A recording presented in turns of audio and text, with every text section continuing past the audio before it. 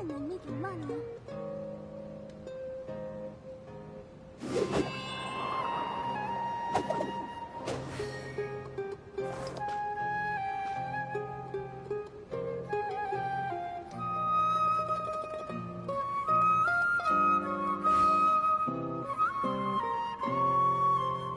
Studying is far less fun than making money. Awesome.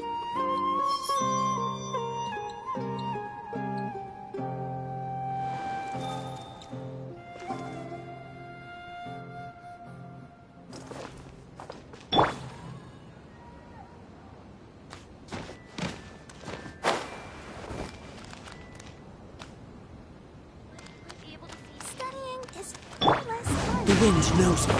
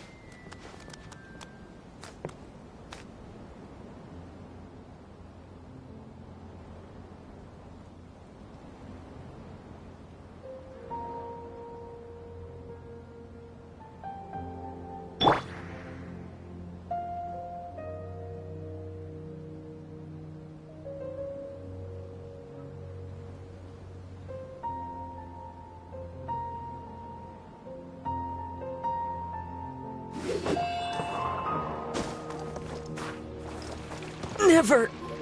All right, Again. everyone is here. How did everything go? Any luck with your missions? Let's report back one by one. I'll start first. We've made the necessary modifications to the Akasha terminal.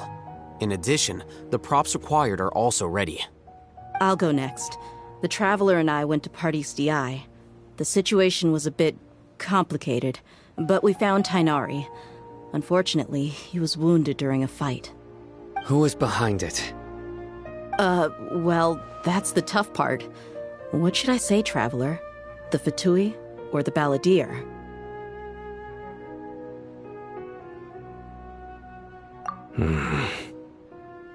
After some back and forth, we confirmed that the doctor has left Sumeru by boat. He has something urgent to attend to back in Snezhnaya. So, we've successfully removed the doctor from the picture. Also, Tainari's already resting, so he'll be okay. Good. Oh, Tainari also asked us to tell you this message. Trust your own senses and experiences. All right. I'll remember that.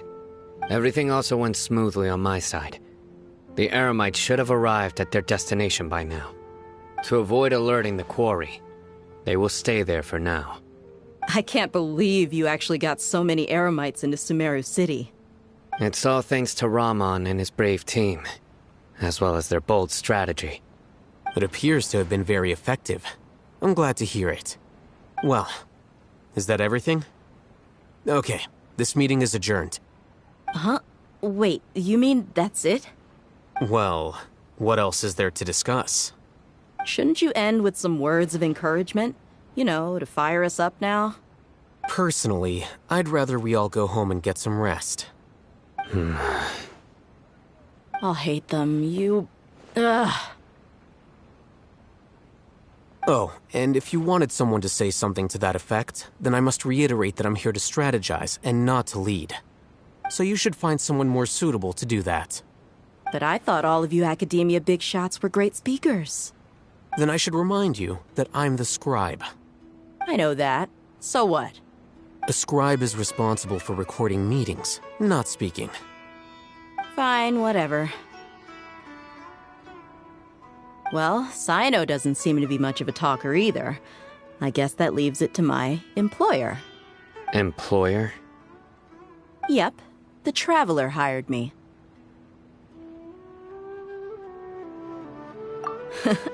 That's right. So come on, boss. What do you have to say for the team? Yeah, say something to boost morale.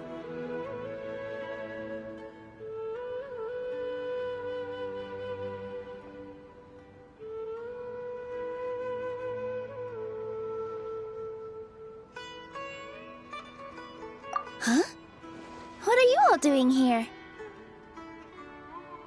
Oh, it's Nilou! Hey, everyone. I'm not disturbing you, am I? Not at all. I was actually just about to go find you. Judging from the group and all your serious faces, you were discussing something important, weren't you? But you also look like you're up to no good. Seems pretty interesting. Welcome, Nilou. Would you like to join us? Huh? Join you? You mean, you also want to discuss something important with me? Yes. Something very important. Nilou, are there any breaks in your performance schedule in the upcoming days? Huh? Wait, you're seriously inviting me?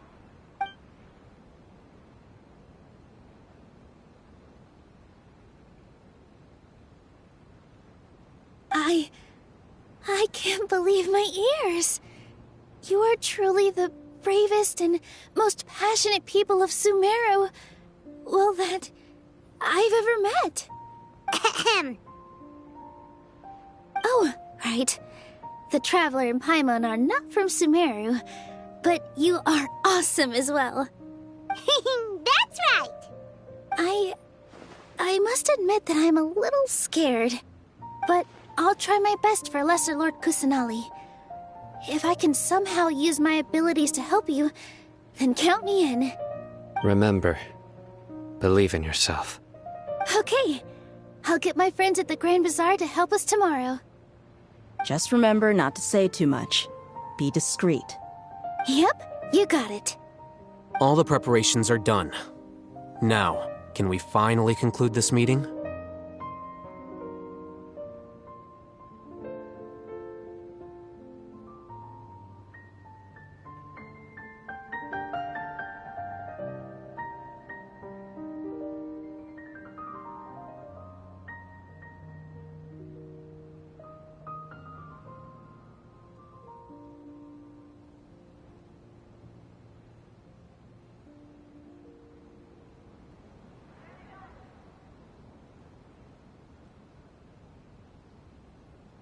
So, have you thought up what you'd like to say, boss?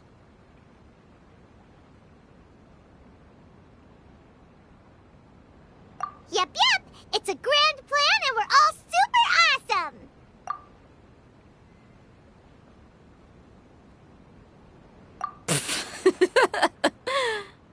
Well said.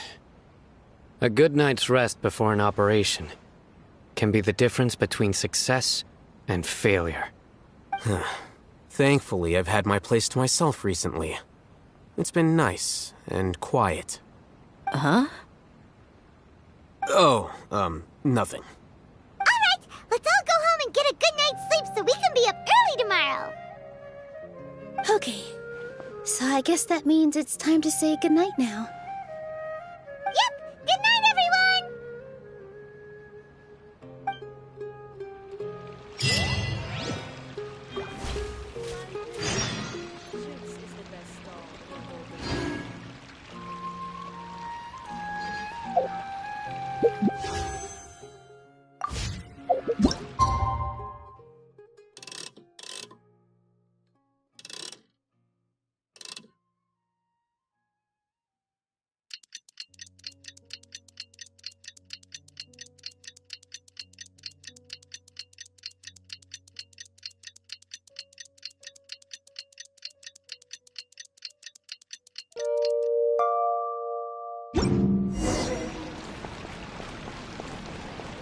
Today is the Academia's Nia Garbaha Day. We can finally put our plan into action. Alhaitham should be waiting for us. Let's go to the Academia and find him.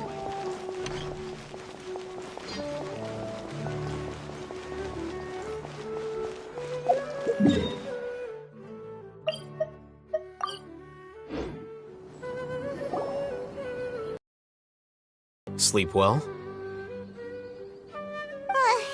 Not really. Paimon got too nervous thinking about today and didn't fall asleep until the sun was almost up. What about you, Alhaitham? Naturally, I slept just fine. After all, a good rest should be considered part of the plan, since energy is an important resource. You just want to show off how calm you are! It's crucial to dissipate any tension before we execute our plan. The only thing you're doing is being annoying! Anyway, do you need me to go over the game plan again?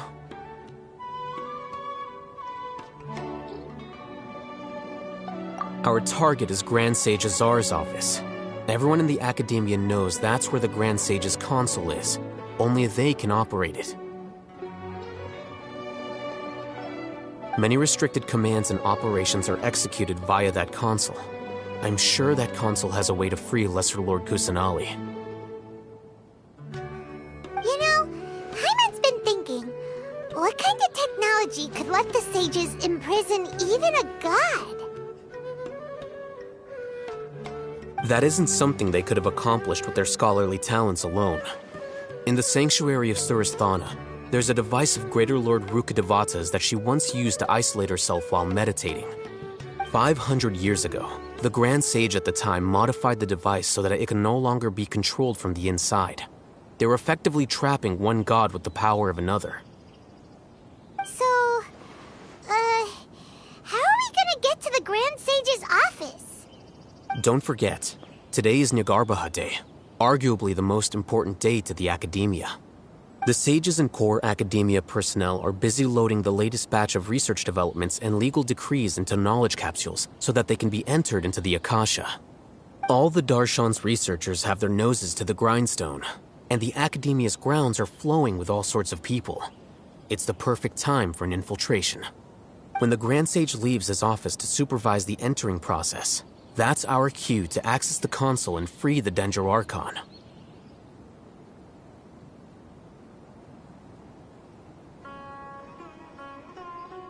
Well, yes. That's just the visible side of our plan, after all. If precedence holds, the Academia should have already started preparing for Nyagarbha Day. Everyone should be in position. All that's left is for us to lead the charge. Let's go. So are we just gonna walk in through the front door, or...? Yes. Were you expecting a stealthier approach? Paimon can't think of a good comeback. Alright, it's all on Alhaitham if things go south.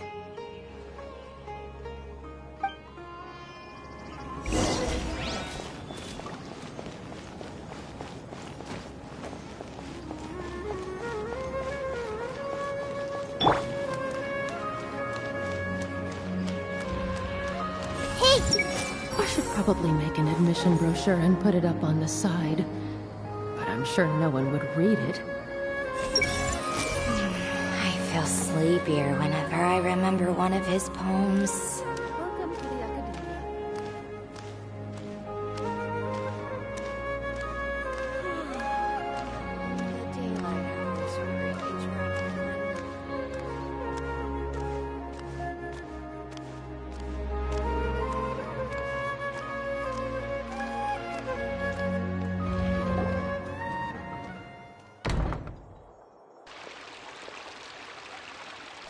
Scribe?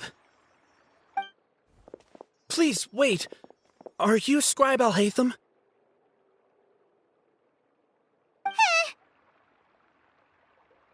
That's me. Is something the matter? I'm in a hurry. No.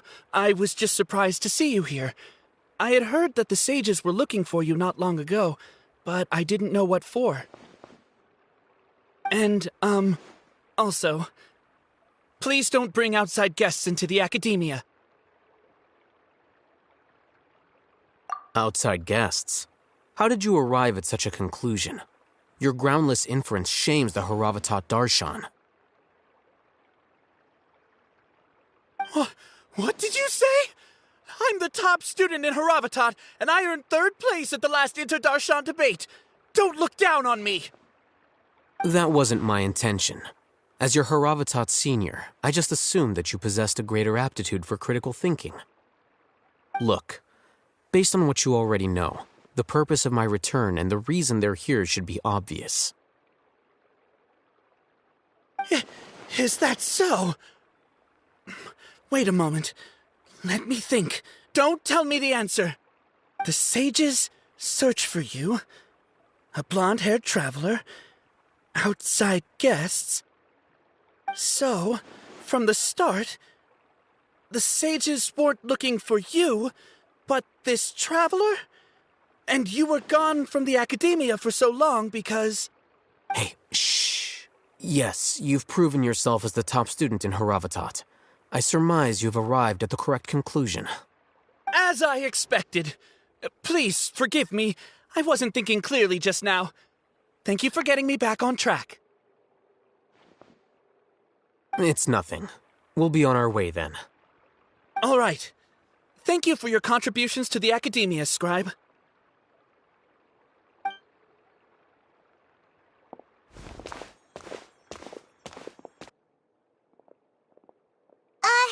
What the heck just happened now? What did he just guess?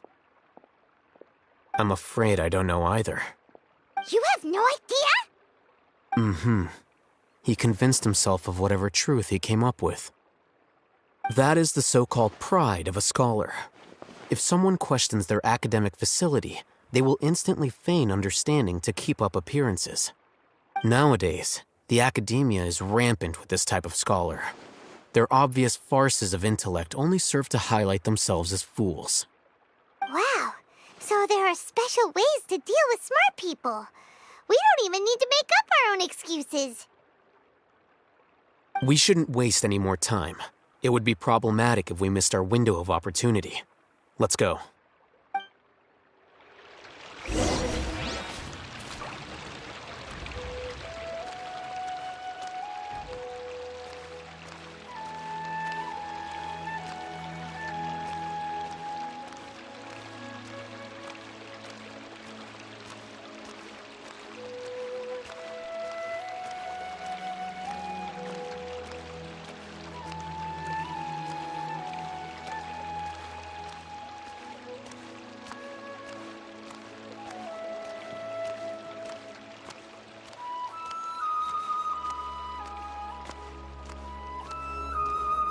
Everyone hold hands! So, what is a vision actually made of? Is it possible to install a vision on a mechanical frame?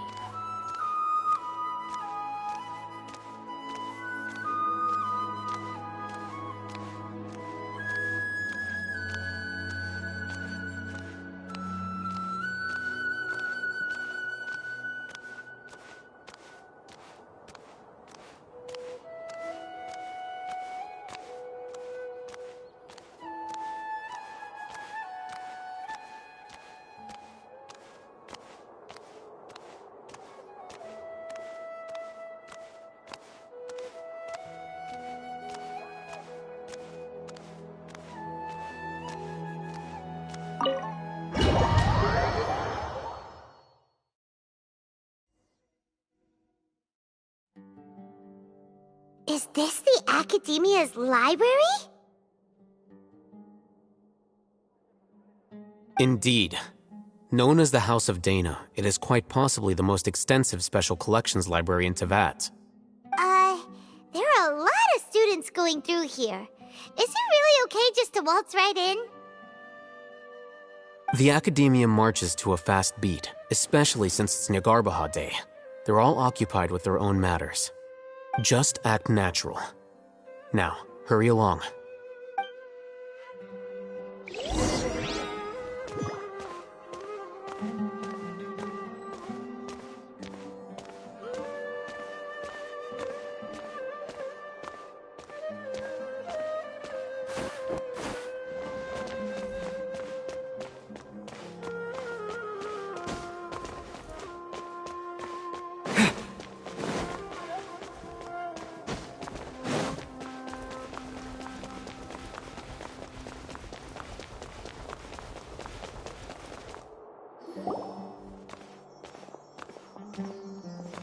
What's this platform for? It's a lift that Academia personnel use to access higher floors. Are we we gonna take it then? The Grand Sage's office is up there somewhere. No, not right now. We can't guarantee that we won't run into the Great Sage. Let's step back and observe for now.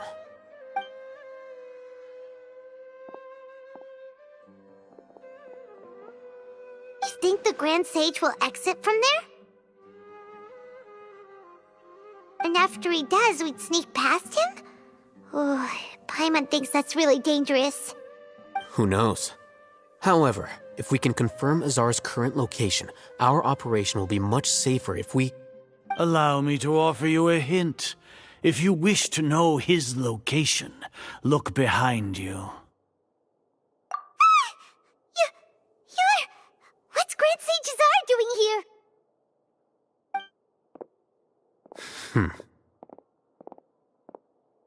Do not tell me you believed the Academia would not grow suspicious of you after such a prolonged absence, scribe.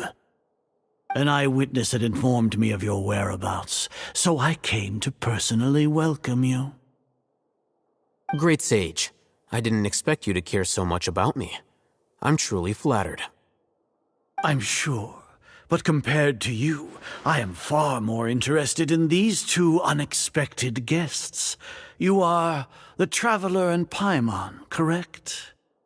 It's a pity that only now have I been afforded the opportunity to formally meet two of Sumeru's most esteemed guests. I do apologize for my lack of decorum. Excellent. You immediately initiated discussion instead of attempting to prepare some perfunctory excuse. You clearly understand the situation at hand, and have no intention of making a reckless stand. The foot traffic here renders this place unsuitable for discussion. Please, follow me to my office.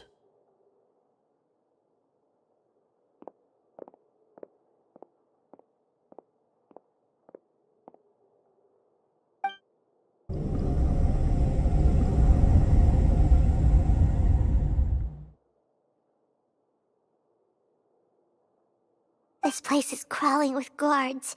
There's no way out for us. All right then, Traveler. What did you wish to discuss with me? Today is Nyargarbaha Day, so I still have many responsibilities to attend to.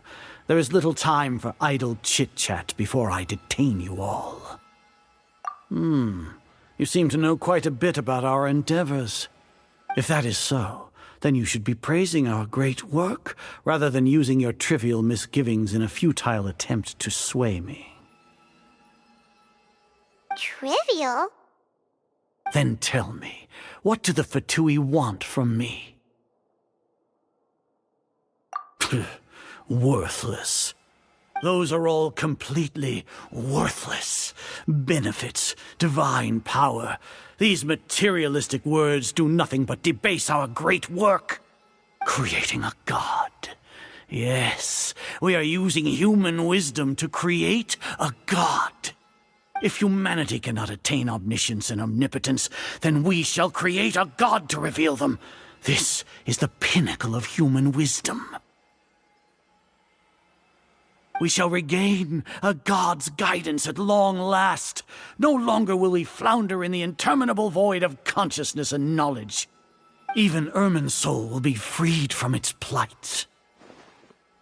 For our nation of scholars, this is the ultimate aspiration. No cost is too great to realize it.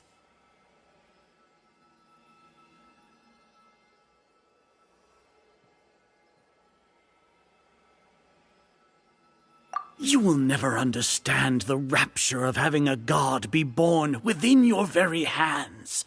With your degree of knowledge, you cannot even comprehend such an emotion.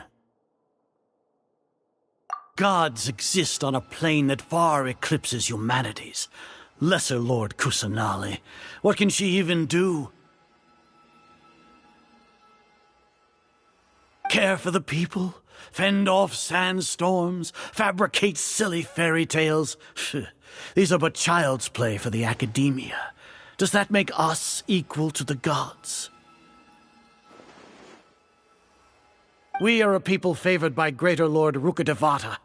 Though I may have personally not seen it, our forefathers bore witness to true wisdom. The ascension of the Lesser Lord has brought nothing but bewilderment to the scholars. They all ask, is that truly what true wisdom is supposed to look like? With that in mind, it is better to keep her isolated in the sanctuary of Suristhana, so our academy will not become embroiled in turmoil. What a pathetic justification! Do you really think that only the super smart or powerful should be able to call themselves gods? As per your judgment, Grand Sage, they are indeed dangerous individuals. Not only are they acting against the academia, but their ideologies have the potential to lead scholars astray. Looks like there really was merit in my assignment. Oh, Haytham?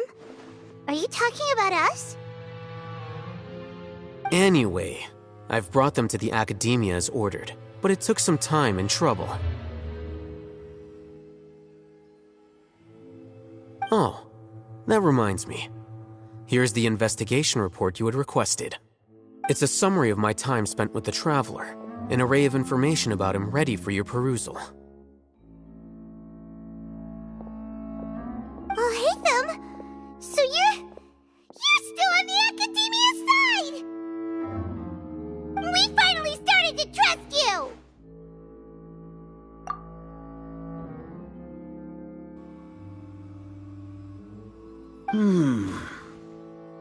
Excellent.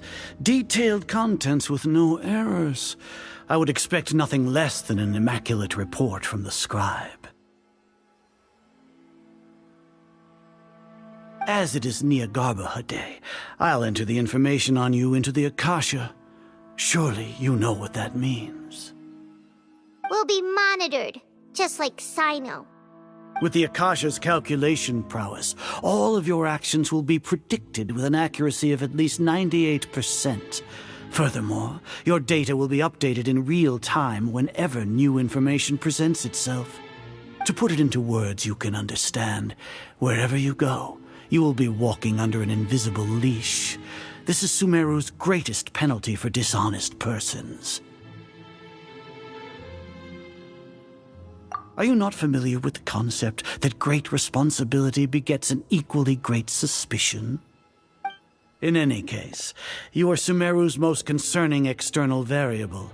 Locking you down will greatly decrease the chance of any undesirable outcomes coming to pass. You're despicable! Despicable? Perhaps from your perspective, but I suppose you had mentally prepared yourselves for this, no? Your ploy was to sacrifice the Traveler here, was it not? Lord Azar, I know what you're trying to say, but I've been following your plan this entire time. Why are you doubting me at this juncture? Must I delineate your entire plan? Very well, I will spell things out. First off, I received an eyewitness report that you were spotted with the Traveler at Caravan Ribat. However, you immediately departed for the desert and escaped surveillance range. Judging by the time, you all likely encountered the truant General Mahamatra in the desert. Am I correct? Maybe Paimon shouldn't have mentioned Sino just now. The Academia had not received correspondence from its scribe for a prolonged time. You were also in the company of the Traveler, a close associate of Lesser Lord Kusanali and General Mahamatra Sino, who had defected from the Academia. With their instigation, what was the probability that you would betray the Academia? Rationally speaking, 50%? 70%? What do you think? Regardless, that's only a guess. The facts are that I've brought the Traveler right before you, and I gave you my report. Indeed, your boldness deserves praise. To think that despite status as an outlander, the Traveler is still willing to sacrifice for the sake of your plan. If I'm correct, you have a contingency plan to save Lesser Lord Kusanali and ruin our great work. Sneak into the Academia on Nia Garbaha Day, using Alhaitham's status as the scribe, for there is a good chance that an opportunity to save the Lesser Lord will arise. Should your intentions be discovered, Alhaitham will turn traitor and sacrifice the Traveler, thus proving his innocence. He can then stay inside the Academia and continue searching for a way to proceed forward. As for Cyno, according to the Akasha's calculations, he will soon return to the Academia and confront me in person. I suppose this is also a part of your plan? You'll see me as a traitor regardless of what I say, no? Even if you impugn me, it would have little effect on you all. You misunderstand. Losing our scribe would irreparably damage the Academia's regular operations and the development of Sumeru's future academic systems. However, under the current circumstances, even that is trivial compared to what we stand to gain from our great work. You said that I betrayed the Academia, but you, Azar, you've betrayed all of Sumeru, betrayed its Archon. So flight has turned to fight at long last. Guards!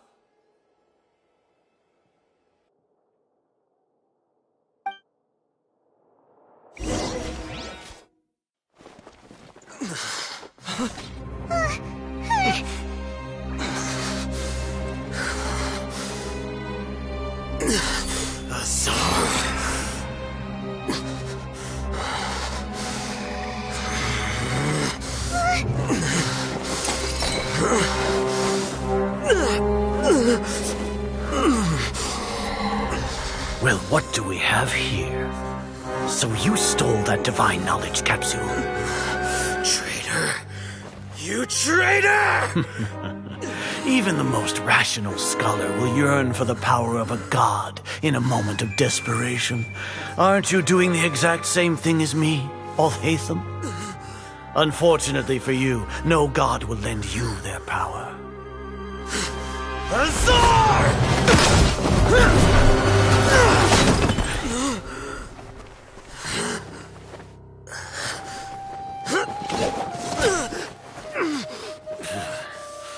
He has gone completely insane.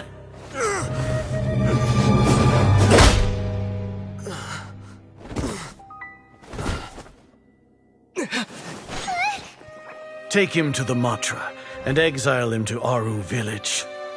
Then find someone to take these two to the confinement room. I'll deal with them later. Grand Sage, we've finished all required preparations for Nia Garbaha Day. We may begin to enter the capsules now. Excellent. You may begin.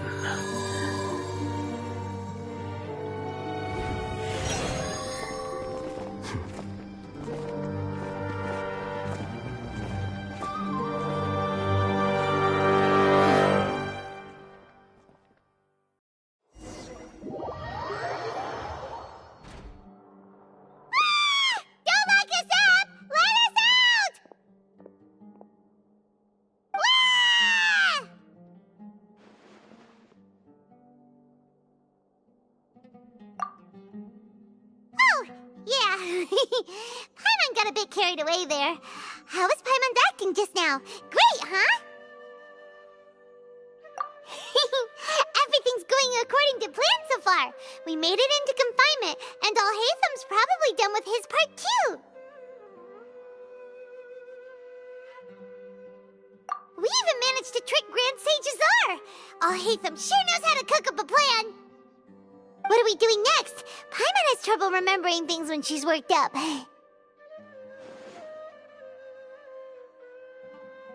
Right. Paimon thinks it went something like this. Apart from that, we still have yet another goal in the first stage of our operation, which is to send the Traveler to the confinement room. What? Why do we want to get him locked up on purpose? He's always been the person the sages are most afraid of, as well as the greatest obstacle to their successful implementation of their plan.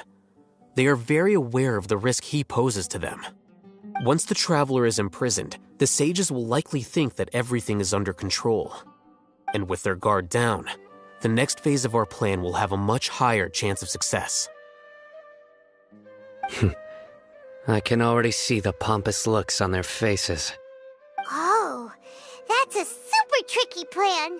But Paimon still thinks it's not really worth it. That isn't the only reason, of course. He has a more important task once he's in confinement. According to the Academia scholars in Ramon's custody, Lesser Lord Kusanali has sealed off her consciousness in the Akasha ever since she was captured by the Doctor. That way, they can't pry any more information from her.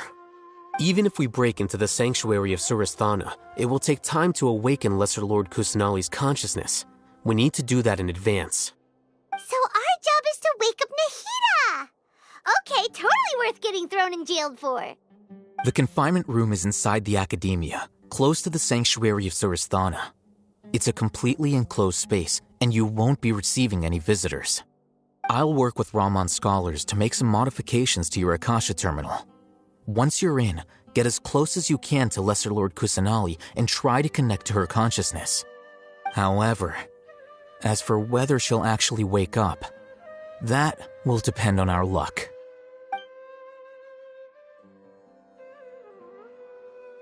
Oh, no wonder you've been wearing your Akasha terminal today. It's the one that Al-Haytham modified. Paimon thought they'd take our Akasha terminals when they locked us up in here. Were they being careless?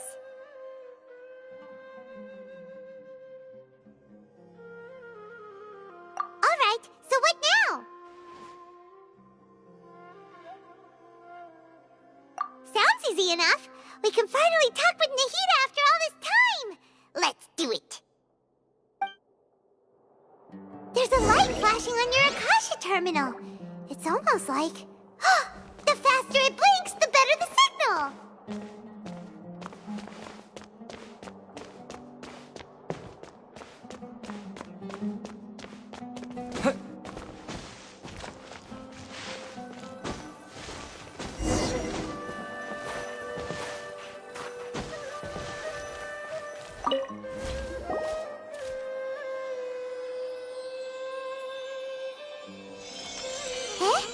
Is this the right spot? Are you getting anything?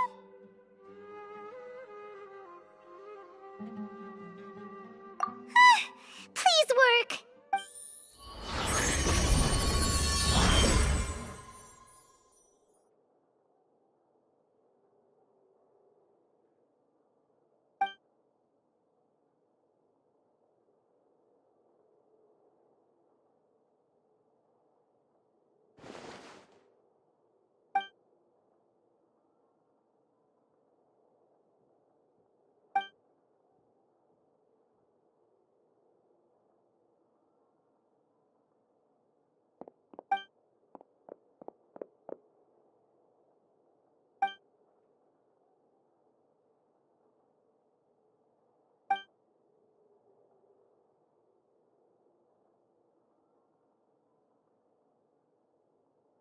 Nahida!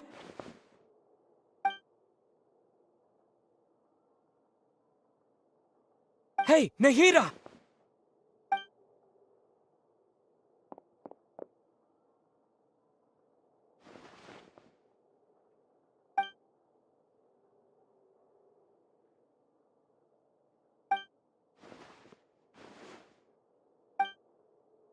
When did it first start? Oh, right. It started from the moment I was born.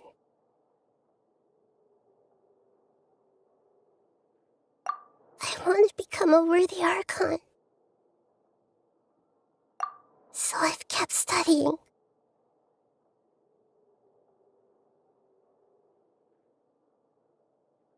Kept listening to my people and their hearts. Kept looking for a way to save Irminsul. So I can catch up. Catch up to Greater Lord Rukkhadevata. But I'm stuck in the sanctuary of Surasthana. The sages are creating a god to replace me. and I'm forced to lock my consciousness in this boundless darkness. Nahida!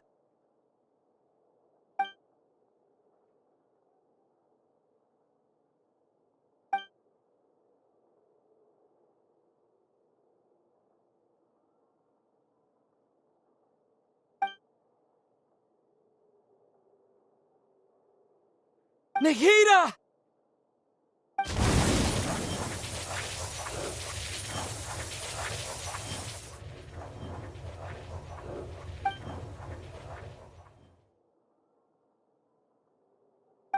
It's so quiet here.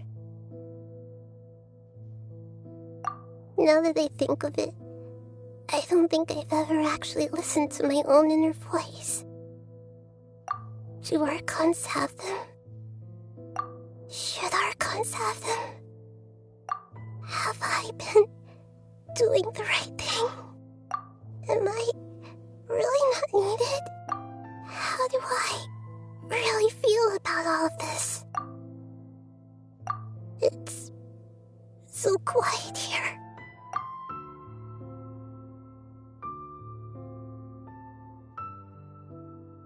Since you're the god of wisdom, you've known the answers to all these questions since the very beginning, haven't you? Who are you? Whose voice is that? It sounds familiar.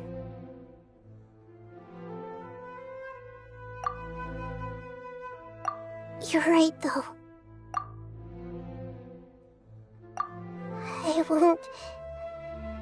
I won't ignore my own voice anymore.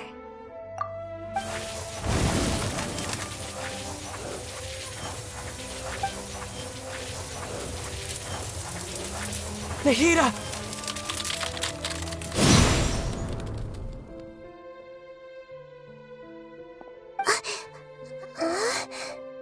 Nahida?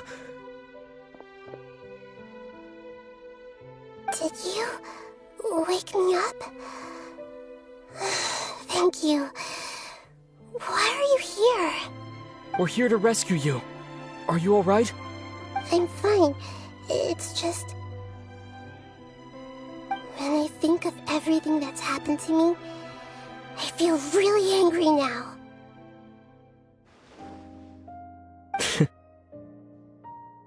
You should have been angry ages ago.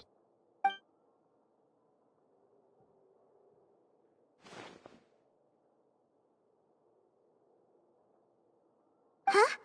Oh, you're back! How's everything?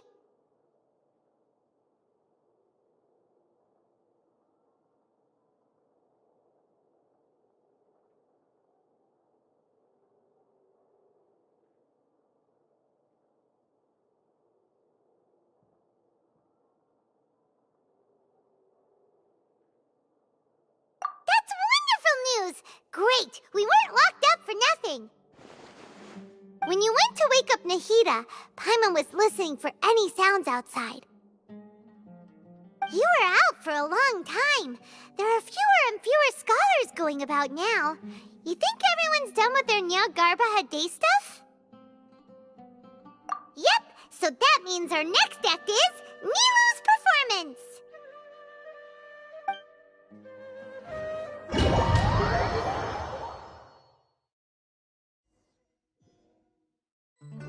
Nilou, are you sure about this?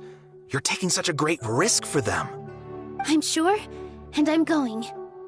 You know that I don't like to pass up any opportunity to dance, and this one is especially important.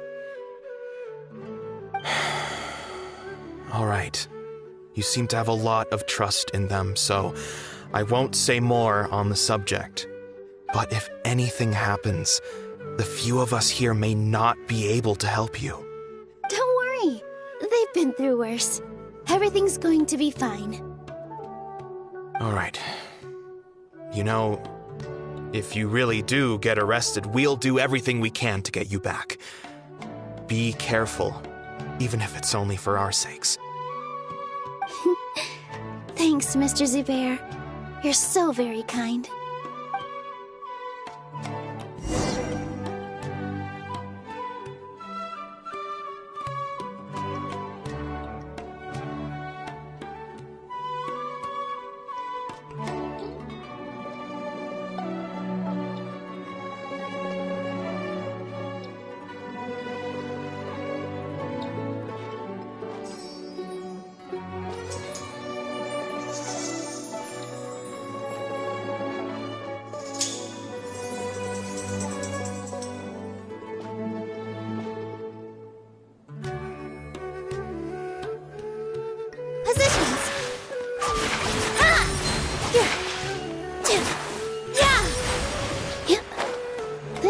the way to the Academia. Better stick to the plan. Huh? Huh.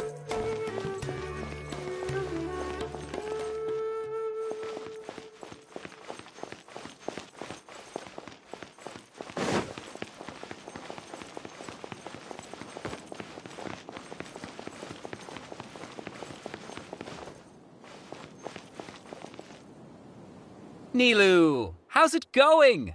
Nervous? Definitely more than usual. But it's because I'm worried I won't dance well enough. It's okay. Just focus on your performance. We'll take care of everything else. You sure know how to talk. Taking all the credit, even though we came here together to help out. Well, thank you both. I'll have to treat you to a meal after all this ends. I really, really appreciate all of your help. Ooh, that sounds great. Huh? How can we say no to that? All right, let's get back to business. Nilou, we'll be here to keep people from going to the Academia so they don't interrupt your performance. I was planning on telling them something like, the Academia's been conducting a weird experiment, and some of their test subjects escaped. It's really dangerous there, so stay away. Oh, you couldn't think of anything better? Oh well, I guess it does sound like something the Academia would do. I think it sounds great. I'm counting on you guys. Don't worry, it'll be a piece of cake.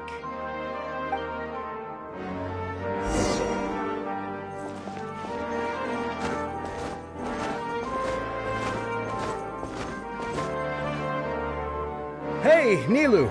Sorry, it's great to see you, but I'm really busy right now. Our Bait People Away with Yalda Candies plan is working beautifully. Do you want some candy? We have more than we can give out. Vihar, thank you so much for doing all of this. And even dressed up as the Knight of Flowers, no less. I'll pass on the candy, though. I cut back on sweets in the period leading up to a performance, and I'm about to start one. You have a point. The stage is cleared and everything's ready, so you can start your performance at any time. Yeah, thanks to you. I'm really grateful. All right, time to hit the stage. You're welcome. The honor's all mine, since I'll have such a great view of the show.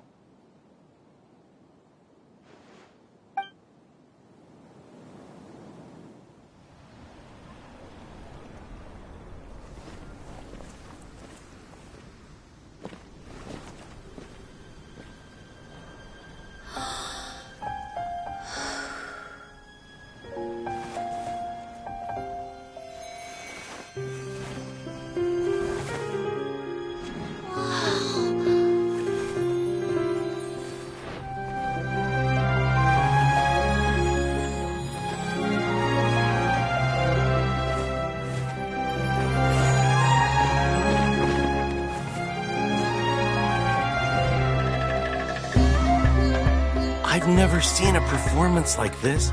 This is incredible.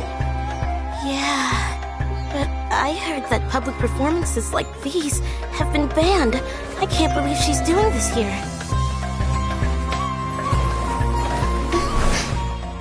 Grand Sage, there's some commotion outside. How uninteresting.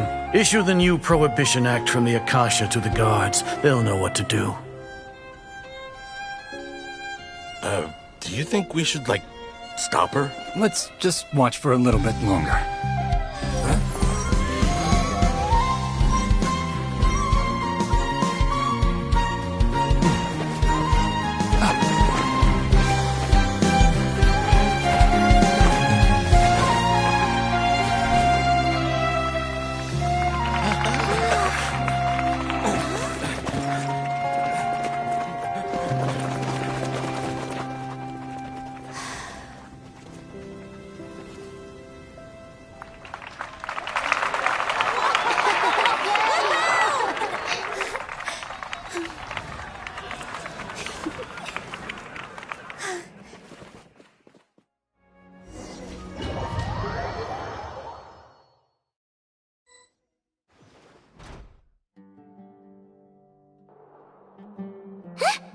Did you hear that? It sounds like a lot of guards just ran by. Does this mean the plan has moved on to the next stage?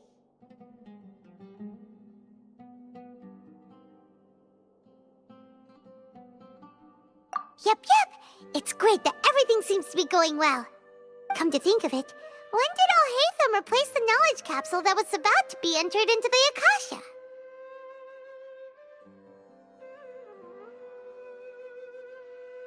Oh, so that's when he did it! Paimon was too nervous to notice. Speaking of, didn't Alhaitham also yoink the divine knowledge capsule from that mercenary leader in Port Ormos when everyone else was distracted? Oh, it's a time-tested trick of his.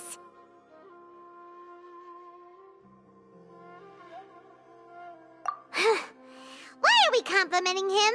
Yeah, he's smart and all, but he still makes Paimon's blood boil. Let's review our plan for this stage again. It's not like we have anything else to do right now anyway, and it'll help us feel more confident. Paimon remembers that Nilou's task was supposed to go a bit like this. Now that Lesser Lord Kusanali's consciousness has been forcefully sealed, the core figures of the Academia and their guards have started to wear their Akasha terminals again. With the Doctor's technological support, they think they have nothing to fear. How despicable of them to rely on such a person. But this is also our chance. I was originally asked to draft the knowledge capsule for the Artistic Performances Prohibition Act when I was still at the Academia. It should be on the Grand Sage's desk right now, and will be entered into the Akasha during the next Nyargarbaha Day. Are they really going to stop all artistic performances? That's horrible! I'll make an identical knowledge capsule, but this time, I'll smuggle some misleading information into it. We only need to find an opportunity to switch the capsules. Once it's been entered into the Akasha on Nyargarbaha Day, if someone were to be seen performing in public, the sages would definitely use that opportunity to announce the ban, and so the misleading information will be disseminated amongst the guards. Sure sounds complicated, but it seems like if everything goes well, we'll be able to get rid of all the guards in the Academia without any effort. That's pretty clever, getting right into their heads. I just have one question. Even if we manage to get the misleading info out to the guards, how can we be sure that they'll believe it? People who are used to relying on the Akasha become less inquisitive, and their ability to distinguish truth from misinformation is significantly reduced. They will view everything the Akasha releases to them as the unequivocal truth. The Akasha will turn humans into machines. I've seen it happen many times. Yikes. Good thing I didn't wear it for long when I was working in Sumeru City. At first, I thought it was a good thing, too. By the way, this plan still requires a performer, right? Do you have someone in mind? Nilou of Zubair Theater. I know her really well. We can trust her. I'm kinda hesitant to ask her to participate in a dangerous plan like this, but we can ask her in person. All right. After the guards in the Academia are gone, then it'll be time for me and my stowaway brothers to shine.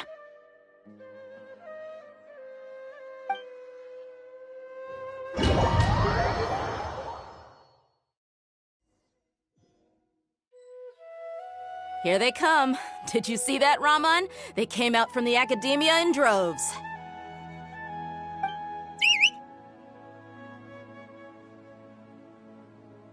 After laying low in the city for so long, this is the moment we've been waiting for. My brothers have already sprung into action. We couldn't do anything to them inside their coop, but outside the Academia, this is our hunting ground.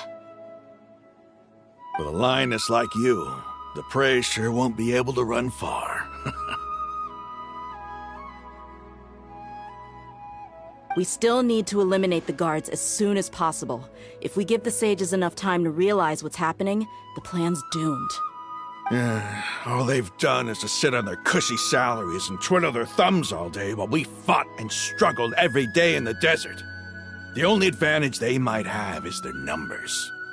Speaking of which, most of the guards who report directly to the Six Sages belong to the Corps of 30, but they have a completely different reputation. Following those blasted sages every whim, throwing away all the principles of being a mercenary. As someone in the same profession, I'm obligated to teach them a good lesson today. Indeed. The trap has been set. All we need to do is lead them there. All right, let's each take a road and herd those scattered guards back into one place. Make sure to attract their attention. Isak will be the key. You gave such an important task to that child. Will he be okay? It'll be fine. Isak was so determined to help, so let's put our faith in him. Besides, even if he's caught, the guards would be too scared to do anything to him. They've never seen Lesser Lord Kusanali in person, after all. You've got a point. Anyway, I think I see them coming. Let's head out. Good luck.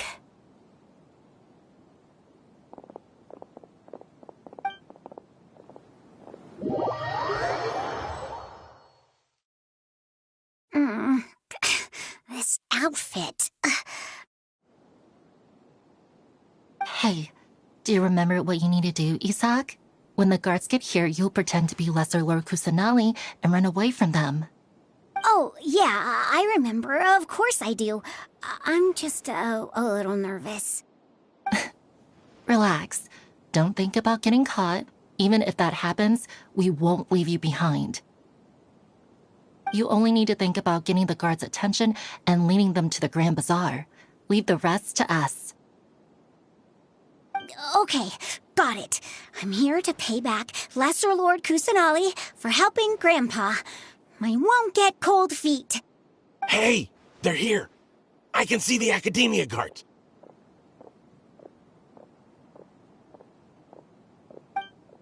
All right, it's time, Isak. Take a deep breath and go. You can do this.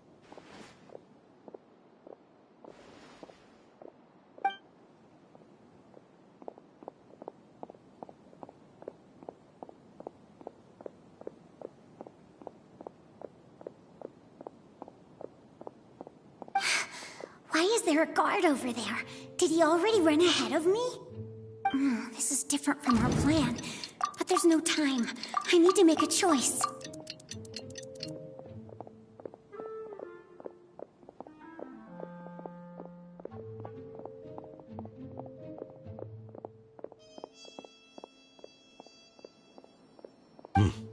Let's have a look behind the house. What should I do next? Huh. Looks like nothing's here. A wasted time. Luckily, he didn't check behind the tree. What should I do next? The guard looks alert. What should I do next?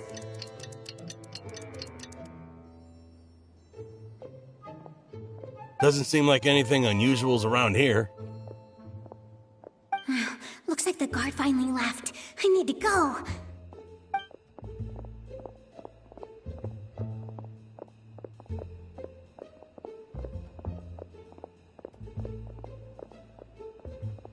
Hey! Lesser Lord Kusanali is over there! Stop!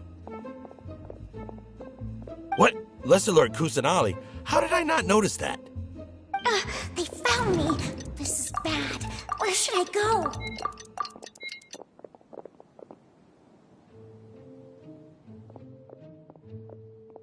Hey! Lesser Lord Kusanali is over there! Stop! What? Lesser Lord Kusanali? How did I not notice that? They found me. This is bad. Oh, how is this possible? There's also an Academia guard here. Oh no.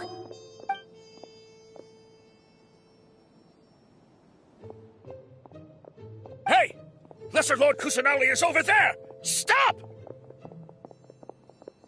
What? Lesser Lord Kusanali? How did I not notice that? They found me. This is bad.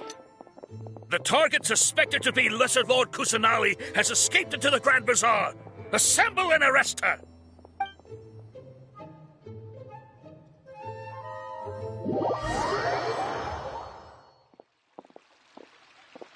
Where did she go? How did she disappear? Did we lose her? Hurry up and find her! Hey, why is your team here? Didn't we say to split up our search? Hurry! Hurry! This place is... Why are you all here? Yeah, isn't it one heck of a coincidence? Everybody's here. What on earth is going on? I suppose that's all of you? Who are you? Did you set us up? What are you planning? Phew, that was rough. I almost got caught. Little brat! So you're not actually Lesser Lord Kusanali. Who exactly are you all? Eremites from the desert? Just some colleagues. Think of this as a business competition, or a personal grudge. After stepping into our traps, stop thinking of yourselves as hunters. Behave like the prey you are.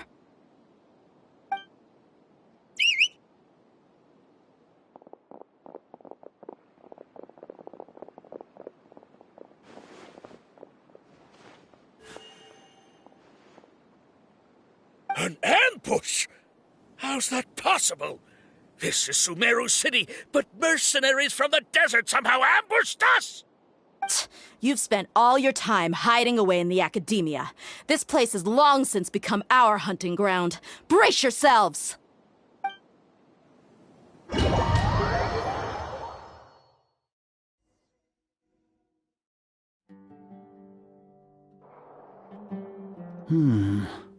This is odd.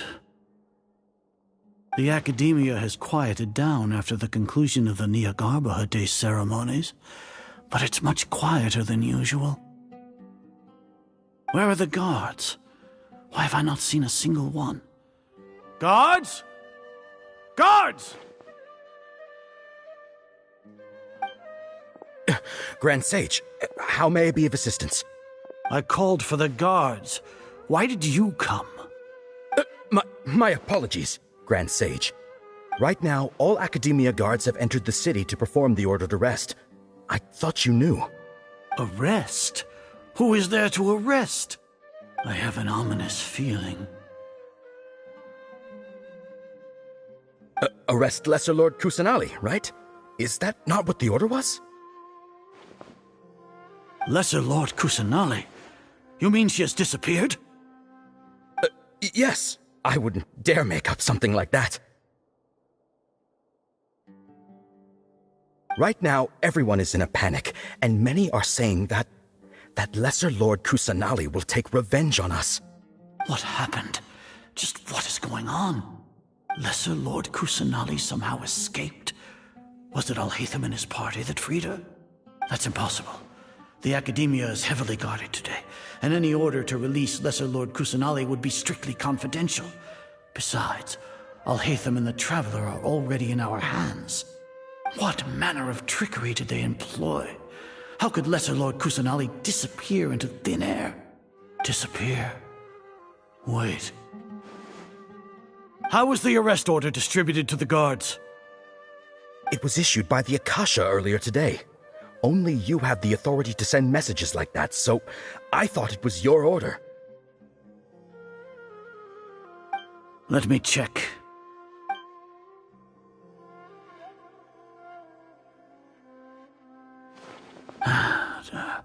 Here. Lesser Lord Kusanali has escaped from the sanctuary of Surasthana. Go to the city and arrest the escapee immediately. The Akasha indeed contains this information, and it clearly appeared in my mind. How did they bypass my permissions to issue this kind of message? Was it the report about the Traveler that Alhaitham submitted? No. I specifically checked that knowledge capsule before entering it into the Akasha. Could that have been a red herring? Well, even if I figure it out now, it won't make any difference. The important thing now is to confirm Lesser Lord Kusanali's status. have you been to the sanctuary of Surasthana to confirm that Lesser Lord Kusanali has indeed escaped? Confirm? No, I haven't. It may be a bit offensive to say this, but Grand Sage, what you're saying doesn't make any sense. How can the information in the Akasha be inaccurate? What the Akasha decrees is fact. That is common knowledge to all of us. If we have to confirm the information and knowledge from the Akasha ourselves, then how is that any different from us learning that information ourselves? Wouldn't Greater Lord Rukkhadevata's legacy lose its meaning that way? In the beginning, it was I who asked you to believe in the Akasha, to believe in the legacy left by Greater Lord Rukkhadevata. Are you trying to use my words against me? No, Grand Sage. I'm merely confused because I believe in you. I never meant to refute you. Stay here and see if there are any suspicious people around. I'll go to the sanctuary of Surasthana on my own. Yes, Grand Sage.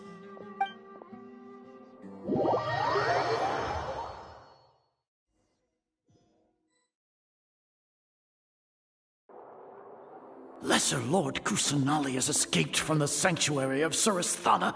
Go to the city and arrest the escapee immediately. How can that be?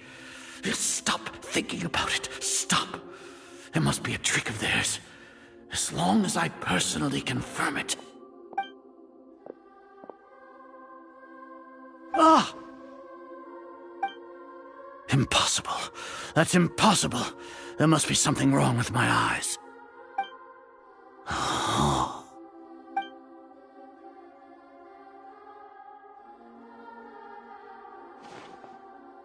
What a comical sight, Azar. Once the Akasha has put certain thoughts into your head, even the Grand Sage can no longer see what's right in front of him. You all can only see the world in your mind, the one you think you know. And precisely because of this, you disregarded Lesser Lord Kusanali's existence. She has been a wise and worthy Archon. Cyno, have you been waiting for a chance like this?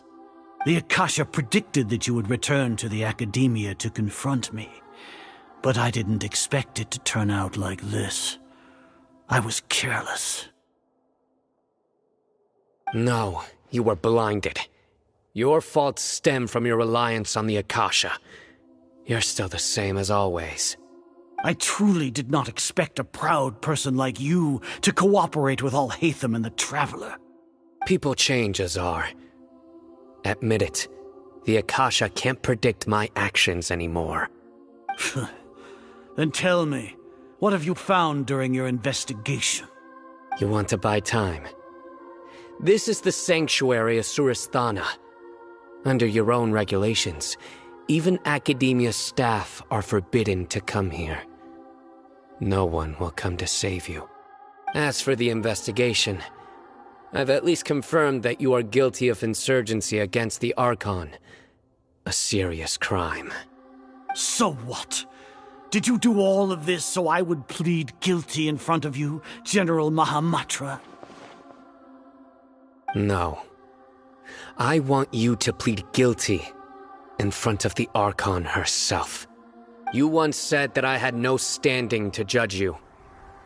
So now, how about judgment in the name of a god? How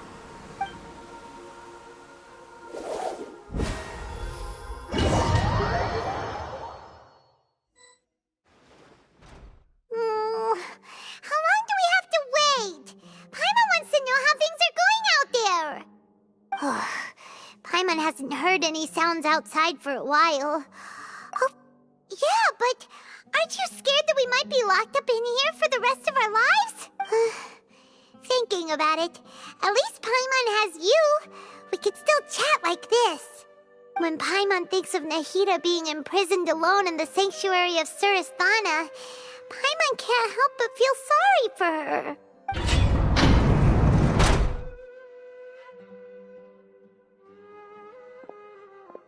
Here comes your savior.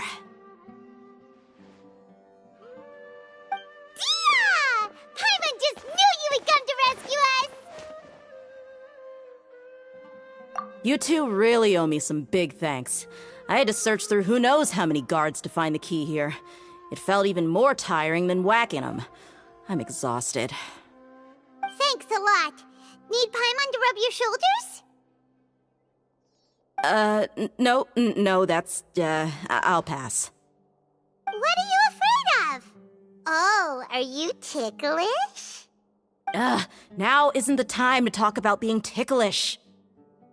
Things in the city and on Cyno's side are both going well. The guards that stormed out of the Academia are all taken care of. The Corps of 30 is in charge of the city's defenses, but we already talked to Asfand. They've been fed up with the sages bossing them around. As long as it doesn't break their employment contracts, they'll turn a blind eye. That's probably because you've been super great friends with them for a long time. So, how's Cyno doing? The Grand Sage is in his custody. Even I know how terrible it is to fall into Cyno's hands, so he probably does too. Cyno forced him to release Lesser Lord Kusanali. He has no choice but to obey. So, hurry to the Sanctuary of Surasthana. Assuming nothing weird happened, we should have already rescued our Archon. Honestly, I didn't expect our ragtag bunch to do this well. We just came together last minute to save the Archon, you know? Alright, you two better go. I still have to clean up some messes in the city. See you around.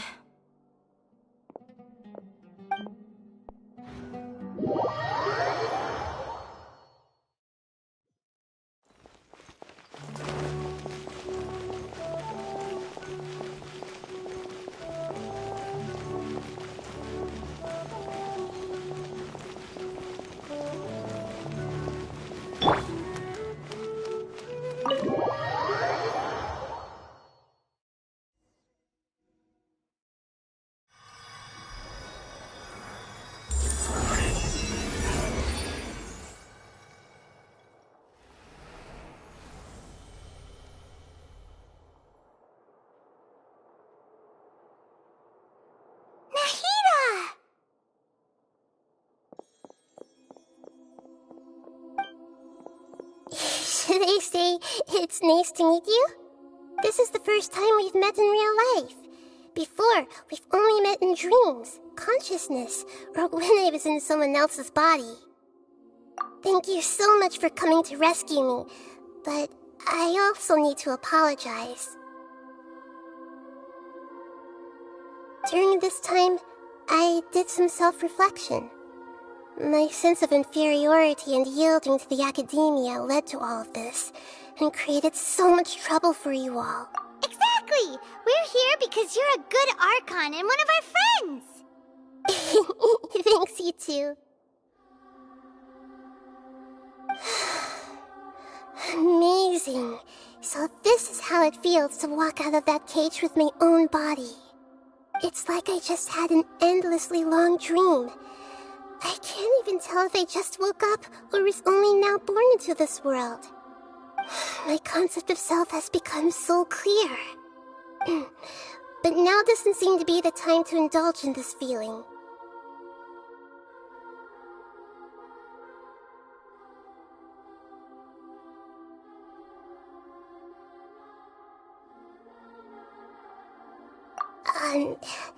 This is really embarrassing. You all just rescued an Archon, and now she needs your help to save her country, and even the entire world. It's okay. With you here, Paimon's sure that everything will work out. There's one more thing. What is it? For all the things the Academia did to me, and for all the folly it committed in the name of wisdom, as their Archon, I will make them pay. Ah! Wow! That's the spirit! You're finally standing up for yourself and not letting people walk all over you! I understand now. To be a better Archon, I first need to better myself. If you haven't even figured out how to be a caterpillar, how can you be a butterfly? Yes, true. That reminds me. I wonder how far along the Academia is with their god creation plan. We need to hurry and prevent the birth of that false god. I need to make some preparations. Since I'm now free, I can establish a direct link to the Akasha and control it. First things first, I need to remove the restrictions that the doctor put on me in the Akasha. After that, I'll make some adjustments and revoke the sage's permissions. The Akasha will then be like how it originally was, only operable by the Archon. After all, the Academia betrayed Greater Lord Rukkhadevata's trust. This might take some time. In the meantime, you should also work on your own preparations.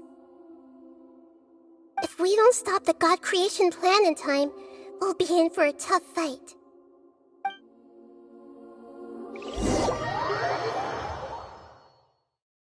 Might as well prepare for a fight. When we're done, we can take a walk around. After all, we missed out on a lot of stuff when we were locked up.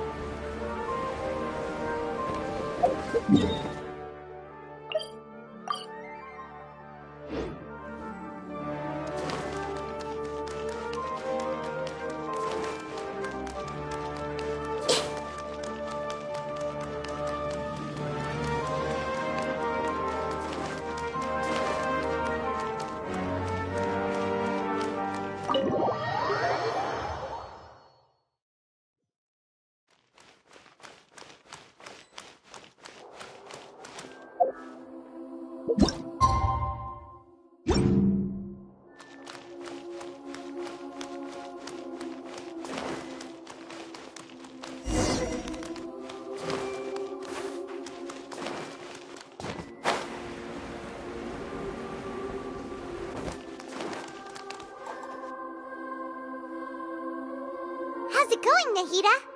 I'm done with the parts that needed my involvement to complete.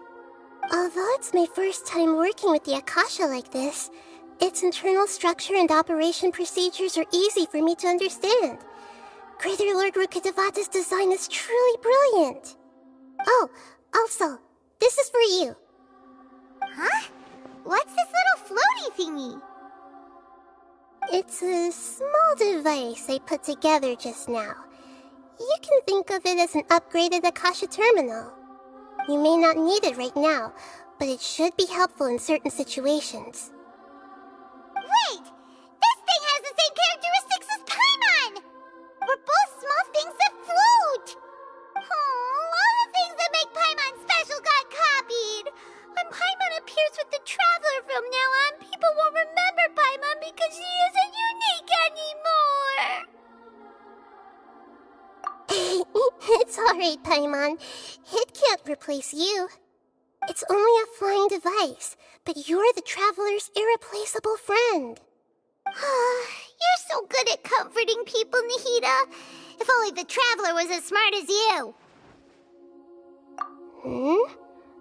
I was simply telling you what I feel to be the truth. I wasn't trying to comfort you. Nahida, you're natural at this. What you just said made Paimon even happier. By the way, there's something I need to confess. Even though I'm the Archon and in control of myself again, I'm not very good at fighting. You may have heard that an Archon's power is derived from their people's faith. However, I'm not as well loved as Greater Lord Rukkhadevata. If we get into a situation where combat is our only option, I'll have to count on you, and I'll do my best to provide support.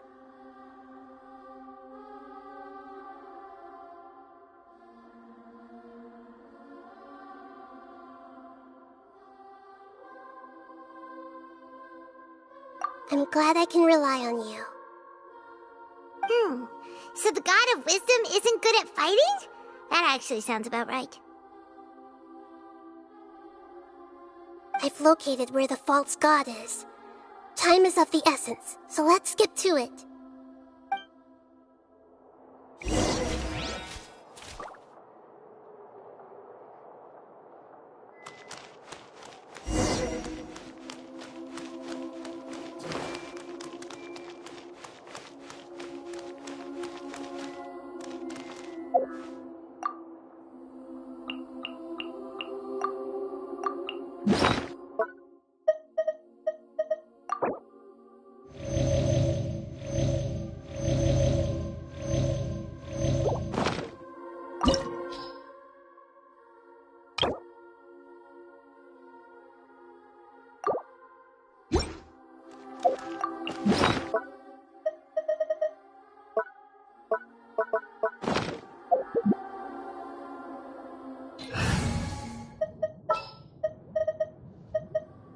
Take heart. Victory will be ours.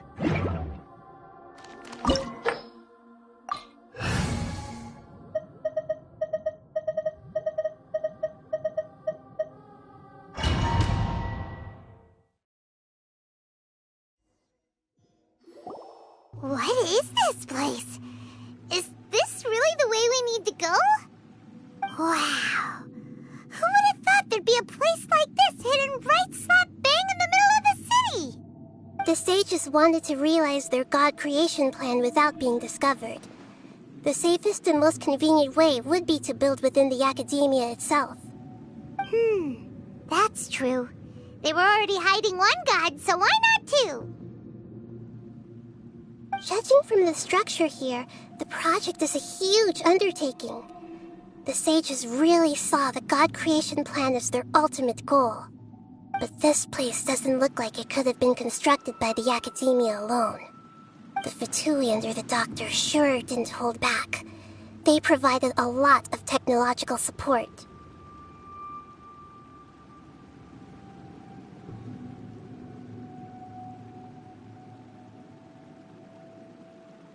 Yeah, or else... Is that it, though? I've always felt that this Doctor is different from the Academia sages. He doesn't seem to share their sense of urgency. Instead of being interested in the end product, it's like he's enjoying the experimental process. The Fatui Harbingers are all such weirdos. So, the Doctor being weird is actually normal. So, this Fatui that they're trying to turn into a god is called the Balladeer? We had previously come into contact with his consciousness. He harbors particularly strong obsessions. One is the desire for a gnosis, since he was created to be the vessel for one. The other obsession is probably related to his past. I can't quite explain it. Paimon knows that he was a prototype puppet for the Raiden Shogun before he became a Fatui Harbinger. That's why he wants a gnosis so badly. There's no way he'd willingly be a test subject. Now with that temper and ego of his. It sounds like you know the Balladeer quite well. I see. Tell me more about him and what he's like. The more we know now, the better we can plan for and react to any future situation.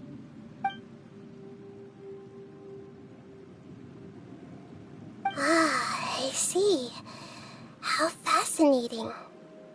Alright, time to go. Let's get through here and meet him in person.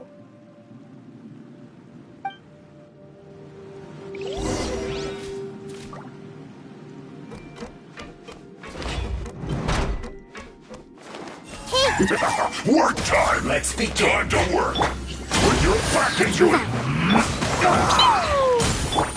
Into the wind! Time to fulfill my duty! Everyone hold hands! Let's end this quickly! The Temple of Wisdom! I will... This should be fun! Let's not waste time! Rest and rebuild! It isn't time for a break yet!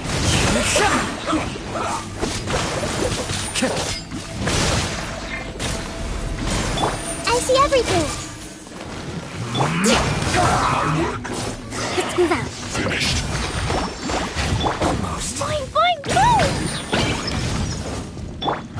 one with nature. As one with wind and cloud. Hold the line! Hey! Let's end this quickly! Yeah. Make yourselves at home! Yeah.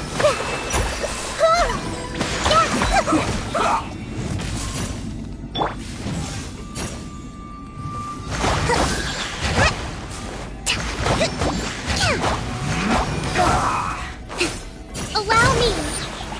Everyone hold hands!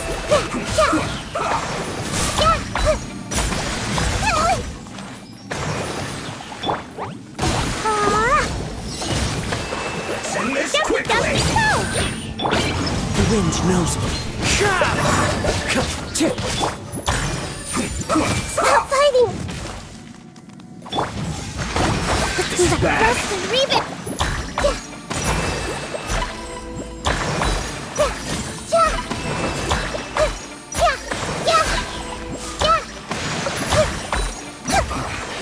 I guess this is it.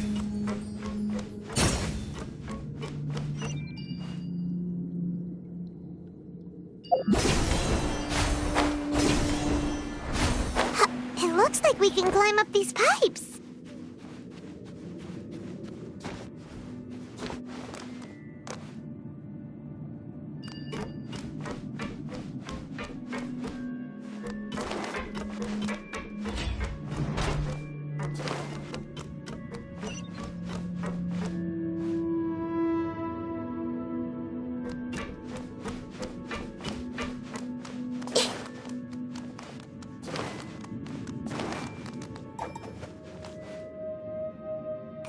On the ground seems all messed up. Let's go around and see if there's a way to fix it.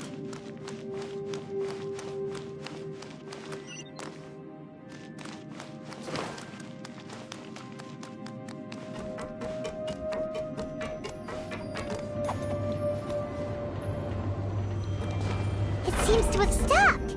Let's continue.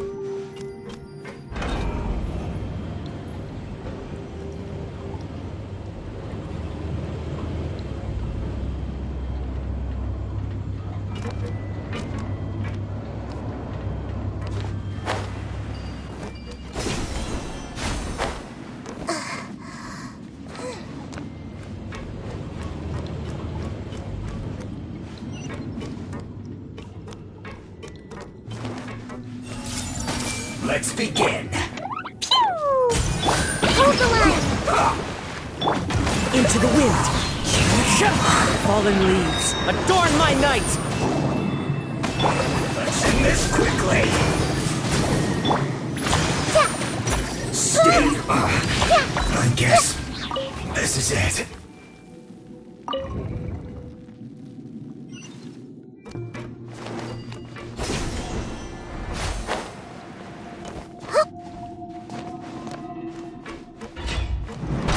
You'll get frostbite. I see everything. Frozen.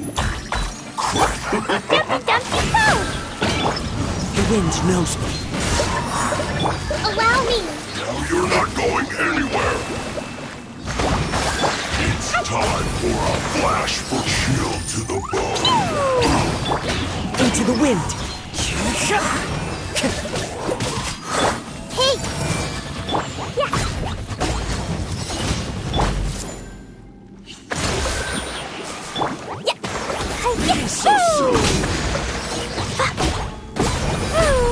Prepare yourself.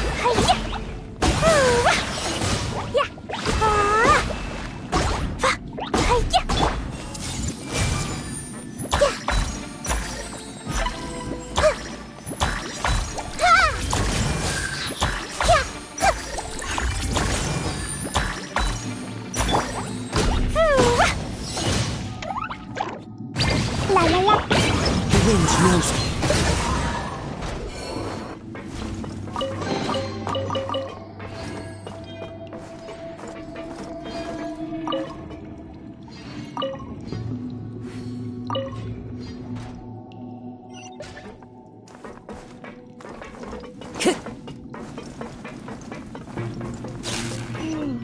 The cart is stuck. Maybe there's something wrong with the tracks. Let's Thanks for adjusting the direction of the device to clear the tracks.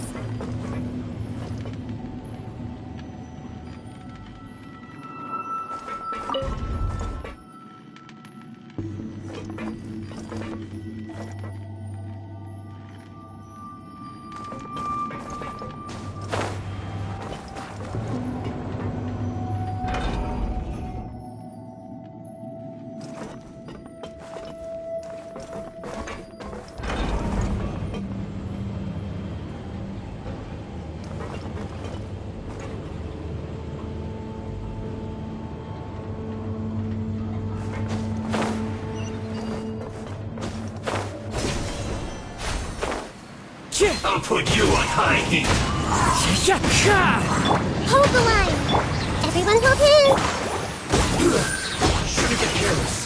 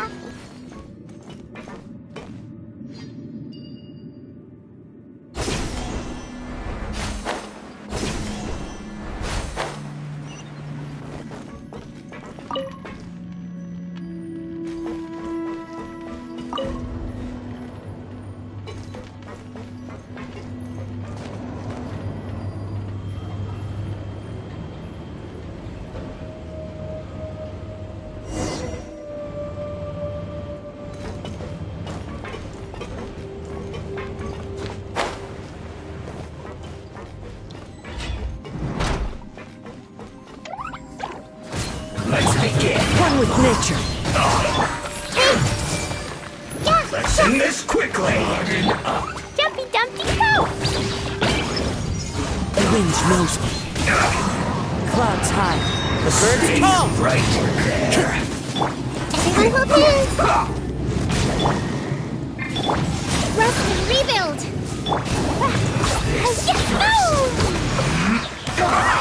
La la la! Some quiet. This is all that. Should've got careful. Don't be a killjoy. We've only just. I see everything. Let's move.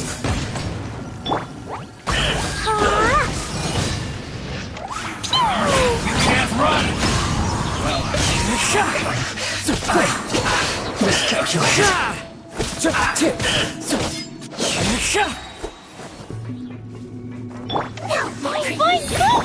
Everyone hold hands!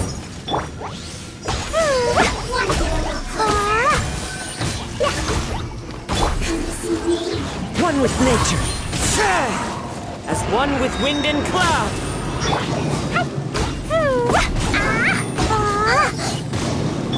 Hey! Whatever it is!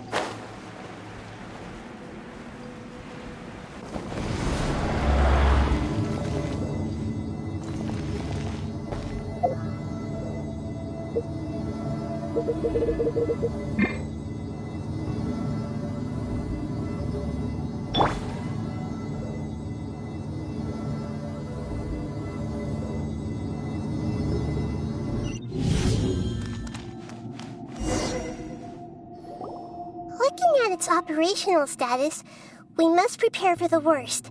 The god they wanted to create is likely close to completion or already completed.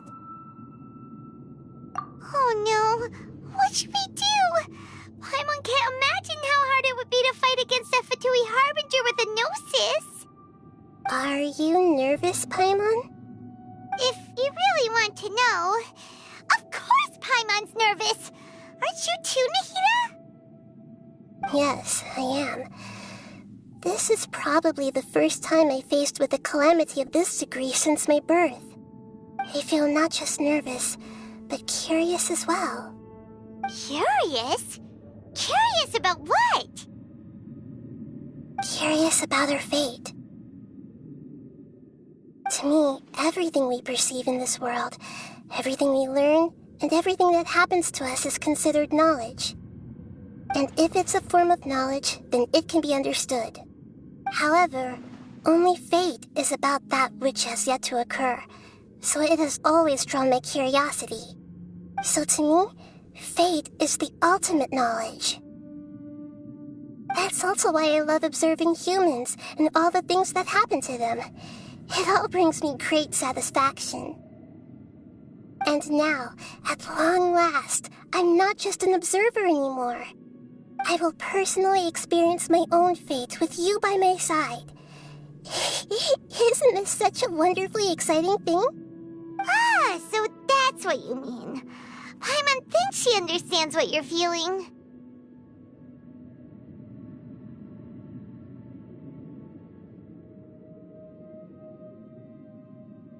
Agreed. Okay, let's continue on. I can sense his aura from here.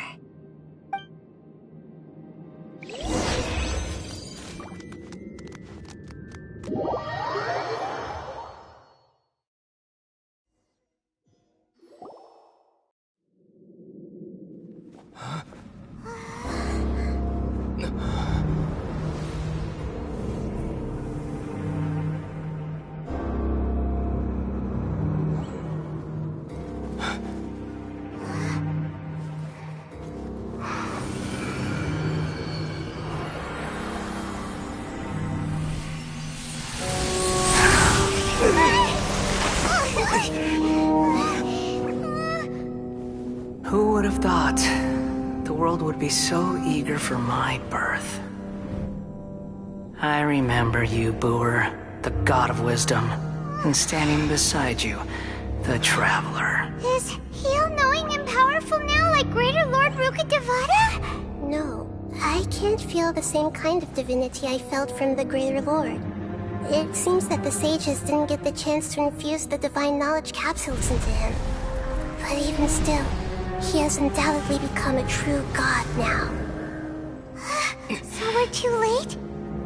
The Balladeer has already become a god?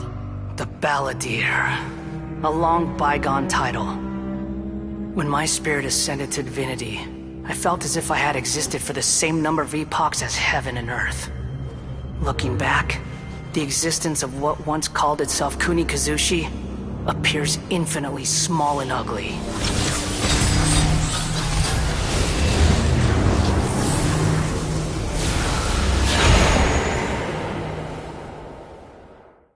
This imposing aura, it really feels like the gods!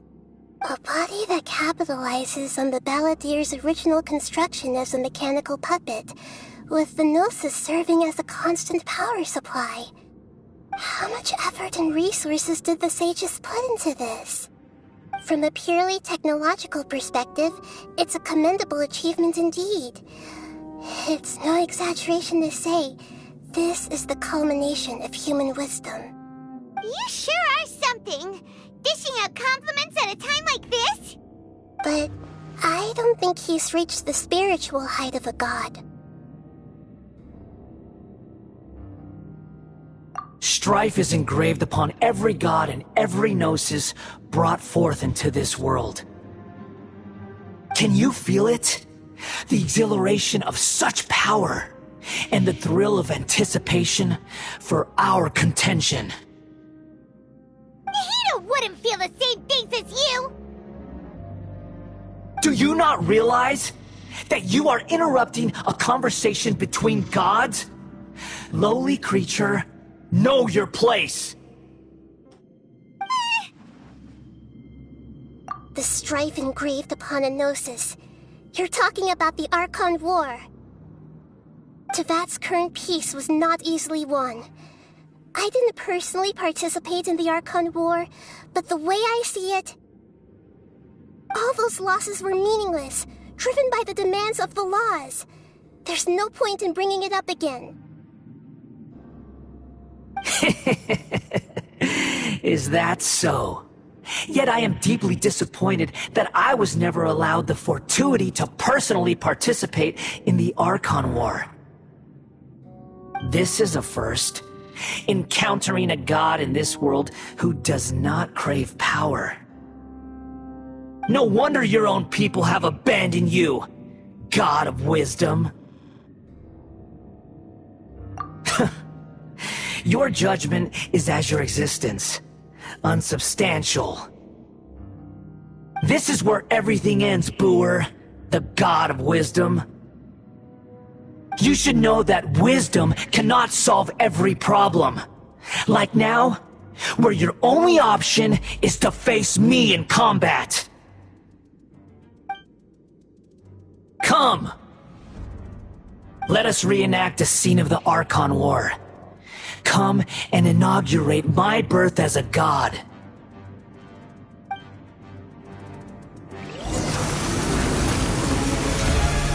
Perish!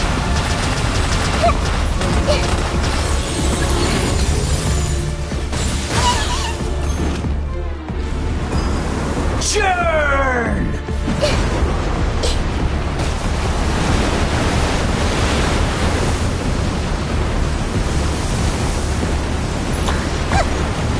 Everyone hold hands! Feeble human!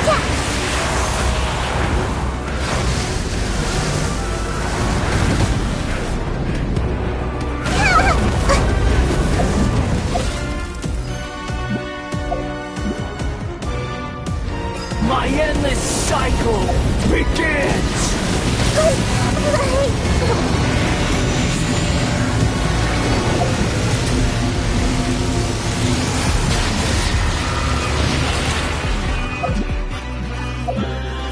Insignificant past!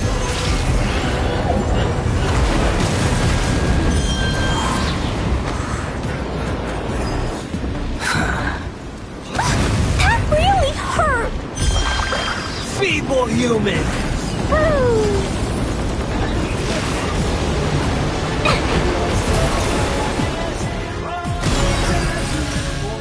La la la! Ah.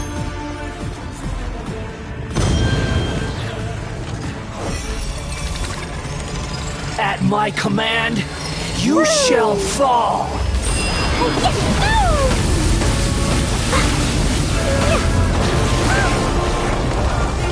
La la la! Feeble human!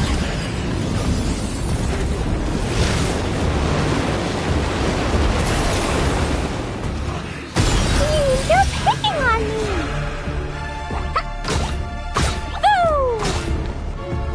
Insignificant past!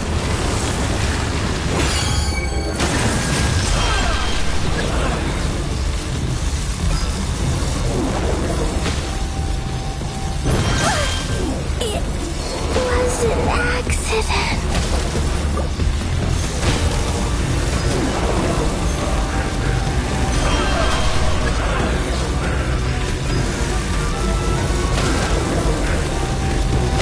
Time to go.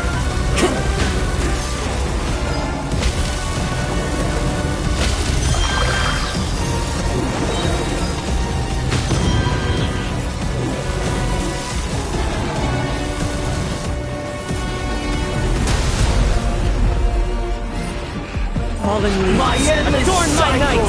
begins!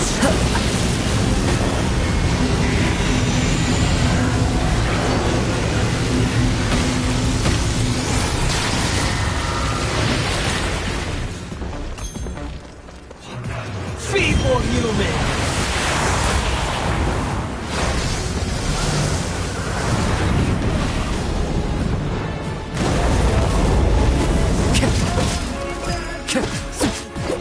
The wind knows me. Insignificant pest!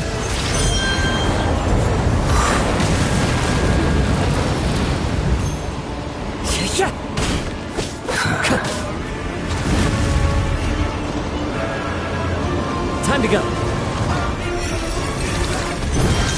At my command, you shall fall!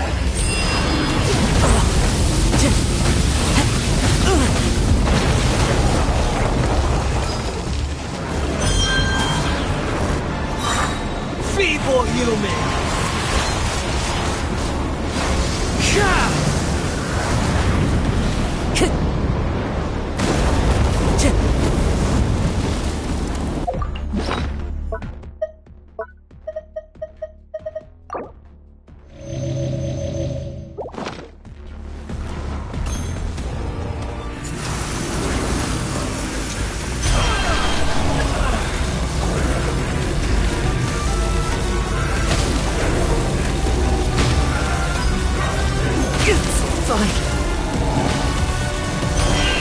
More power!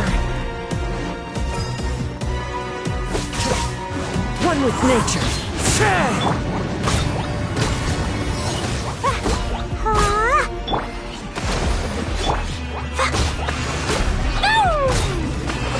You cannot defy me, mortal!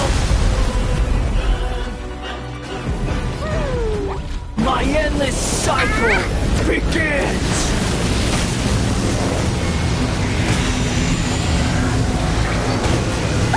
That really hurts! You're picking on me!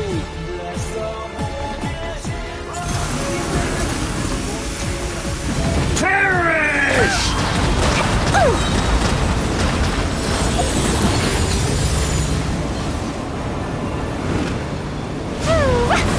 Churn!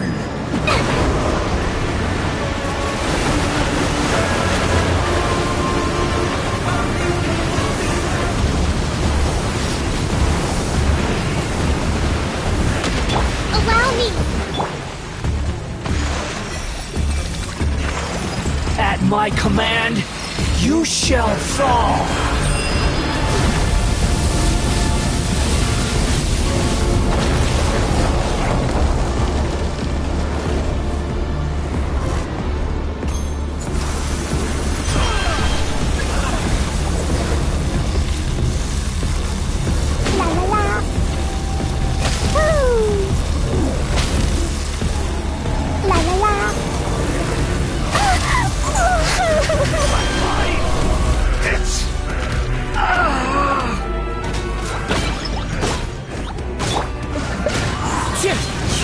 As one with wind and cloud. Hope time.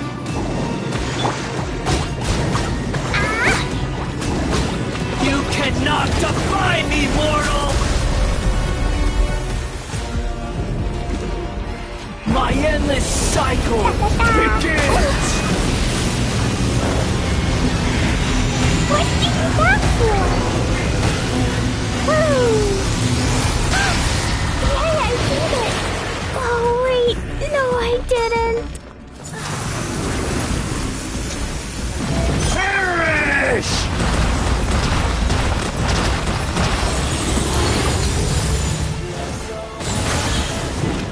Insignificant pest! Time to go.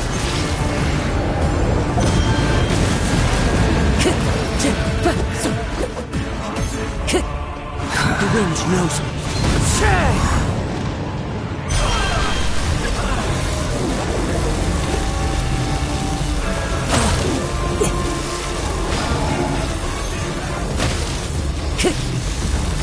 My body! It's...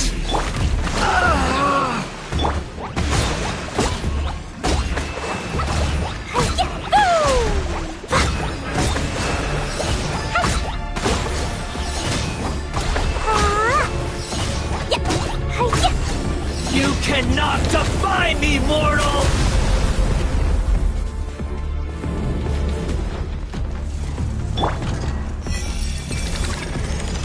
At my command, you shall fall! One with nature.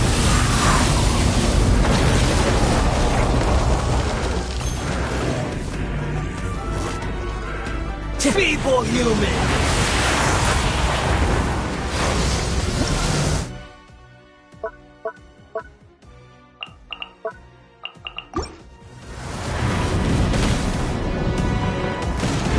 Must remain calm. Tick! Time to go.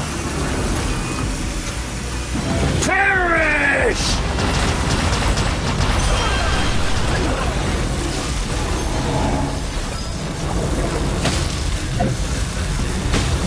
Time to go. My body! It's...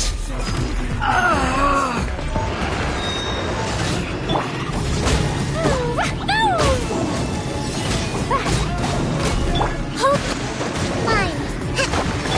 I see everything. You cannot defy me, mortal!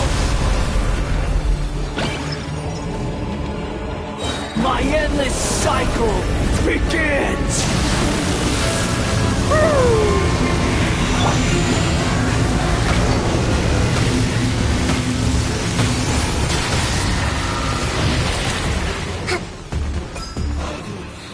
Feeble human!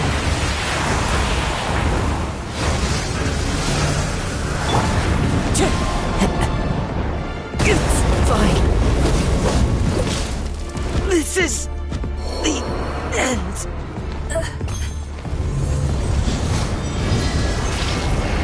La la la. Da da da.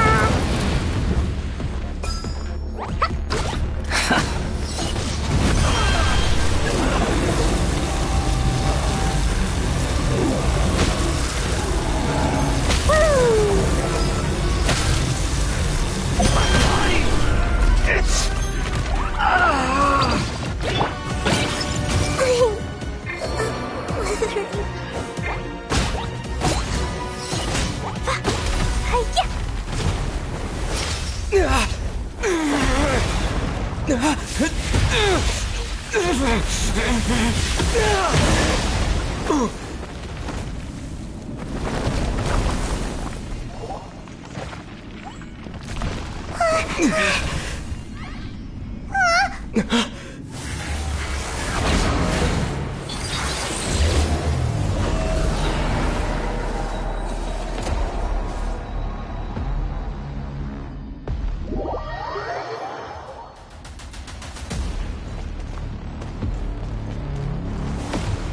Tremble!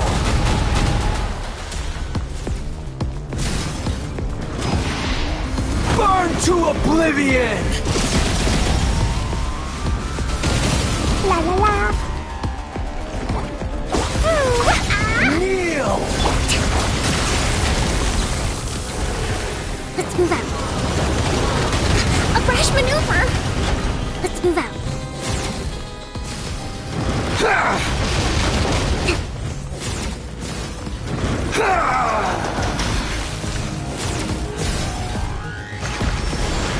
Tremble!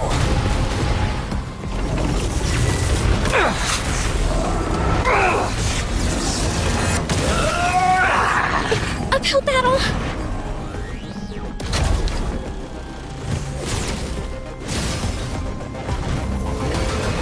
Reality is pain!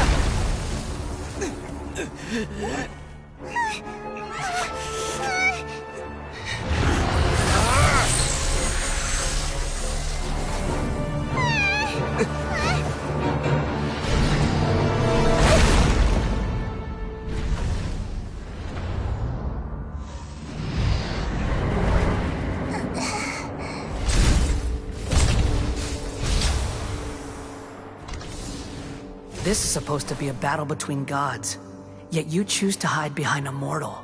And now, you're acting like you'd sacrifice yourself for a human. Are you having fun proving a false sense of heroism to yourself, Booer?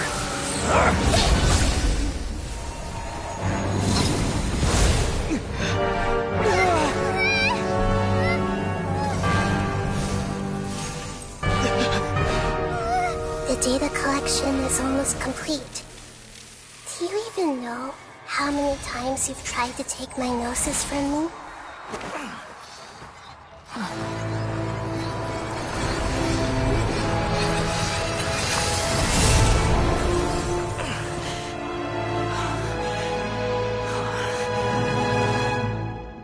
We just concluded the 168th loop.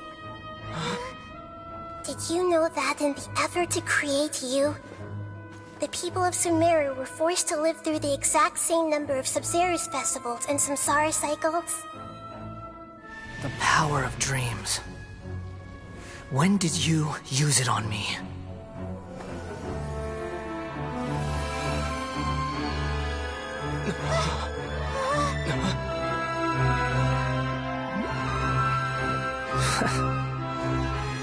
You can't even defeat me in a dream. What do you hope to achieve with this little trick? Come, Traveler. Just like before.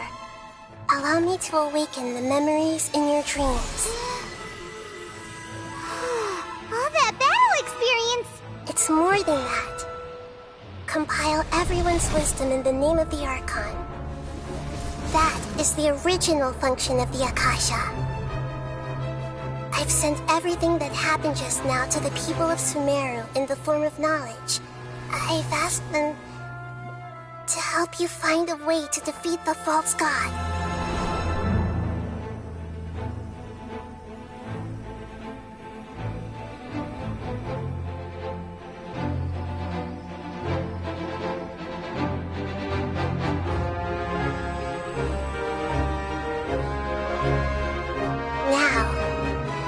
Sumeru's wisdom is at your disposal.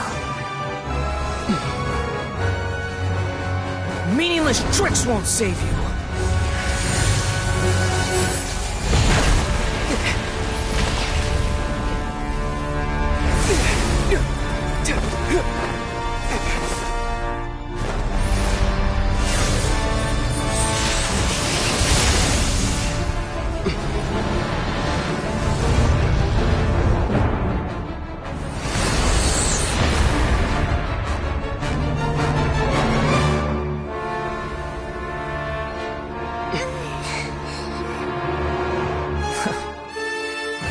Are you done with your tricks? Can I finally take this as a real battle between gods?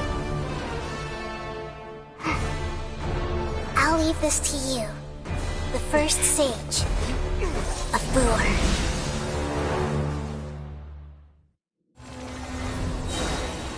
I am the all-knowing God!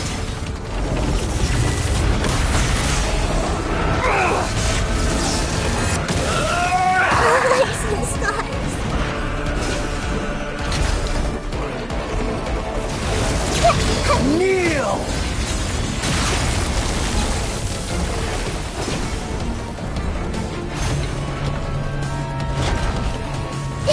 Everyone hold hands!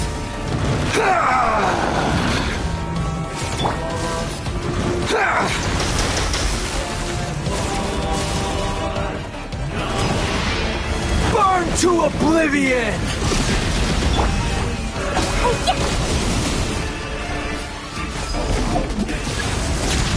Kneel!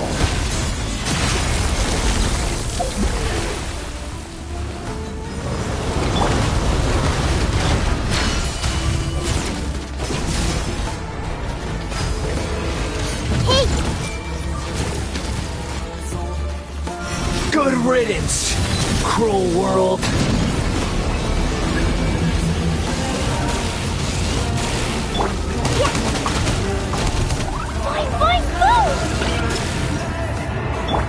The wind knows me.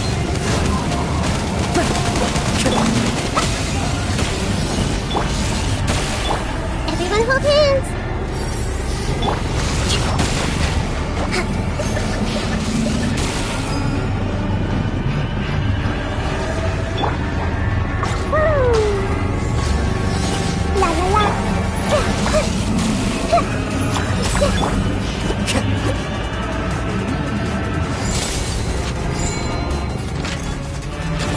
Your new god awakens! Now, your eyes have been opened.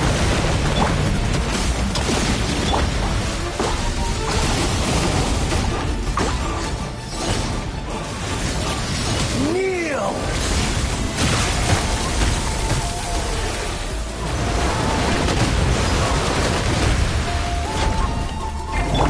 I see everything!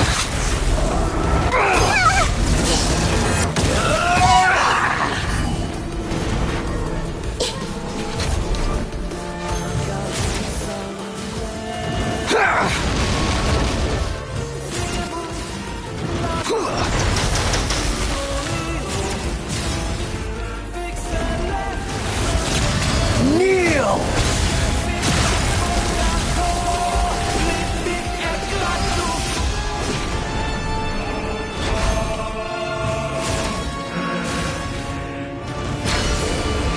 Reality is pain!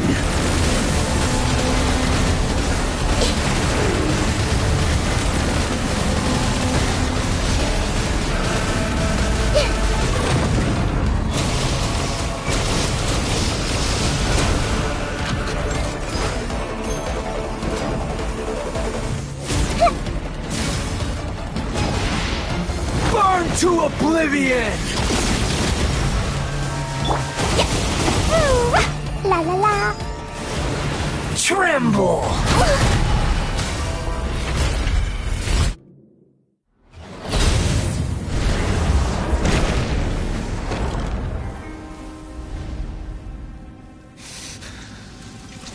Humans.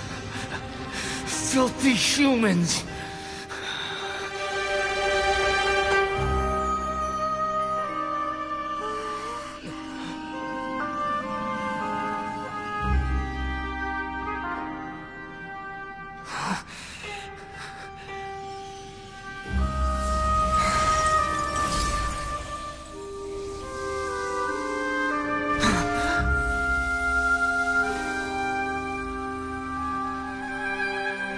No!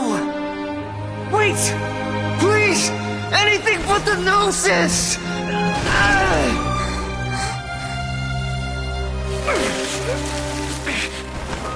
That's mine! Don't even try! I'll never go back!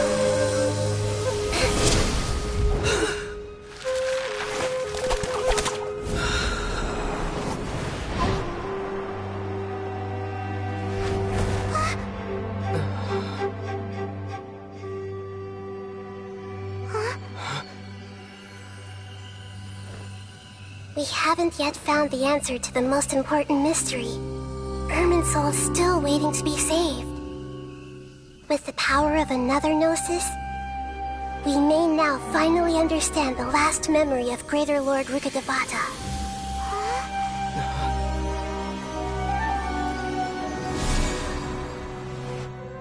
This is... That's right. This is the last memory of my predecessor.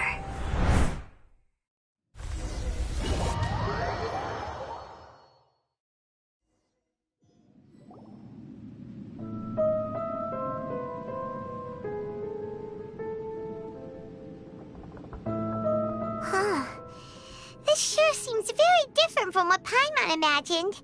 Shouldn't Irminsul be in this realm of consciousness? Yes, that is our destination. But I didn't expect the remaining consciousness of Greater Lord Rukkhadevata to be as polluted as this. Forbidden knowledge? It seems you know about a concept that even I don't completely understand. Could you tell me what you know?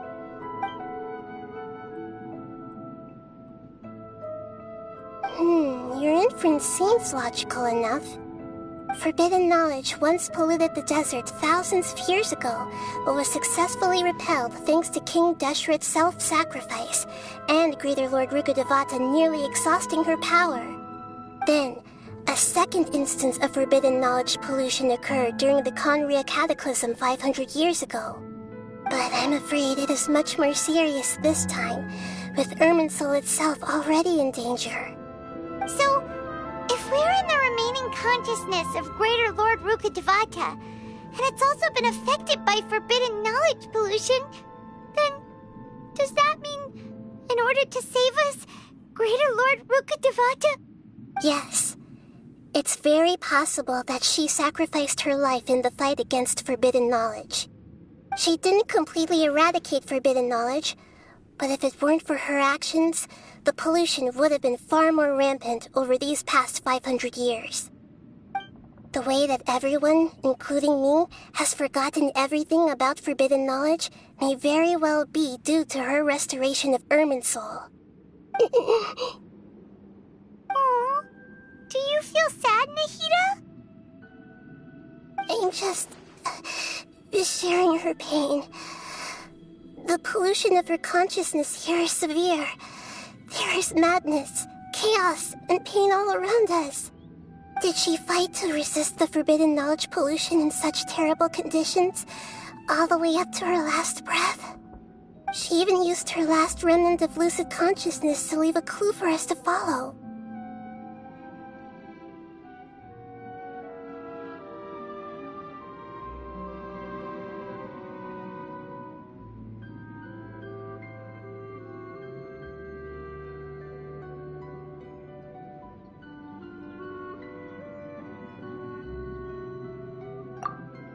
Yes, her words were distorted by forbidden knowledge, so that's all we could hear. But now, we have a chance to find the answer to this mystery. We can cross the polluted consciousness until we found the right path to meet with her lucid consciousness.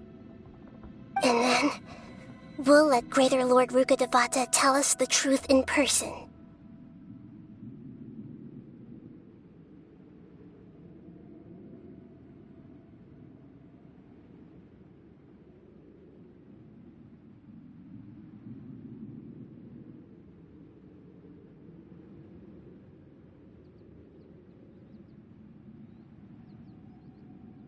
Each of us need to be mindful even with the Gnosis' protection. Don't worry, it should be easy enough for you to keep that mind of yours clear, Paimon. Let's go.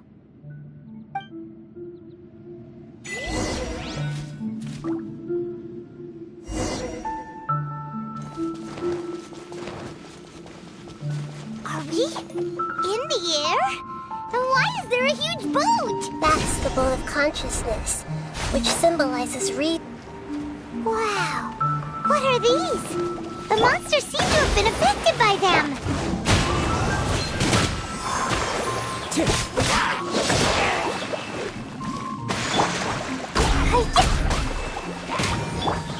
Into the wind!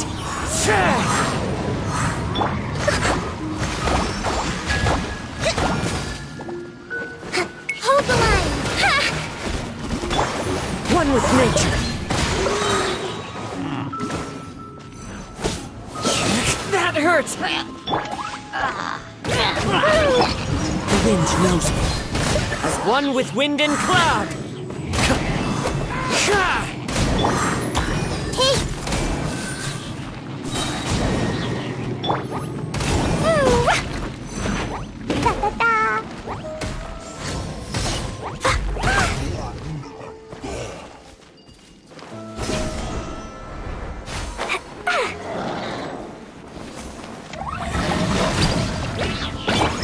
Into the wind!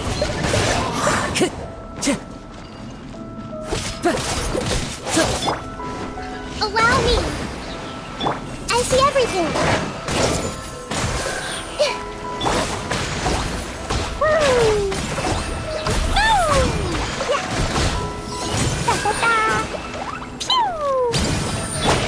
One with nature!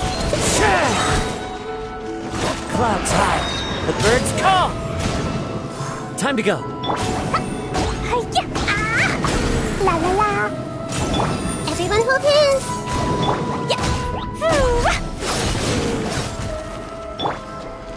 Thrust and rebuild!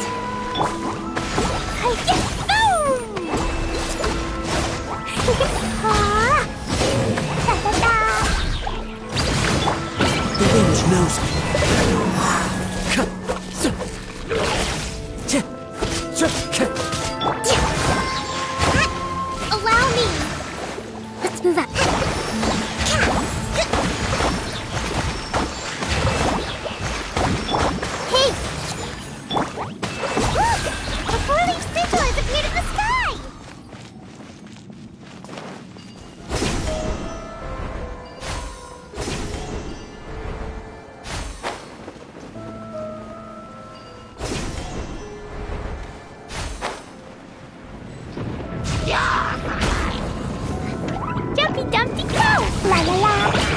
Into the wind.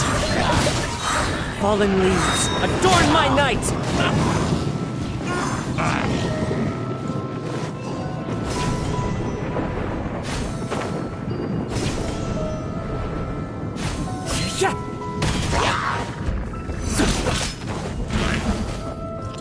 Time to go. One with nature.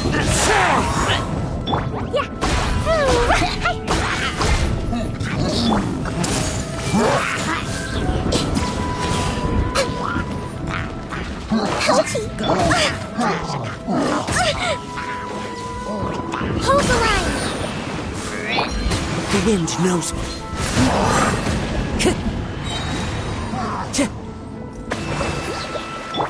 Everyone hold hands.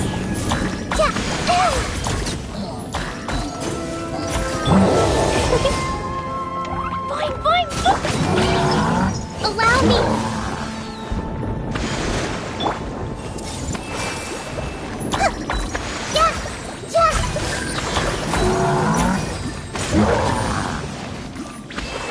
I see everything.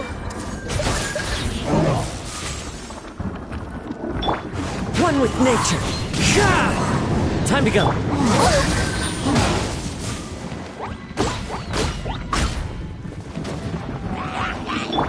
Into the wind.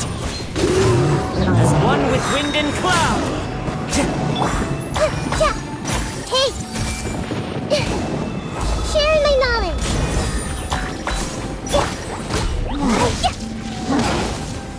Jumpy Dumpty Go! The wind knows me.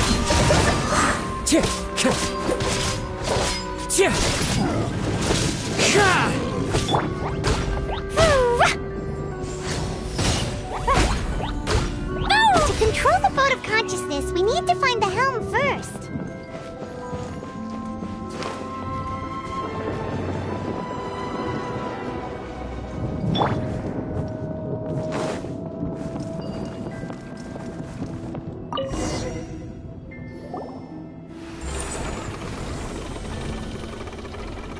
We changed direction.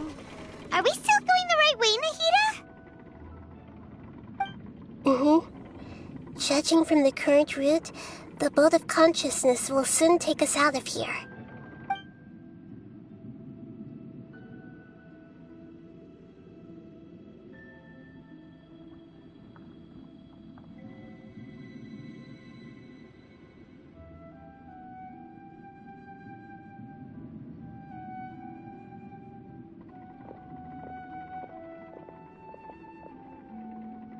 We'll be arriving at our destination soon. How are you feeling? Are your minds still intact?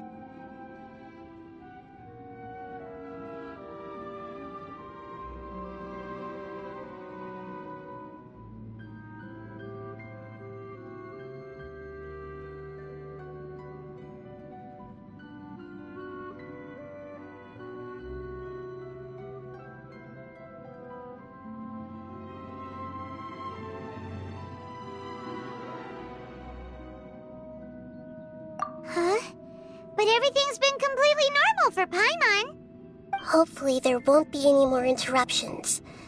This time, we should be able to meet Greater Lord Rukkhadevata. Are you saying you've never met Greater Lord Rukkhadevata before? No. It seems that my birth and her death took place at the same time. Otherwise, I think she would have given me a little more guidance, and I could have done a better job. Hey, you've done a great job, Nahida. Let's get out of this creepy place and go meet her.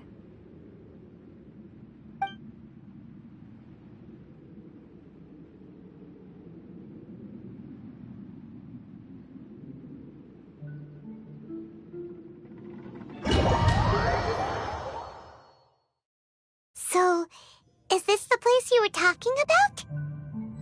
The base of Irminsul?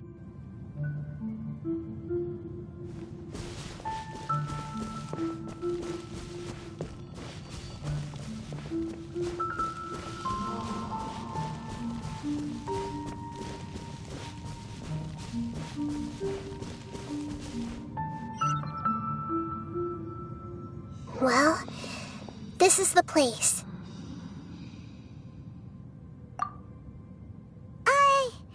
We're here to find Greater Lord Rukkhadevata, right? But the one standing over there is... Is that... me? She looks exactly like me. Are you Greater Lord Rukkhadevata? Yes, that's me. Are you surprised by my appearance?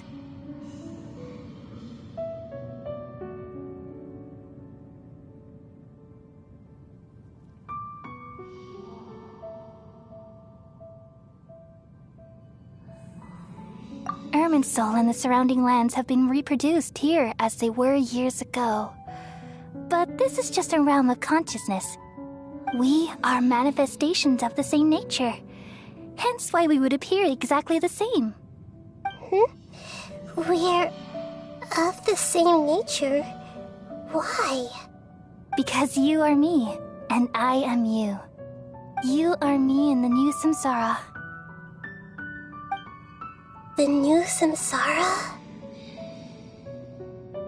As Greater Lord Rukkhadevata, I'm the avatar of Irminsul, and you are the purest branch snapped from Irminsul.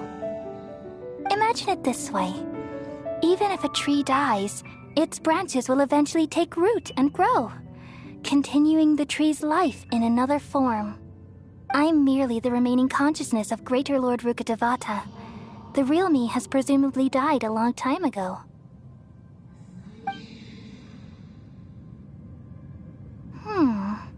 Judging from your appearance, I've probably been dead for 500 years. But you're finally here. My new self in the samsara. If this is true, then am I going to be a great Archon like you someday? Though we share the same nature, our fates are bound to be different. All things have their own fate.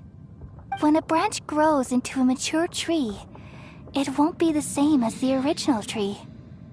That's why fate is the ultimate knowledge, isn't it? That's a great insight. Yes, very good. It's also precisely why you won't become like me. Really? But perhaps you may become an even greater Archon than I.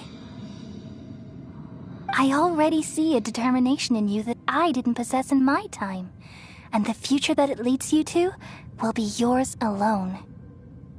Along with the blessings from your past experiences. Don't worry. The growth of wisdom is like that of a plant. You only need to wait quietly for the flower to bloom.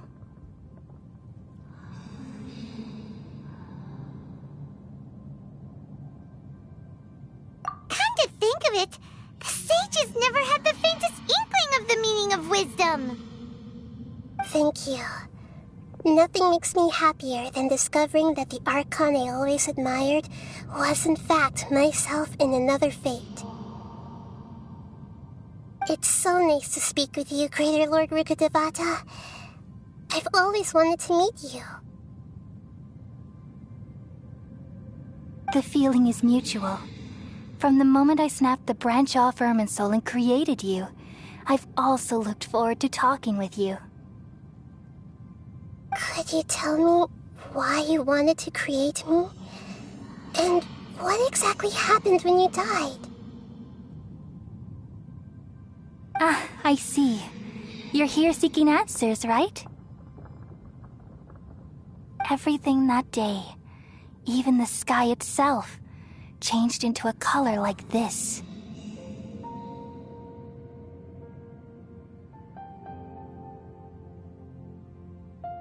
At that time, the seven were all summoned to the nation of Khaenri'ah. Except for me. I had a more important task to attend to. I had to protect Irminsul. The disaster occurred together with the pollution of forbidden knowledge. At that very moment, with my consciousness connected to Irminsul, I sensed something was wrong. The pain started to torment my mind. By the time I reached Irminsul, It was already displaying signs of corruption. Had I not repelled the pollution of forbidden knowledge with King Deshret thousands of years ago, I might have felt even more hopeless and lost. So what exactly is forbidden knowledge? It's a kind of knowledge that doesn't belong to this world, and a form of truth that can't be understood. It came from the very bottom of the abyss. Even I could never understand it. The world is constantly rejecting it, leading to all kinds of bad phenomena. If we allow forbidden knowledge to pollute Irminsul, I'm afraid the entirety of Teyvat could fall apart. So, there's knowledge that even the God of Wisdom can't understand?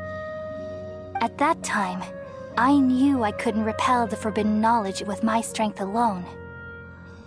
Which is why I created a device that compiled human wisdom and named it the Akasha.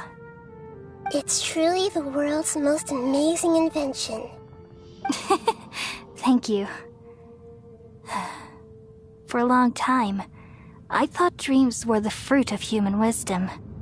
Though it was selfish to do so, I borrowed people's dreams using the Akasha.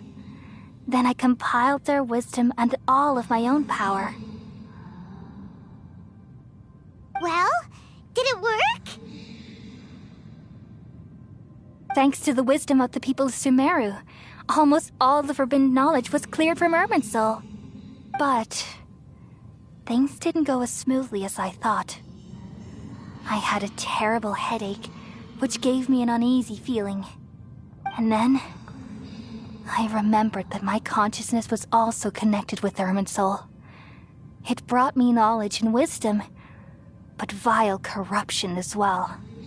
From the very beginning, my existence had been polluted by the forbidden knowledge. Oh no!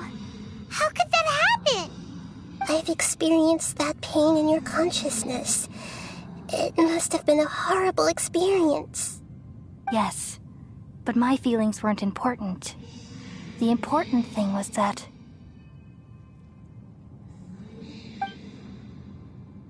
even if I died, my existence and everything related to me would continue to exist in Irminsul as memories and knowledge, meaning that the forbidden knowledge couldn't ever be permanently eradicated. And there's no way for me to eliminate myself. It would be a sort of paradox. So, I took the purest branch of Irminsul as my incarnation in the next samsara, and left a trail of clues, all in hopes that you would come here and remove me and my pollution from Irminsul forever. Wait, no, I can't. So you realize what that implies? You are very smart indeed. Irminsul has all the knowledge and memories of this world. And as you've realized just now, removing me from Irminsul means I essentially will never have existed in this world. But this is the only way to save Irminsul. People love you so much, and they've missed you so much over the past 500 years. I am exactly the same. So how can we just forget you like this? Is there really no other way? There must be something else I can do. You're the god of wisdom, Buer. You should know that there is no other way. But this is so cruel. I don't want to forget you. No need to feel so sad, Buer. As someone who delights in wisdom, you should feel joy at finally finding the answer. These are the words in their entirety. The answer you've been seeking all along. Let the world completely forget me. We all nestle under the great tree of wisdom, peering out to perceive the world. From the earth and from the rain, we perceive its wonders until we become a white bird to perch atop a branch and finally snap off the most important leaf. Once upon a time, I alone dreamed in this world. In my dreams, everybody would also dream after they fell asleep. Wild and wonderful thoughts would emerge from their minds. Some tumbled to the ground, and others floated to the sky, connecting all things in the world into one dazzling net.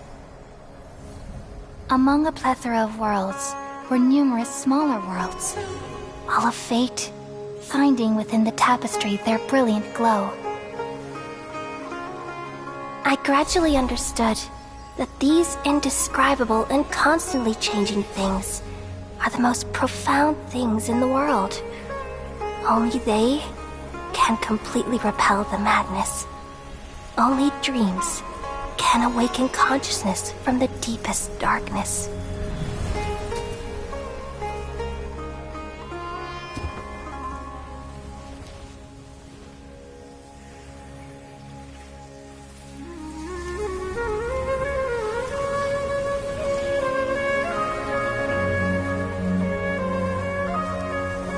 I'm the one who posed this question, yet also the one who sought a solution. Saving the world with the dreams of the people used to be my answer. And now, you've also found your own answer, and I shall return all the dreams to the people.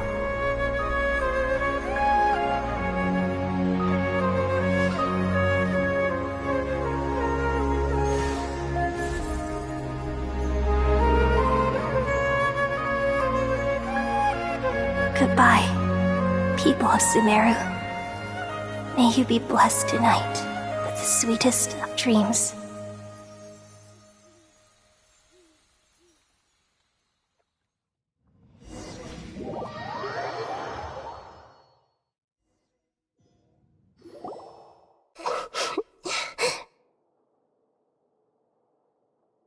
I'm alright. I'm just a little confused. We've just saved the world, right? So why am I crying? I don't know where this feeling inside of me is coming from, but I feel very sad. Just now, we used the power of two Gnosis to successfully connect with the Irminsul consciousness from 500 years ago. Then, we removed the remaining pollution from Irminsul. Yeah, what's wrong? Weren't you there just now?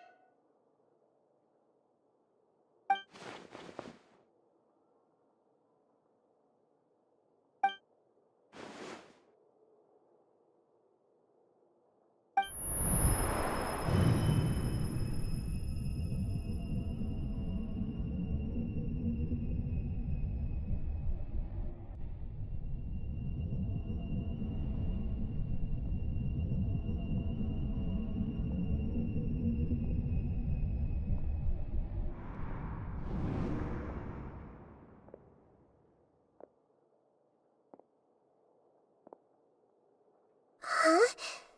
That sound. Traveler! Paimon! I've been waiting here far too long. But finally I have the chance to be alone with you. All the precious time I wasted has finally paid off. The doctor! What have you done? Just a type of sound wave that can quickly put defenseless people into a dream. As I expected, it doesn't have any effect on gods. This is the only thing of interest I found among the sage's research. I thought I'd take it for a little spin. Don't worry. I know you would never forgive me if I actually killed them. I'm here to negotiate with you. Naturally, I won't do anything dangerous that could potentially damage our relationship. Negotiate with me? I heard you had already left Sumeru. Why are you here again now? I left Sumeru, but I also stayed in Sumeru. Even the God of Wisdom is restricted by the habits of cognition. How disappointing. You mean there are many different versions of you in this world? An astute guess. Even the same individual will have different cognitions at different ages. A long time ago, I made a major decision in hopes of preserving all my perspectives of how I observed the world. Observation is the first step of any experiment, but observing the current world doesn't satisfy me. It lacks an important dimension, that of time. So I saved segments of all my ages and made them into independent individuals. That's all there is to it. Indulge me. How does the God of Wisdom find my method of seeking knowledge? It's an insult to the very concept of life. Life inherently has many rules and restrictions, each with its own significance and reason to exist. They can't be broken on a whim. Good. Amazing, even. Indeed, it's difficult for humans to make peace with themselves, not to mention oneself from a different period. Since you're in the academia, why wait until now to show up? You could very well have stopped us and helped that fake god. Simple. Let me ask you this. Would any staff member ever help the subject in the middle of an experiment? It was my experiment. So why should I interfere with the results?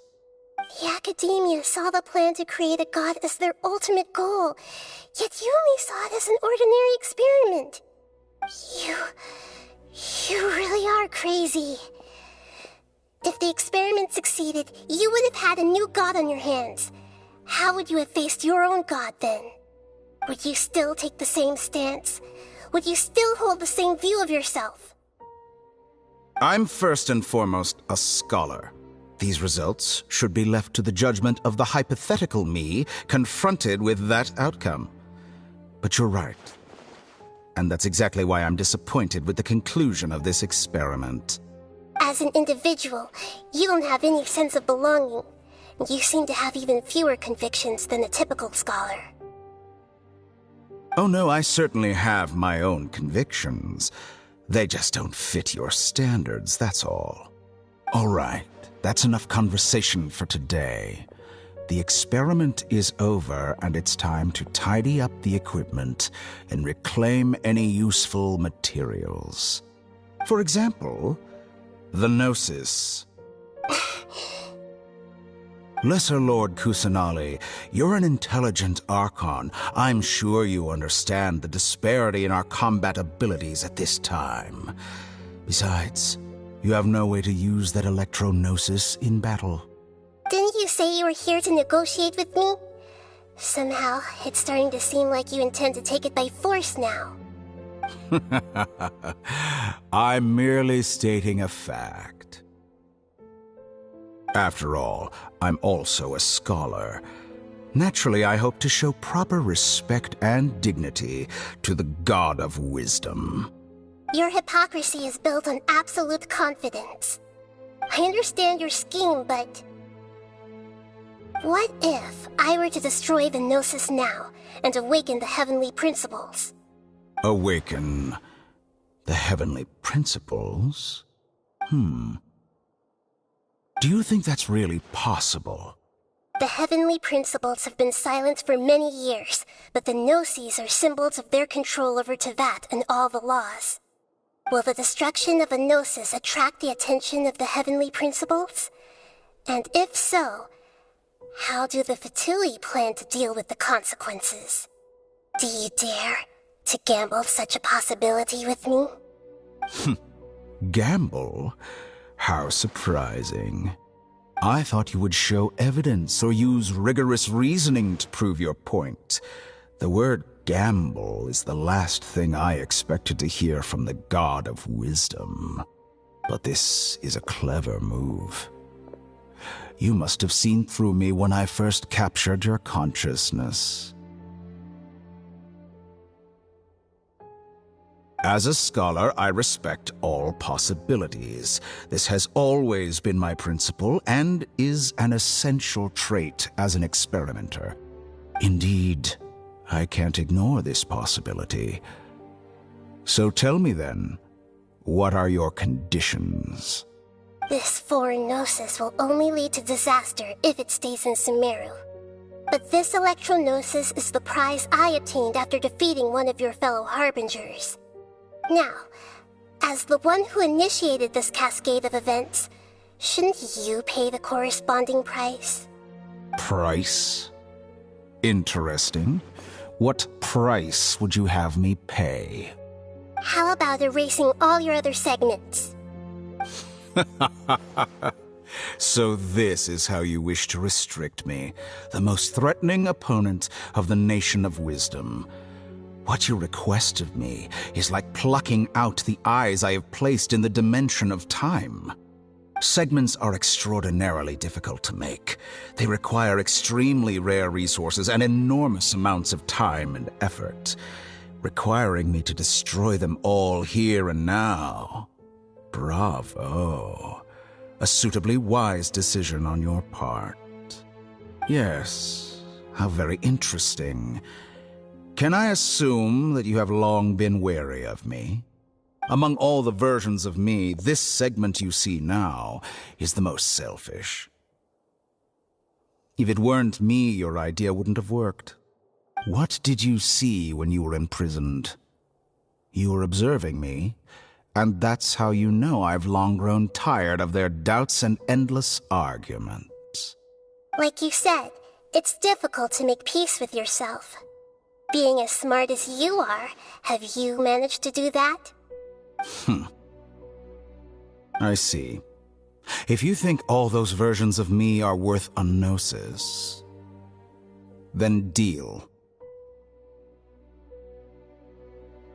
You sure didn't hesitate much. Is the relationship between all the versions of you really that bad?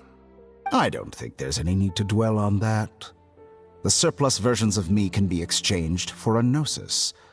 Do you think anyone can offer themselves at a higher price? Besides, with my abilities, it's only a matter of time until I find better perspectives. Perhaps it's best to say, you're just temporarily ahead. But what I'd like to know is, how can you be sure that I've really erased them?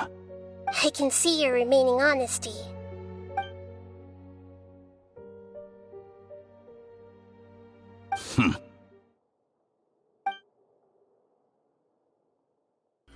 What a ridiculous decision!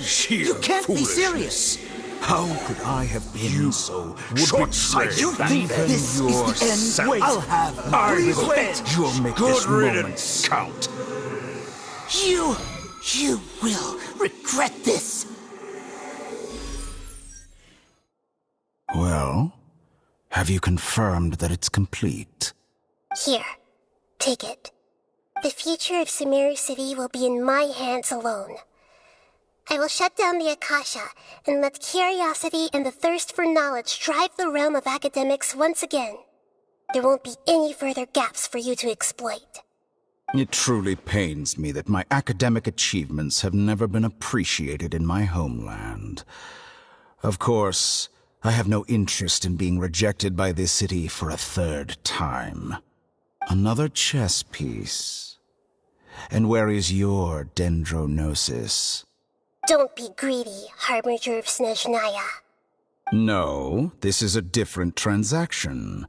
If you intend to turn off the Akasha anyway, then there's no further use for the Gnosis of Sumeru, is there? Besides, isn't it the Archon's duty to deliver what's desired of the Seeker? Oh, judging from your expression, you don't seem to find the idea very agreeable. Then let's think of it this way. Since you're the God of Wisdom, how about I exchange some knowledge with you? People exchanging knowledge with the God of Wisdom is the stuff of legends. Yet here you wish to exchange knowledge for the God of Wisdom's property. Arrogant as that is, it has piqued my interest. Let me ask you, have you in all your mighty knowledge ever heard the rumor that the skies of Tevat are fake? Huh? That's the secret hidden by Irminsul concerning the truth of this world.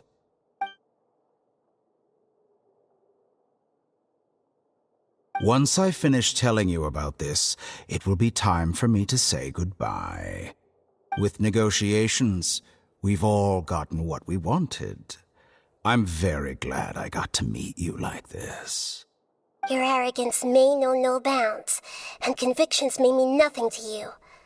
But I'll still listen to what you have to say.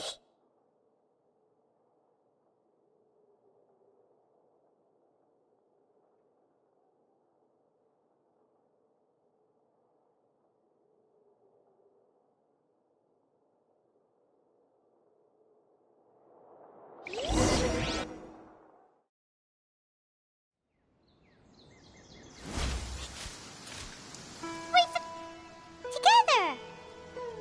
Okay. Wake him up.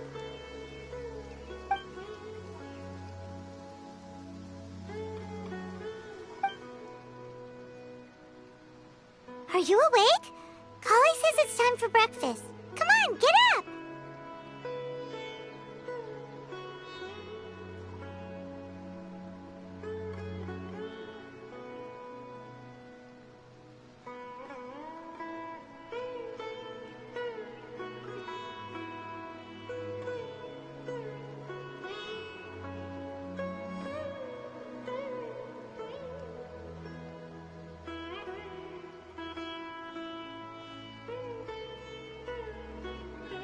Good morning! How are you feeling today? Good to hear. It looks like we've recovered pretty well. Not even Tighnari could stop us from going out now, right?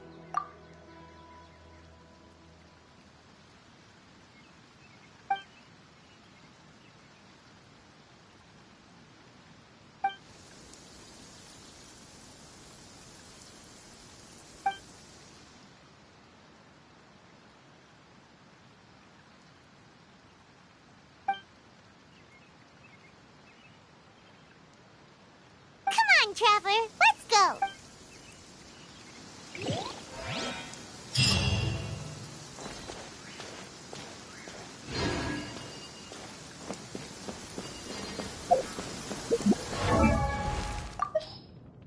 These bombs, so heavy.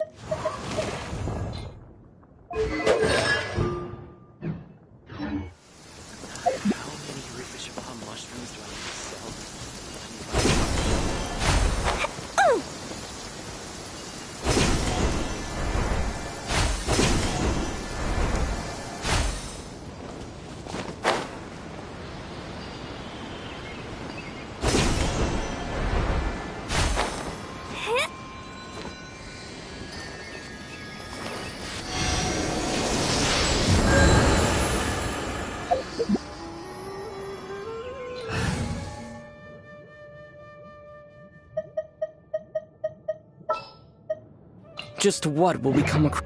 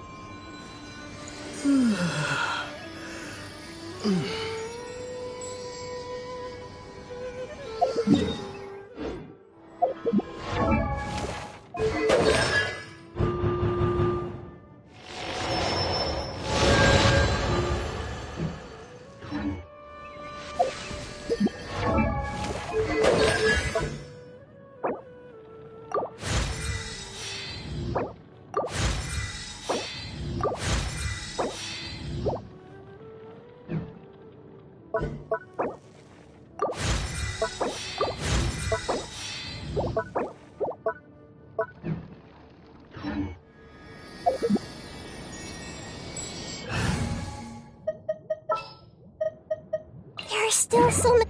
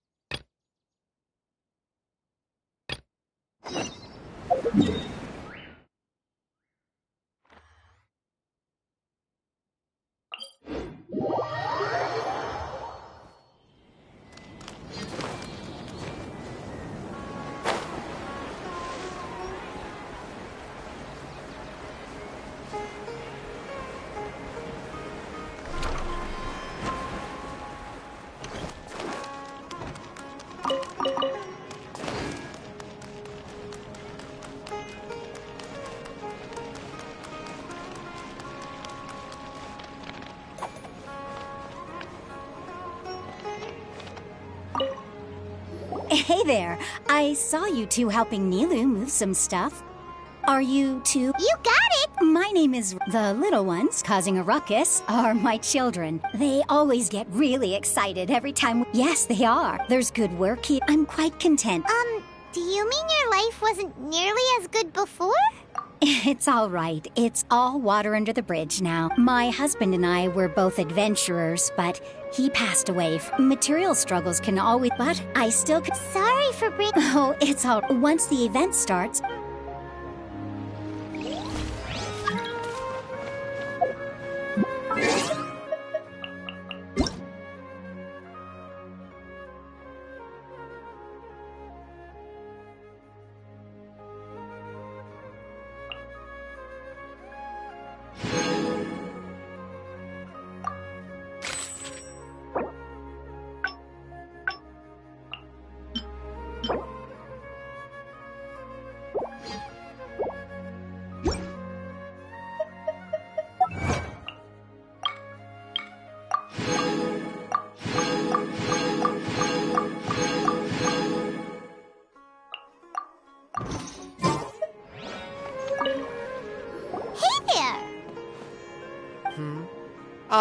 A newcomer.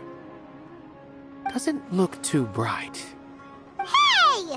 You, on the other hand, how would you describe the concept of art? Mere curiosity is all. It makes no difference whether you answer or not. So that's unremarkable. Is art a product? I, for one. I've been staying. I prefer to the existence of the theater, of Nilu, and of humanity itself. All of these can be considered as form... How does that have it? Let me ask you this. What do... to chance art?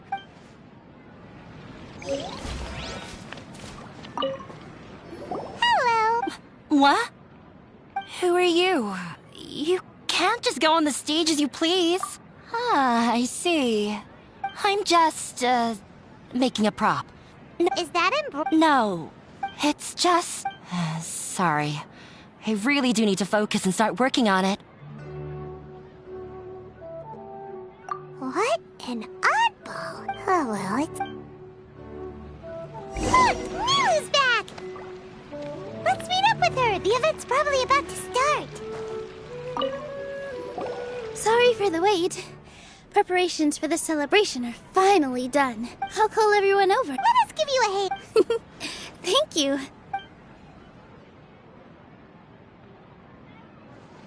Maybe we really should have prepared a gift. Then we could also be a part of the exchange. As it is, all we can do is wait and watch. Maybe we shouldn't do this after all. I didn't do that great of a job. And who would even like it? Oh, don't think like that. Remember our promise? We're going to give everyone a pleasant surprise. And besides, you've never attended a celebration event before. So this will be a great opportunity. Everyone will love you. I'm still not really sure about this. There's nothing to be worried about. Just take a step forward and give yourself a chance. There aren't any scary people here, right? Right. Huh.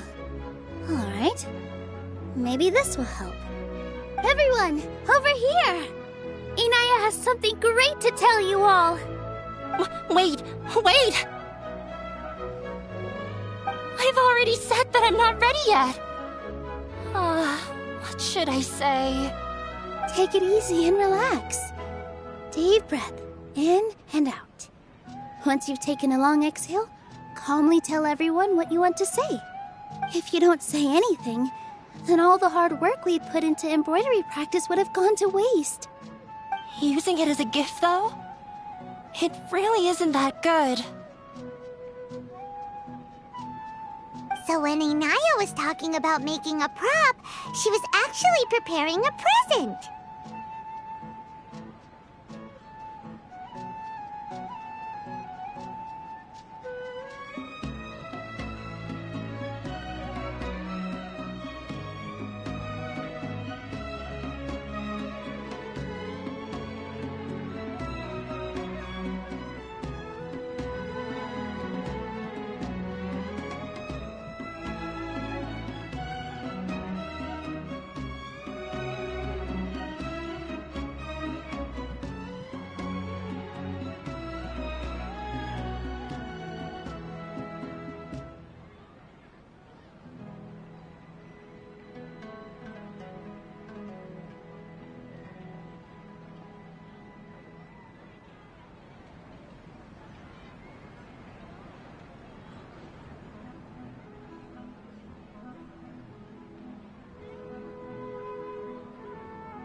Yeah, it looked... Actually, Inaya had prepared a special present for everyone before the celebration kicked off. Woohoo! We're gonna get our first present from Miss Inaya!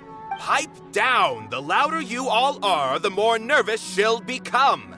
You've worked on it for so long, so have some confidence. Don't be afraid. You've got this. Is Mr. Zubair here? Sheikh Zubair, this is an urgent notice from the Academia. This celebration, or whatever it is, must stop at once. What a condescending guy. What's his deal? Since Zubair Theater has long violated the Academia's policies and orders, we have decided to demolish it. As its manager, you must halt all operations and dismiss all staff members within 30 days, after which you will report to the Academia for further punishment. Why? Why force us to do this all of a sudden? Little girl, this is not the first time you've been issued a warning. I didn't hear anything about demolition the last time I asked, and now I suddenly only have 30 days? We have more shows planned, but it's impossible to do anything in just 30 days. How am I supposed to explain this to my customers and staff? That issue is of no concern to me, Mr. Zubair. You seem to understand the situation quite clearly. Perhaps you can reflect on the reasons why you have failed to prepare for the scenario in advance. Demolition? Why do they want to demolish this place? The Academia has never liked us, and they've never respected our work. To them, what we do is all a waste of time. This isn't the first time they've come by. They had asked us several times in the past to improve the quality of our performances by only putting on shows they consider to be sufficiently intellectual. But our audience isn't the Academia. It's the people of the Grand Bazaar. If our shows are too difficult to understand or too removed from everyday life, nobody would watch them anymore. Changing our content would not only mean turning our backs on our vision, it would also directly lead to the loss of our livelihoods. Yeah, the theater is very important to each and every one of us.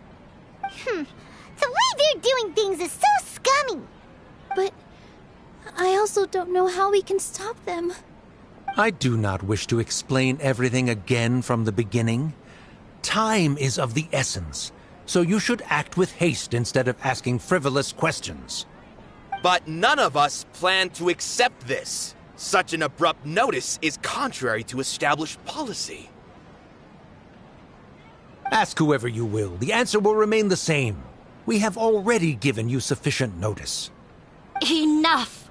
Does your audacity know no limits, Father? Huh? Father? Their family? What academia? This is all because you don't like Zubair Theater. You're just using the Academia's name to threaten us. Let me tell you, even if you manage to tear down this place, nothing is going to change. You've always been awful. But even I never thought my father would sink this low. This is strictly business. It has nothing to do with where you are, what you do, or what you think. I hope you all have not been irrevocably blinded by folly. I will not waste more time on pointless arguments. Wrap everything up, and make preparations to shut down at once.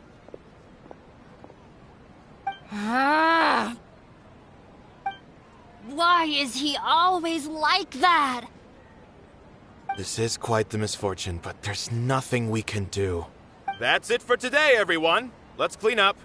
I'll go talk to them again tomorrow. The storms that come out of the blue are always the hardest to deal with.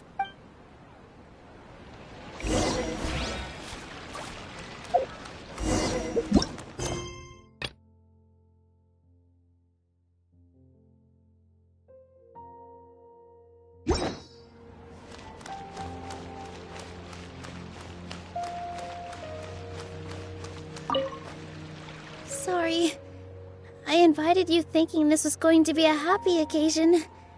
There's no need to apologize, because what that guy said... Yeah, knowledge is king in Sumeru, and their pursuit of it leaves... But if that's all it is, after Inaya, she really talks about... I never expected it. If you did nothing wrong... Nahida? She'd probably have... No. I wasn't doubting her ability. Plus, if the Dendro... That's true. Who cares? Let's just take him in a fight.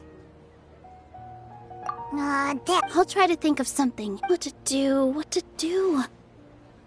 Can you pretend to shut down, but secretly continue to hold your shows somewhere else? Or we could go through a list of A debate?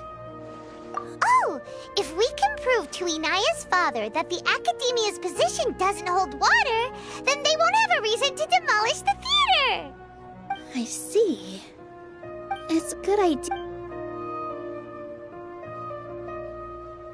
Huh? No. I can't debate. Nilou?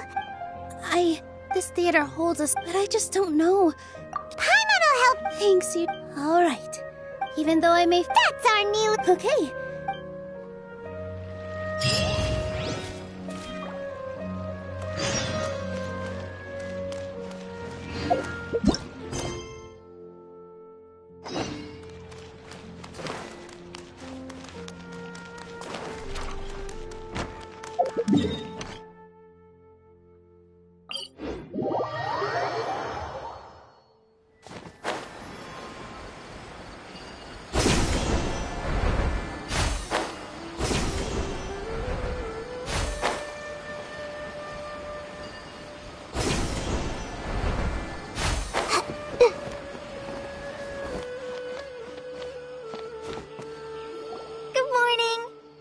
You're awake. Yep. I prepared some breakfast today. Please have a taste. I hope you'll like it. It's nice to have you here so we can eat something yummy. Well, now that I've recovered from Elazar, I'm feeling better than ever. I can even prepare 4 or 5 meals a day now. And Paimon bets they're all delicious. Oh, by the way, someone brought a letter for you after you went to sleep last night. Nope. Paimon wanted to read the letter with you after you woke up, so Paimon didn't open it. All right, let's read it now. Oh, it's from Nilou. We're going to hold a feast at the Grand Bazaar and celebrate Cyno's reinstatement as the General Mahamatra. As heroes of Sumeru, please be sure to attend. I'll wait for you. The date of the banquet is written on the back. It's in 2 days. Oh, I've also heard that you've become heroes here as well. That's amazing.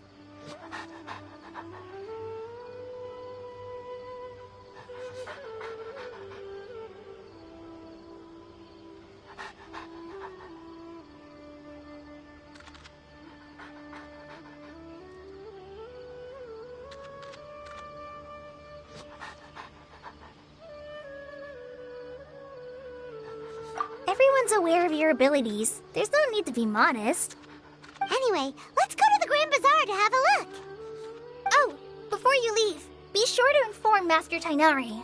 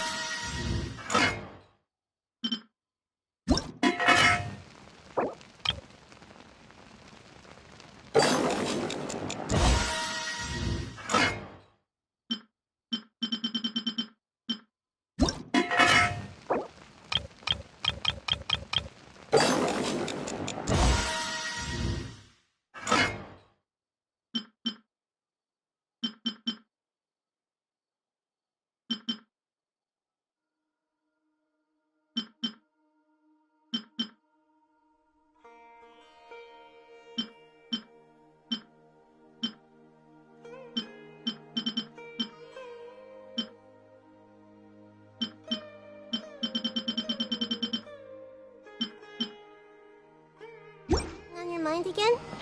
Let's work through it together. 2 heads are better than 1.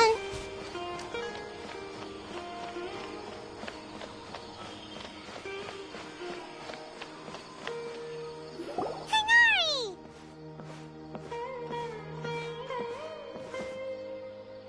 Good morning. How do you feel today? We feel much better. How about you? I'm recovering well. Thanks for asking. But from the looks of it, you seem to be already busy with work again. It's fine. I'm not that busy, really. The Elazar patients have recovered, as well as Hypatia. For now, I only need to tend to my Forest Watcher duties. It seems once Irminsul started getting better, everything else started to recover too. Yes, but there are still some residual effects. The Withering is one example. Though it won't spread anymore, the existing zones won't just disappear. We Forest Rangers will still need to do the work. By the way, we have some good news. Sino got his position back. This news is hardly new. He had already mentioned it to me before. Huh? You mean he was already here? Why didn't he come to say hi to us? He visited once, but he was afraid of disturbing you while you were resting. He just asked me a few questions and left. Then you probably already know all about the celebration feast. Celebration feast? No, I haven't heard anything about that. Huh? But didn't Nilou say in her letter that they would celebrate Sino? He didn't tell you? Perhaps, or alternatively, he doesn't know about it either. Come to think of it, Sino doesn't seem like the type who'd enjoy a celebration feast. You and Kale are both Sino's close friends. Why don't you come to the feast with us? Kale has taken over some of my tasks these days. I don't think she'll have time for it. Not to mention me. You see, some VIPs have come to the forest recently. Huh? VIPs? Very important Paimons? Well, technically speaking, they are former VIPs. The sages involved in recent incidents have begun their training in the Avidya forest, and the people they had previously imprisoned have all been released. Huh? Yes, he's a little weak, but he isn't injured and his condition is stable. Lesser Lord Kusanali, in her boundless mercy, has decided to spare Azar and the other wrongdoers. Supposedly, they were ashamed of their shallow ideologies and have decided to dedicate the rest of their lives to cultivating wisdom in the Avidya forest. When they learned that Lesser Lord Kusanali had defeated the Balladeer and saved Irminsul, they were shocked at first, but also became happy, feeling that the sacred light guiding them on the path of discovering wisdom had begun to shine once again. As a result, work has increased for the forest rangers. That sounds really exhausting. There's nothing we can do, really. But that's another topic. Back to the matter at hand. Are you two planning to head out? Ah, right! We're here to request permission to head out. Would that be okay? You've recovered well. You may go, but be careful. Yay! Will do!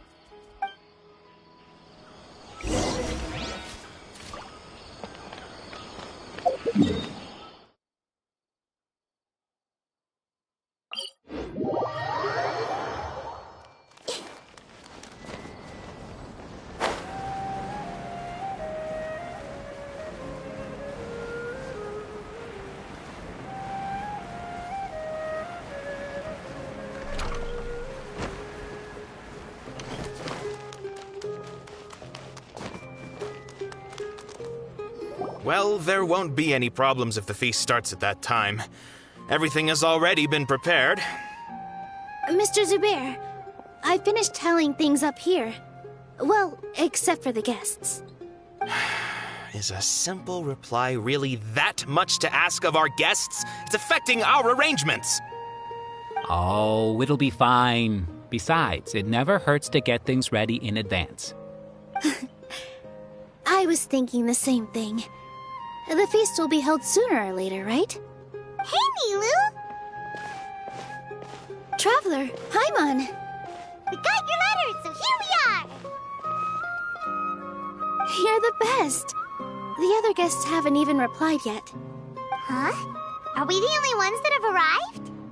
Yeah, I had someone deliver letters to all of our guests. But maybe everyone is still busy with other things. Look, I get it. Sumeru is in an extremely important period of transition right now, but even if your friends are important figures, they shouldn't just ignore your request like this. Nilou is Sumeru's #1 celebrity, after all. You have no idea how happy I am to talk to people with good taste. If you consider enjoying Nilou's dances having good taste, then almost everybody has good taste. Because Paimon thinks everybody will love her performance. That's right. We all think she's amazing too. Nilou is an absolute favorite among those of us who frequent the Grand Bazaar. For Outlanders, you have a great eye. Master Zubair, let's have a vote for the most outstanding audience members next time. I think these two may win. Nonsense! It is not for us to determine the value of an audience. But indeed, we could try giving gifts to people with particularly good taste. I heard there's a device in Fontaine called a camera that can record people's appearances as pictures. Such pictures would make superb gifts. Ooh, good idea. I wonder where we can find one. I don't want you giving pictures of me to everyone.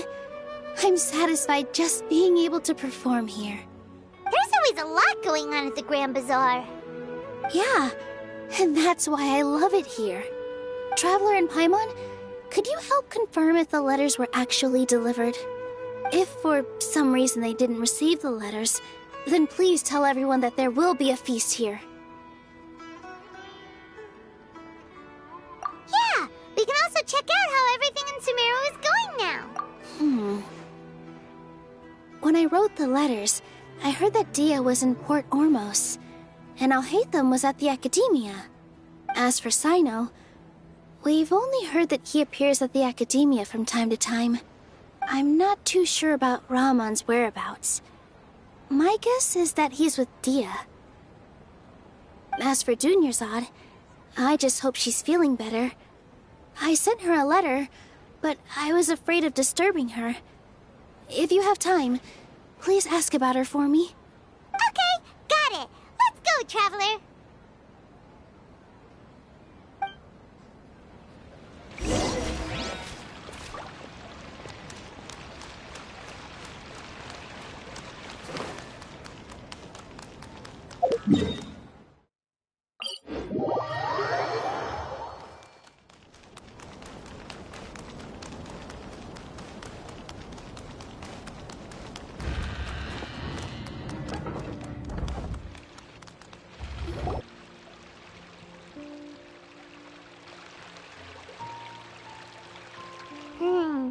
We haven't seen Alhaitham anywhere. Let's ask that person over there.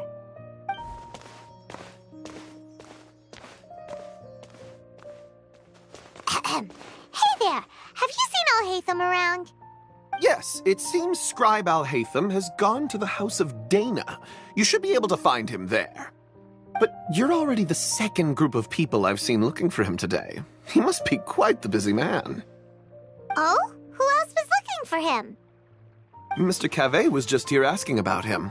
You wouldn't believe how terrible their relationship is. And now you two are here.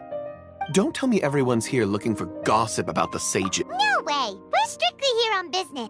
Ah, I see. Sorry, I thought maybe everyone's as interested in rumors about the sages as I am.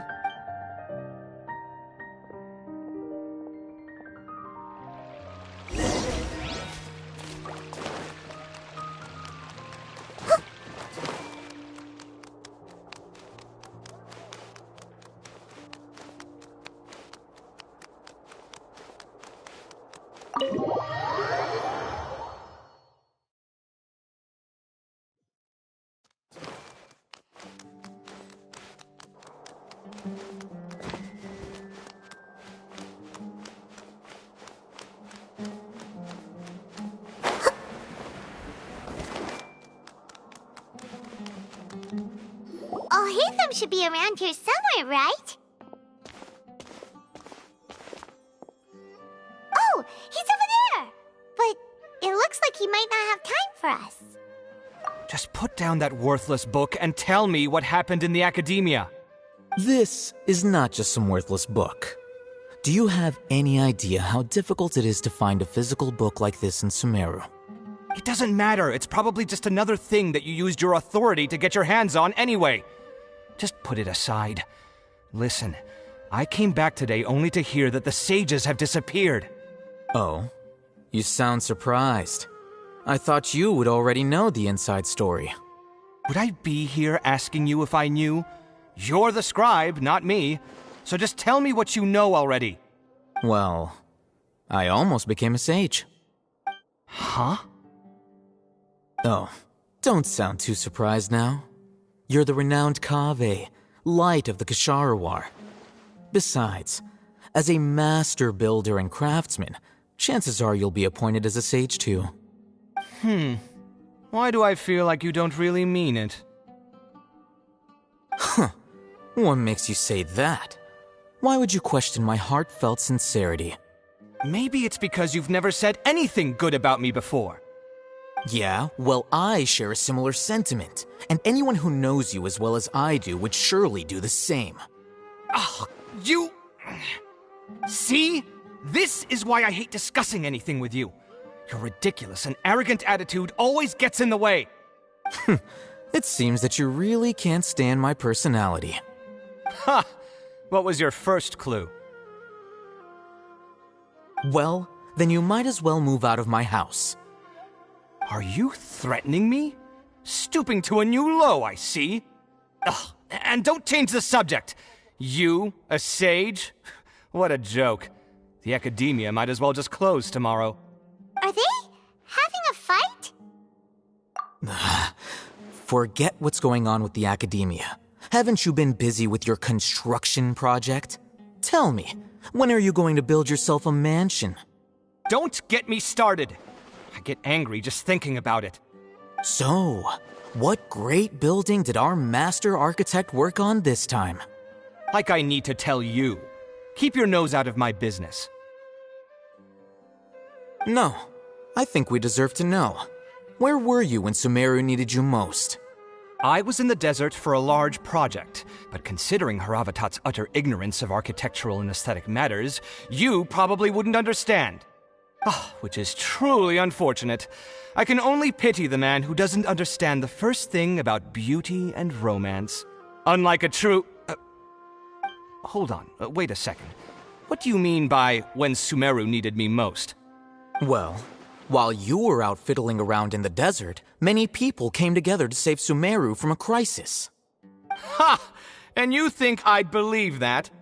Look, all you really need to know is that Azar and all his accomplices have all been overthrown. Huh? What nonsense are you talking about? It's no skin off my nose if you don't believe me. It's not like my Darshan was the one trying to apply for funding from the Grand Sage. Yours, though, on the other hand... You know what? I'll ask around. I'm sure someone knows what's going on here. You're dead if I find out you're lying to me.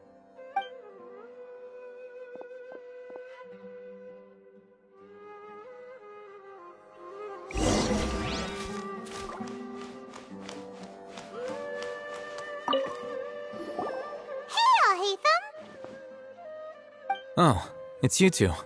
What's the matter? We're running some errands for Nilou. Have you received her letter?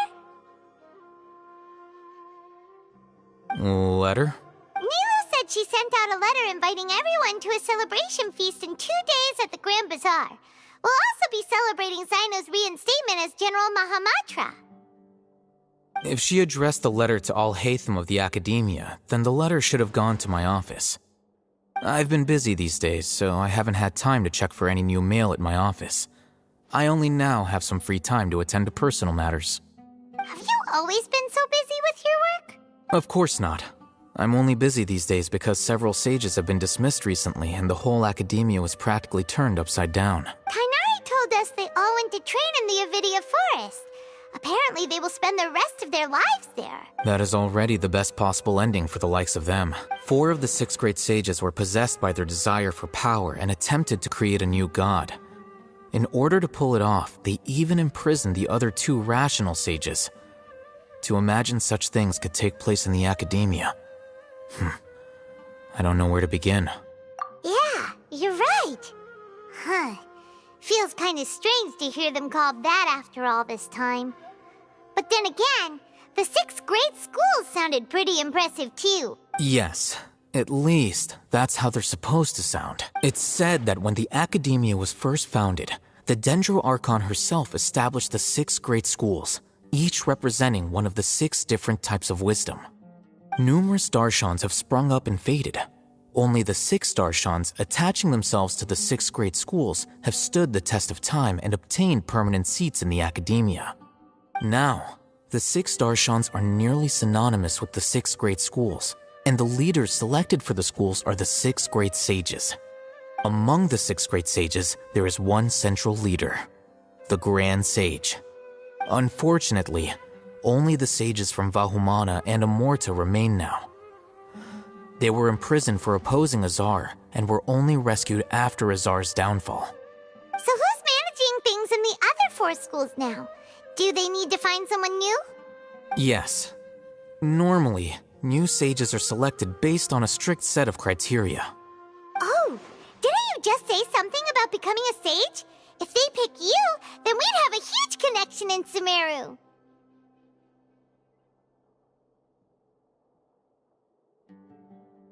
Yes, about that. You didn't let me finish my sentence. The person in charge of personnel affairs nominated me to be the Grand Sage in place of Azar and help Lesser Lord Kusanali manage the Academia. But I refused. Huh? But why? Can't you be a little more ambitious? I'm not even interested in being one of the 6 great sages. Like I said before, I don't like being a leader. Oh, all right. So are you busy these days trying to find others to take the That's not my job either. I'm only responsible for handling important affairs within the academia before the new sages take office.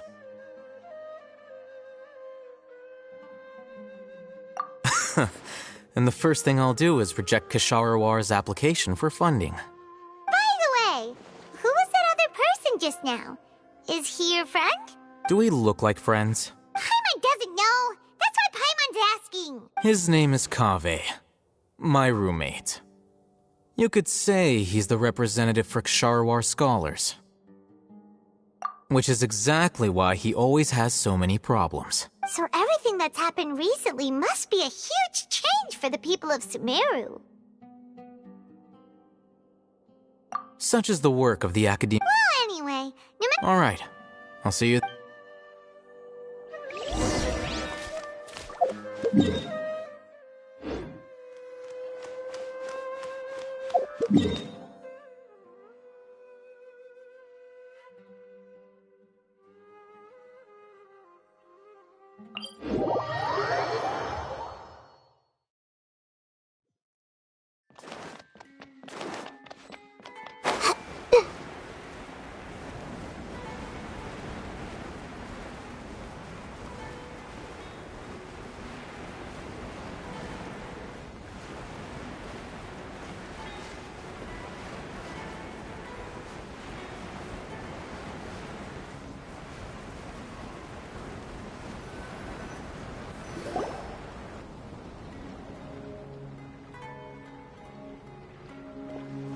This is Port Ormos.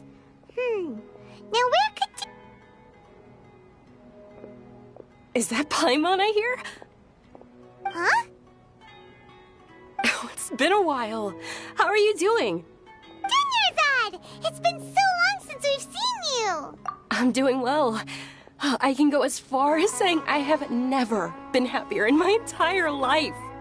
I don't know if you've heard, but Elazar has completely disappeared, and all the patients have recovered. You kidding? Knowing them and the connections they've got, I'm sure they've heard about it. Yeah! That's right. My lady is feeling better now, so I'm accompanying her for a walk. Why do you still call me that, Dia? You've already informed my father of your resignation. I guess I'm just used to calling you my lady. Old habits die hard. Resignation? You mean you're quitting? Yeah, I might start losing my edge if I keep being a bodyguard for the Homayanis.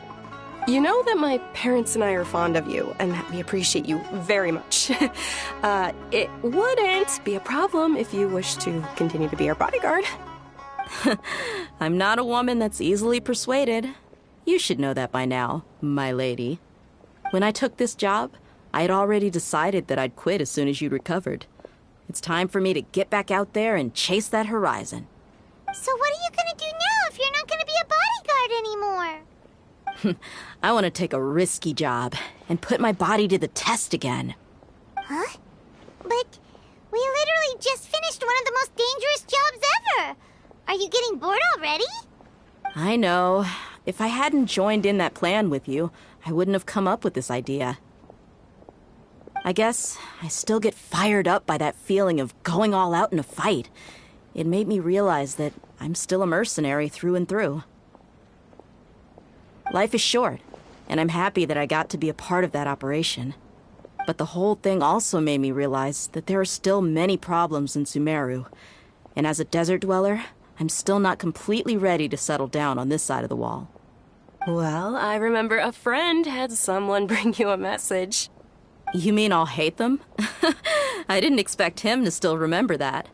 I thought he was joking. We just came from talking with Alhaitham at the Academia. Did he tell you that he suggested that I come work at the Academia? What?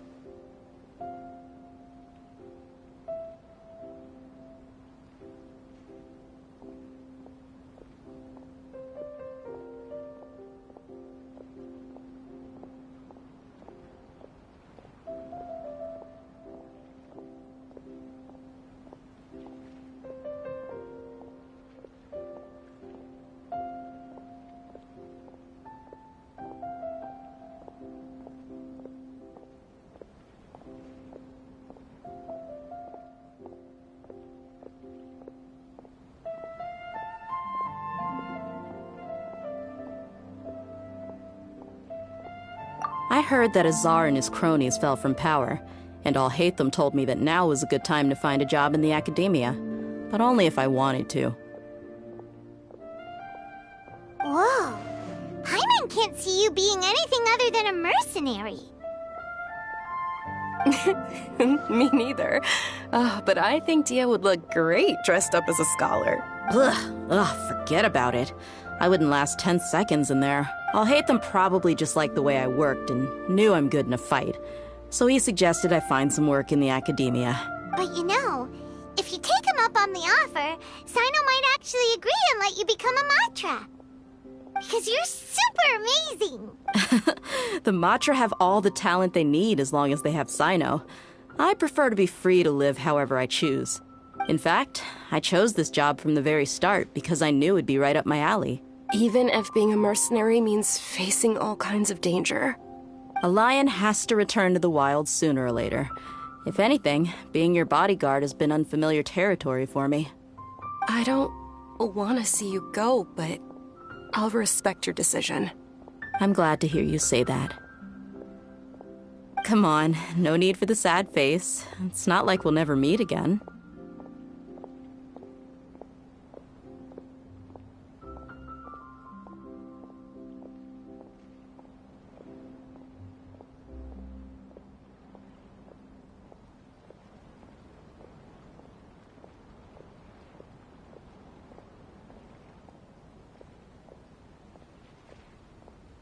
Once the whole Dendro Archon thing, but a peaceful society will probably mean less demand for mercenaries like me. Before long, we'll be a dying breed. So I'd better get to work while I still can. Huh? Well, no. So, have you been in Port Ormos this entire time? Oh, did Nilou write to us? She heard that you were seen in Port Ormos, so she sent the letter here. Huh. It was probably sent to the inn that we're staying at. My lady has been very energetic lately and keeps taking me on hikes, staying out even into the night. By the time we get back, the receptionist is usually off napping on the job. Right, and we tend to leave quite early in the morning, so the old man on duty is also usually dozing off. So what it really sounds like is that the person on duty is always asleep. I bet the letter's at the reception desk. I'll go check later. No wonder there wasn't a reply. You never received the letter. Good thing Nilou asked us to come and check on that. Sorry to make you two come all the way out here. It must be something important for Nilou to specifically write to us like that. Yes, she said they were preparing a victory feast in the Grand Bazaar, and will also be celebrating Sino's reinstatement as General Mahamatra. She was hoping you could come. Great! I'll be sure to attend. Count me in, too. But is there some sort of dress code or anything for the feast? Can I just show up looking like this? Since it's being organized by Nilou, I don't think she'll be too picky about that. If anything, I think she wants to see us as our most natural selves. All right, then this is how I'll show up. The feast will be held in 2 days, so don't forget. Sure. Thank you so much for letting us know. We'll see you there. Oh, by the way, do you happen to know where Sino and Raman are? The General Mahamatra always comes and goes without a trace. Normally no one knows his whereabouts. Oh. But last time we met, he mentioned that he had something to do in Aru Village. You can try your luck there. As for Raman, your guess is as good as mine. I only remember he said that he had something to discuss with Sino. You can ask Sino when you meet him.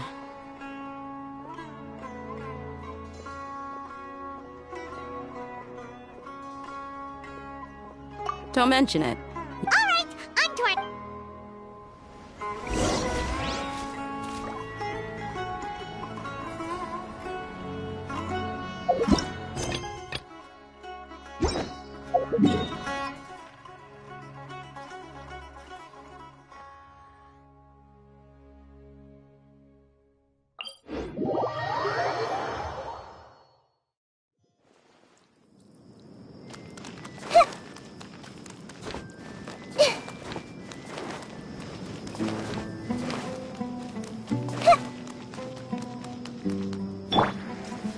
Into the wind.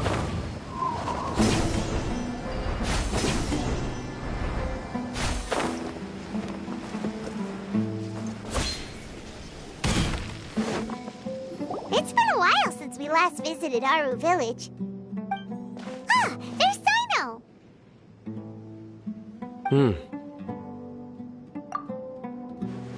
What brings you here? We recovered well, and Tighnari agreed to let us leave, so now we're out and about again. It seems Gandharvaville's medical treatment is still as good as ever. And Tighnari is recovering well, too. That's good to hear. Yeah, you're the one who brought us to him when we lost consciousness, right? Thanks for that. You're welcome. Tighnari has excellent medical skills, and Kale is quite attentive. It was the best place for you. But why are you just standing here like a dead tree? I'm meeting some people. Oh, you mean Candace? I've already talked with Candace and the village chief. They're still at the usual place. You can go there if you'd like to see them. But you know one of the people I'm meeting as well. Oh, by King Deshret's blessing, my friend suddenly appears in the desert. Don't tell me you've run into trouble and need us to help now. Roman! And... huh? Setaria? Oh, you know me? Oh, well, you're pretty famous in the academia. Don't worry, these are our friends. No need to be so guarded. I see. I'm doing well. Many good things have happened recently. Same here. Really, I feel that my whole life has started to shine after suddenly finding a new direction. Oh, tell us everything. Yeah, you go ahead. Alright, well, I suppose I should start by saying I've decided to leave the academia. What?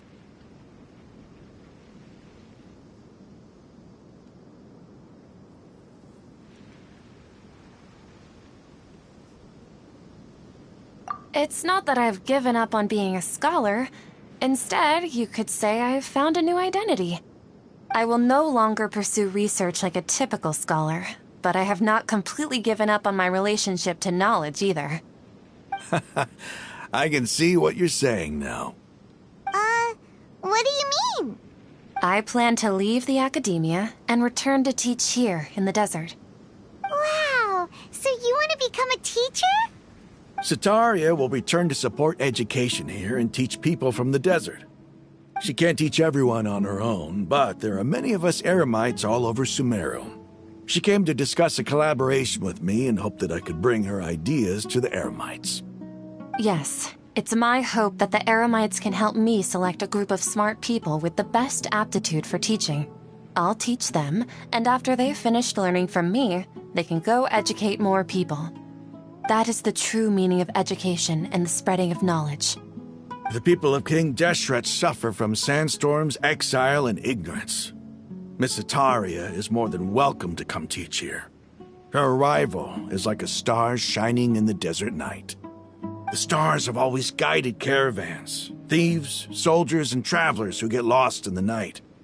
They lead those in the dark out of trouble and back to safety.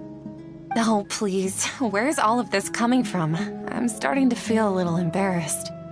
You deserve these compliments. Mercenaries are accustomed to danger and don't fear death, which is why we recognize extraordinary actions that common people would easily overlook.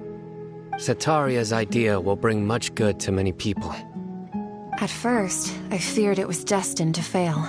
Everyone knows that the academia doesn't allow scholars to teach in the desert without permission.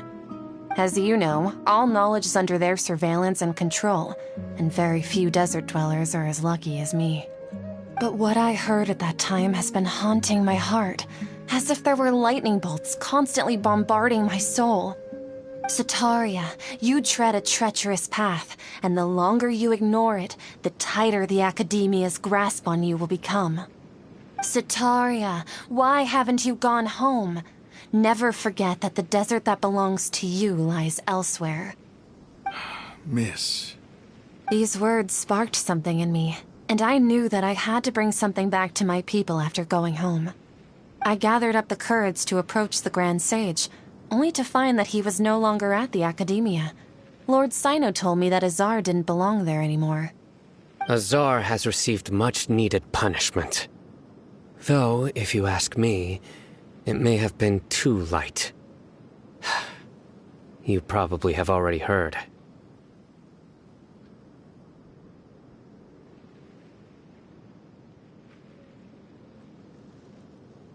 Lord Sino helped me obtain permission to leave the Academia for the desert, and accompanied me here to discuss collaboration with members of the Eremites.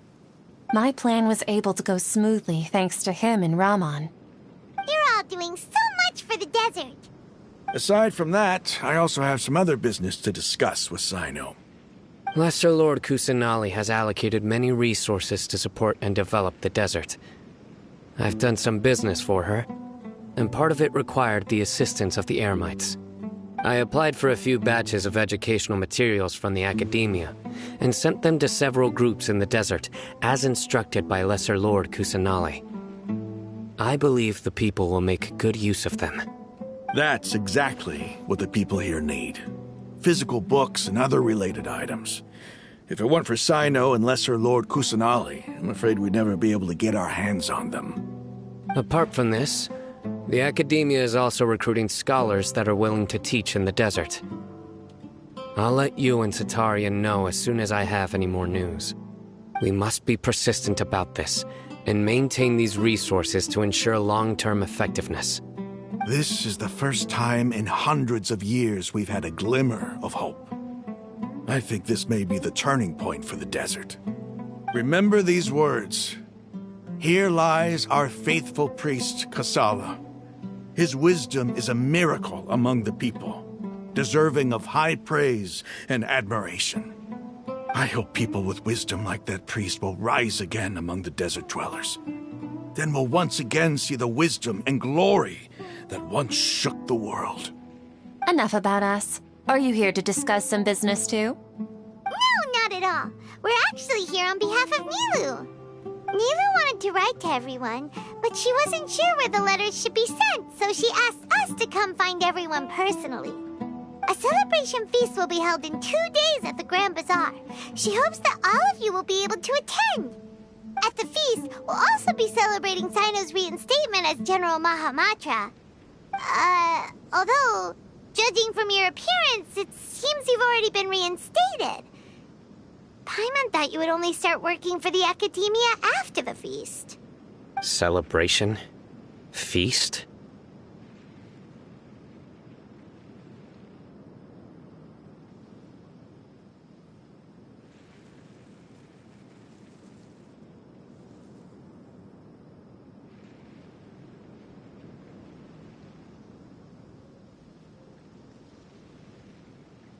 It's the first I've heard of it.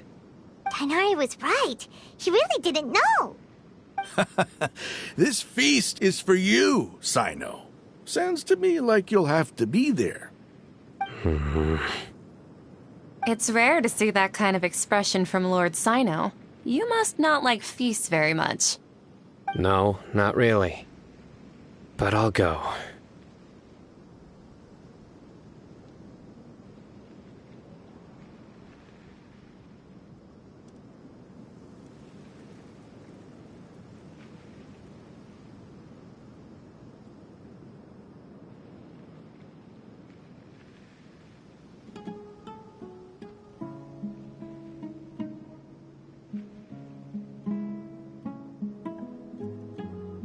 Well, I still have a lot to handle here.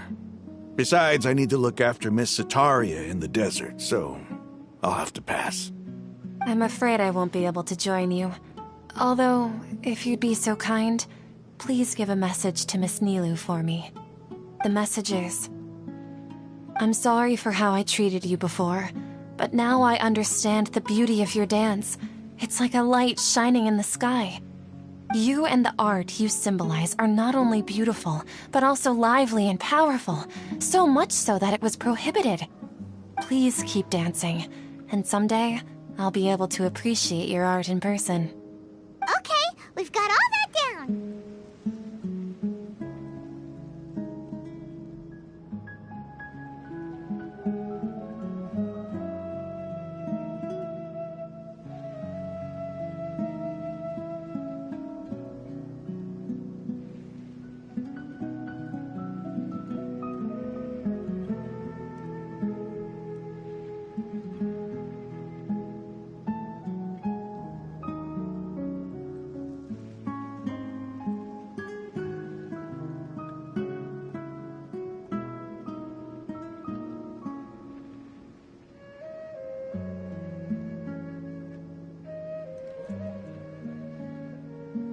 job here is complete as well.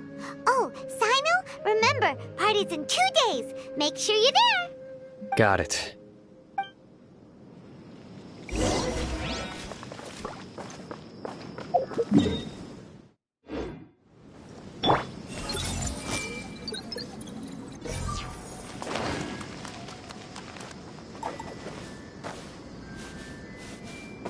I see everything.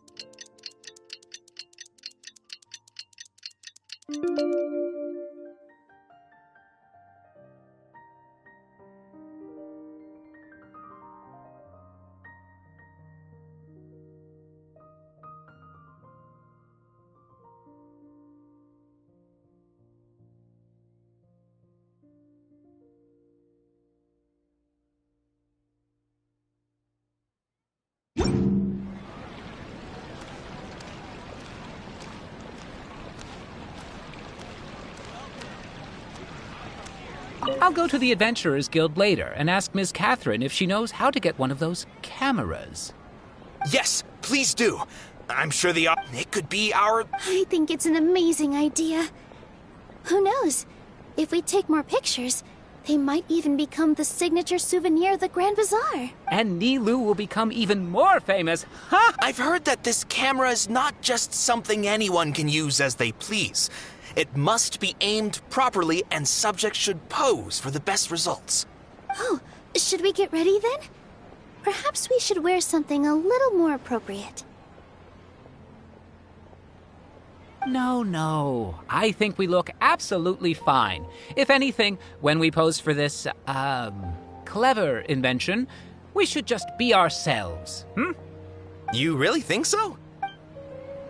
Today's the big day! Let's go to the Grand Bazaar and see how the celebration's coming along.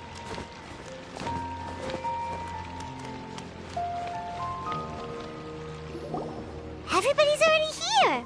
Looks like we're the last ones to arrive. I'm here. Ah, there you are.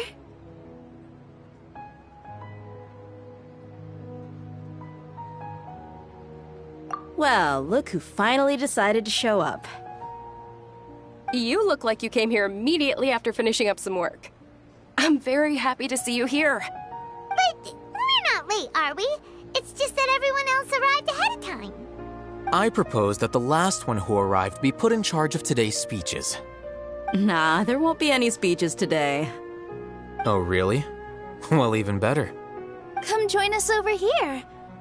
Let's share some great food and drinks, and chat about all sorts of fun things. Everything looks quite good.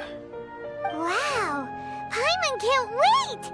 Traveler, just look at all the delicious food here!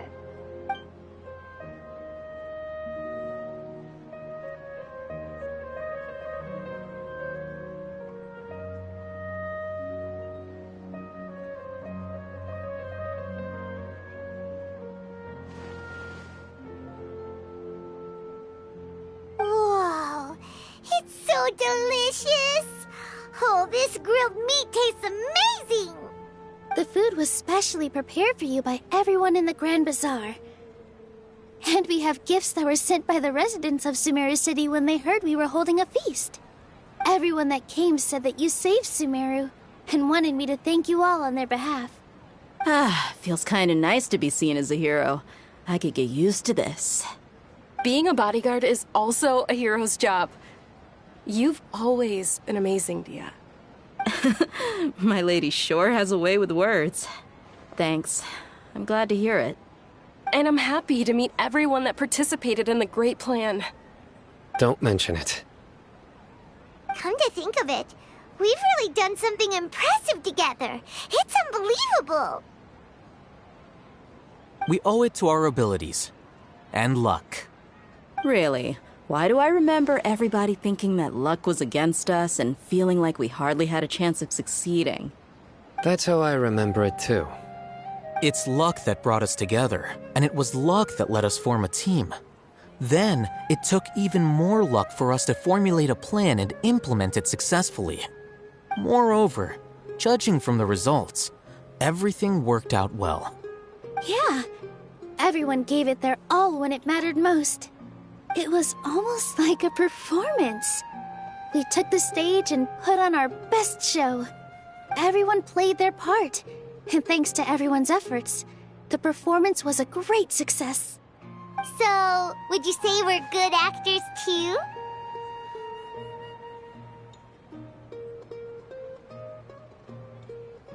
It's such a blessing that Lesser Lord Kusanali was able to return to power at the Academia.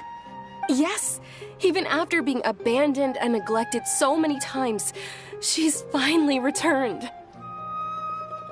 Uh-huh. Lesser Lord Kusanali once used all her power in a great disaster, which resulted in her losing all her wisdom and memories of the past. The Academia basically abandoned her because of it. This should be something everybody should remember. Huh? You look surprised. I didn't say anything wrong, did I? No, everything you said is correct. That's good. Something wrong? Yeah, what's with that face? You knew all of this already. Even if those two giants of the Academia are here, I still have to say it. Those sages really have some nerve. 500 years ago, Lesser Lord Kusanali used all her power for the people of Sumeru, and what did they do in return?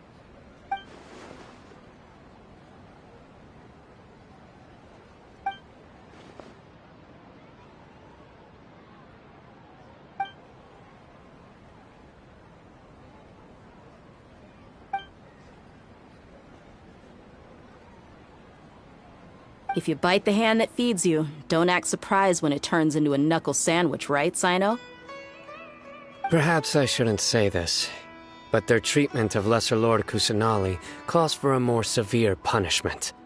You could simply tell Lesser Lord Kusanali that you wish to have Azar and his accomplices severely punished. I respect our deity's decision, and won't interfere in any way. While we're on this topic, why didn't you accept the Academia's invitation to become the Grand Sage? Are you trying to say that I'm fit to be a sage? Not at all. But every person handling the selection process has said that you are the most suitable candidate to lead the Academia right now. Why? Because he dethroned Azar from power? Could you try to put it another way? This is a good thing, Yet you're making it sound like I overthrew Azar for my own personal gain. But seriously, though, I always wondered if you had some personal motives behind it. I did have my own motive, but it had nothing to do with being a sage. If the rules of our nation were suddenly cast by the wayside, then it wouldn't be long until chaos ensued. I had no intention of letting their dreams disrupt my life. By that, you mean your life working as the Academia's scribe. Precisely. Wait, is that all? So, that's the only reason why you joined us and came up with all those plans? It's reason enough. You've certainly got quite the personality. You flatter me. All right then. How about you? You've already resumed work as the General Mahamatra, right? That's right. Will you be happy with that life? It's not about being happy. There are merely a lot of things that I must do. Even so, keep your spirits up and try to be happy, okay? And try to smile more every day. Just like I'm doing now. Thank you. I'll keep that in mind.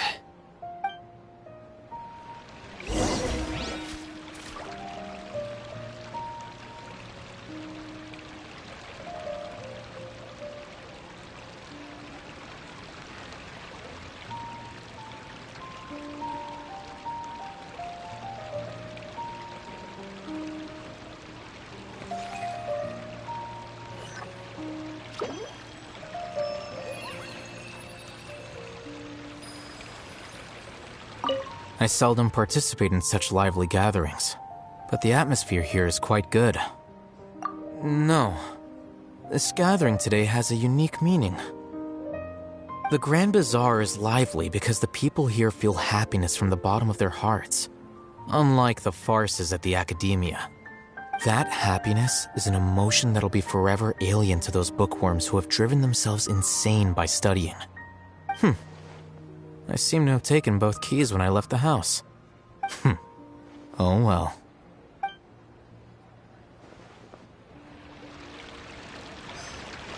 Ah, there you are, traveler. Well, how is it? Are you enjoying the feast today? If there's anything you're unhappy with, just let me know. I'll be sure to take note of it.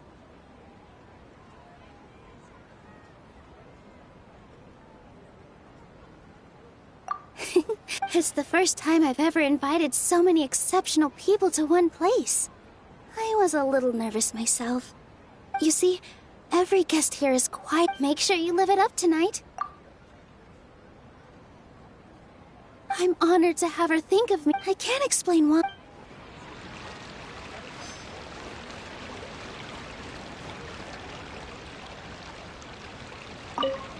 My lady, the grilled meat over there is delicious. Have you tried it?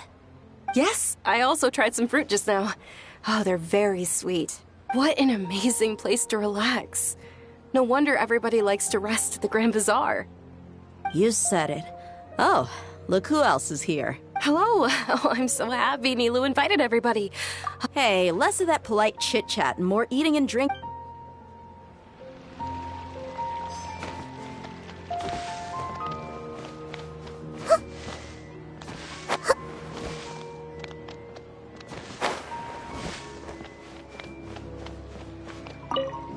The atmosphere here is good. And everything... I don't often come to such... I have a lot to handle these days. There's always next time.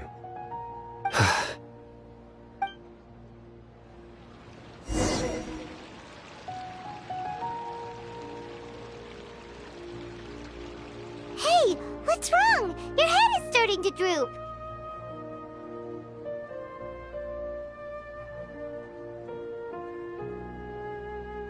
Hey, you can't just fall asleep here. Paimon will go find something delicious for you to eat. You'll wake up once you've put something yummy in your tummy.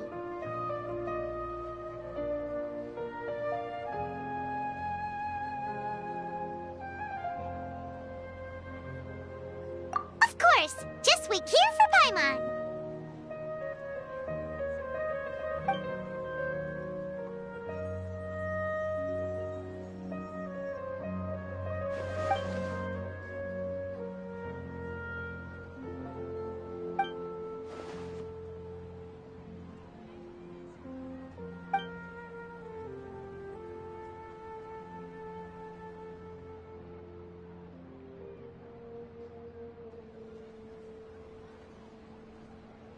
It's me.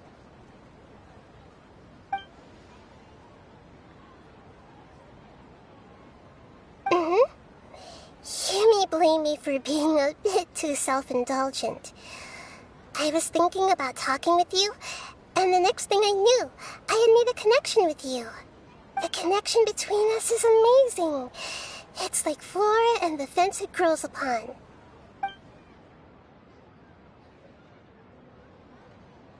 I heard there's an amazing celebration feast today at the Grand Bazaar. I wanted to have a look for myself, so I snuck in. Lately, I've been so busy dealing with all the fallout from recent events, so I really haven't had any free time. Although you've already helped me with a lot, there's still one more thing I hope you can help me with. Please say thank you to everyone for me. Oh, is it not convenient for you to do that for me? But if I just show up all of a sudden, people will become all quiet and stiff, won't they? What if I end up scaring them and ruining this wonderful feast? That'd be the last thing I want. Let me think about it. Yes, I have.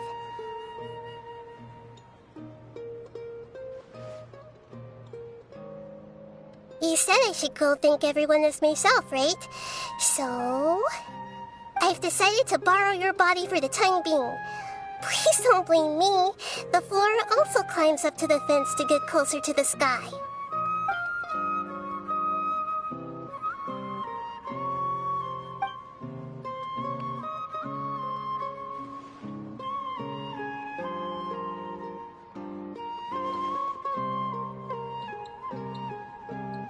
Everyone! Are you awake now? Paimon was just about to bring you the food. It's me. Huh? That voice. Nahida? Hold up. What's going on? I didn't expect to have a conversation with the consciousness of Lesser Lord Kusanali in the Grand Bazaar. Interesting. Is this also a part of the feast? No, of course not. Are you Lesser Lord Kusanali? Hello, Nilou. You know who I am? Yes, I already know every one of you. Nilou, Alhaitham, Cyno, Dia, Paimon, and Dunyarzad.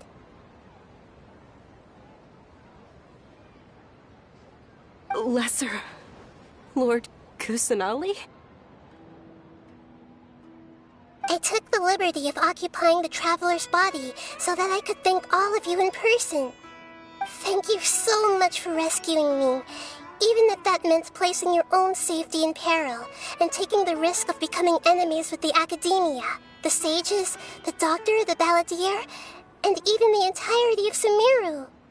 Without you, without any of you, I would have been in a much more difficult situation. Had you not helped me to resolve the crisis, not only I, but Sumeru and even the entirety of Teyvat would have suffered great misfortune. People refer to you as the heroes who managed to rescue a god. I'm quite fond of this name. It not only explains your identities, but also bears witness to your relationship with me. Please, allow me to present to you my most sincere gratitude. Lesser Lord Kusanali, you have done so much for Sumeru, and I didn't even have a chance to do anything for you. You don't have to do this. Dunyarzad, the suffering you endured during your illness is also proof of you being with me and praying for me. Thank you. You don't need to be so ceremonious. It's always been my duty to protect you. This is how the relationship between the Academia and Dendro Archon should be. We just did what was necessary and set things back on the right path. You're an Archon, but you act so humble. You really don't need to be so polite with us. I'm honored to have been able to take part in this plan. I hoped you liked the dance I dedicated to you. Thank you, all of you. Thank you so much.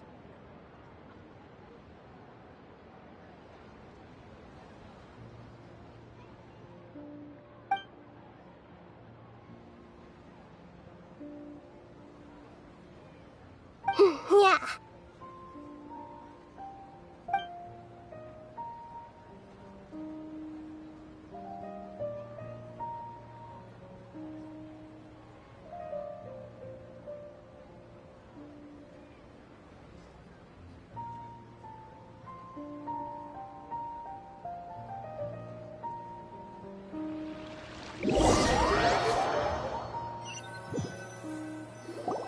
Are you awake? Did you rest well? After Nahida left, you ate a lot of food. You've become a glutton. That just means you still have a lot to learn from Master Paimon, the Sage of Gluttony. Alright, since you're awake now, should we go and have a chat with Nahida? She should be in the academia right about now. If you have any questions, now's your chance to ask.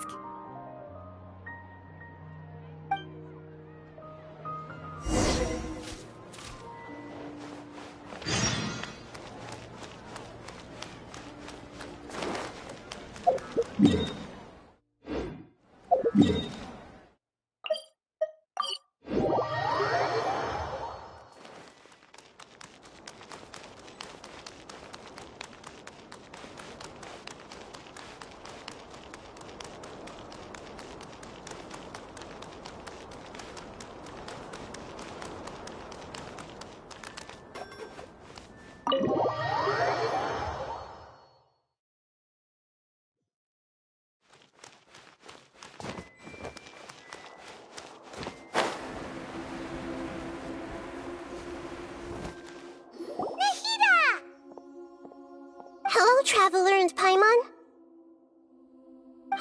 What a fantastic night. I'm still immersed in all the happiness and joy, like a candle floating on water. So are we, and that's why we're here to talk with you. Is there anything you want to know? After recent events, the Akasha can no longer function as it used to. I've given it some thought, and have decided to shut it down permanently. But this is definitely not a bad thing. Even from the beginning, I've been planning to shut it down. The Akasha's centralized administration of knowledge has always restrained people's curiosity and curtailed the number of paths available to them. I don't think this is good for Sumeru. Although people may initially feel a little uncomfortable with the loss of the Akasha, they will soon understand that this life is more suitable for them. And as for the future of Sumeru, I'm preparing to regain control of the academia. The former sages have received their punishment, but the new sages have yet to be selected. I will oversee the process personally. I hope that the new 6 great sages will be more focused on academics. Sumeru needs such leaders more than ever. The other big issue is the people of King Deshret. All the residents of the desert, in fact. They have been mistreated for far too long. I've already taken some measures to address this. It will take some time to rebuild everything, but no matter if it's culture, friendship, or trust, we will rebuild it.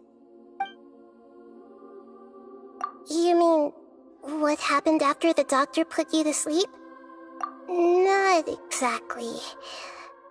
The top-ranked Fatui Harbingers, up to number 3, possess power comparable to that of gods. I was no match for him in that kind of situation. However, in spite of the bad situation, I still managed to make a fair deal with the doctor. I'm sure you remember the entity that changed your fate, the Heavenly Principles. In fact, the Heavenly Principles has been quiet since the Conria disaster 500 years ago. I used this point as leverage against the doctor. I told him that the Heavenly Principles may be awakened if I destroy the Gnosis. Although it's just a bluff, he still fell for it. I assumed that the Heavenly Principles wouldn't just stand by and let such extensive damage to its laws take place. And as for what I exchanged for the Gnosis, the exchange served as both punishment for the doctor, as well as a boon of new knowledge that I couldn't refuse as the god of wisdom.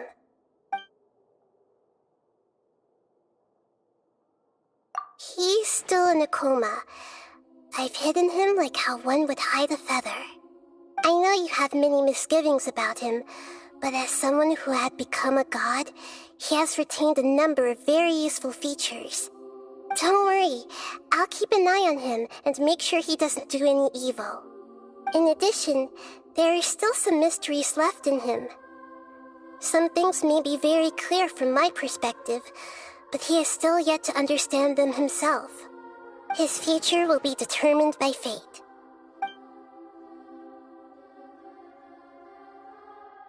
Is that where you're headed next? Fontaine, the Nation of Justice? As far as I know, that nation operates in a judicial system. Does their Archon personally judge people? No, there's a Chief Justice in Fontaine. Generally speaking, the Hydra Archon, Focalor, won't preside over individual trials. However, even then, Focalor will still make herself present at just about every trial. It seems that she just likes to immerse herself in that sort of atmosphere. As Archon, she still reserves the right to influence the final verdict. Anyway, let's just...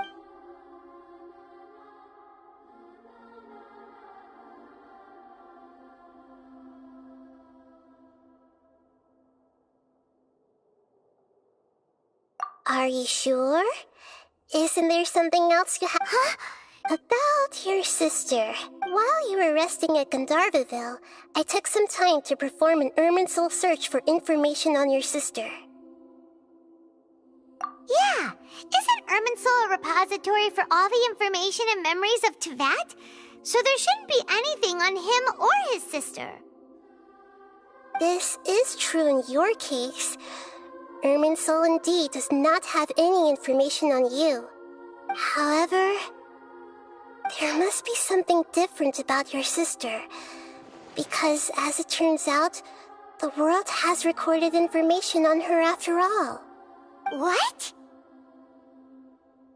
There is only one possible explanation. She belongs to this world.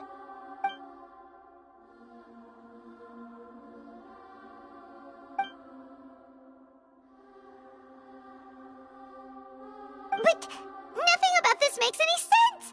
Wasn't this your first trip to Teyvat?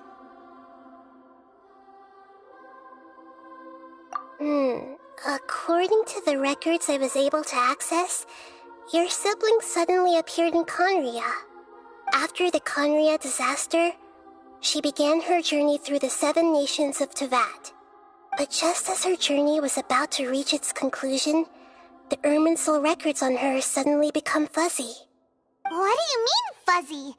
Did something happen to her?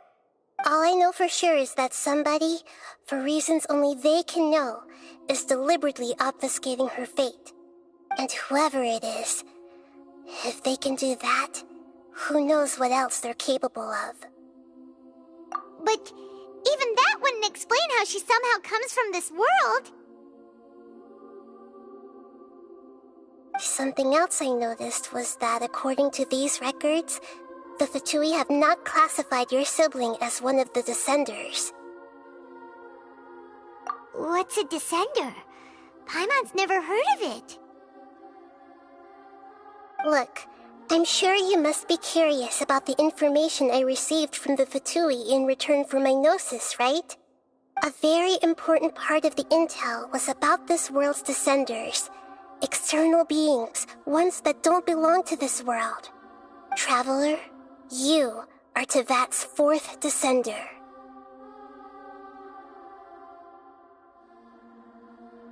Huh?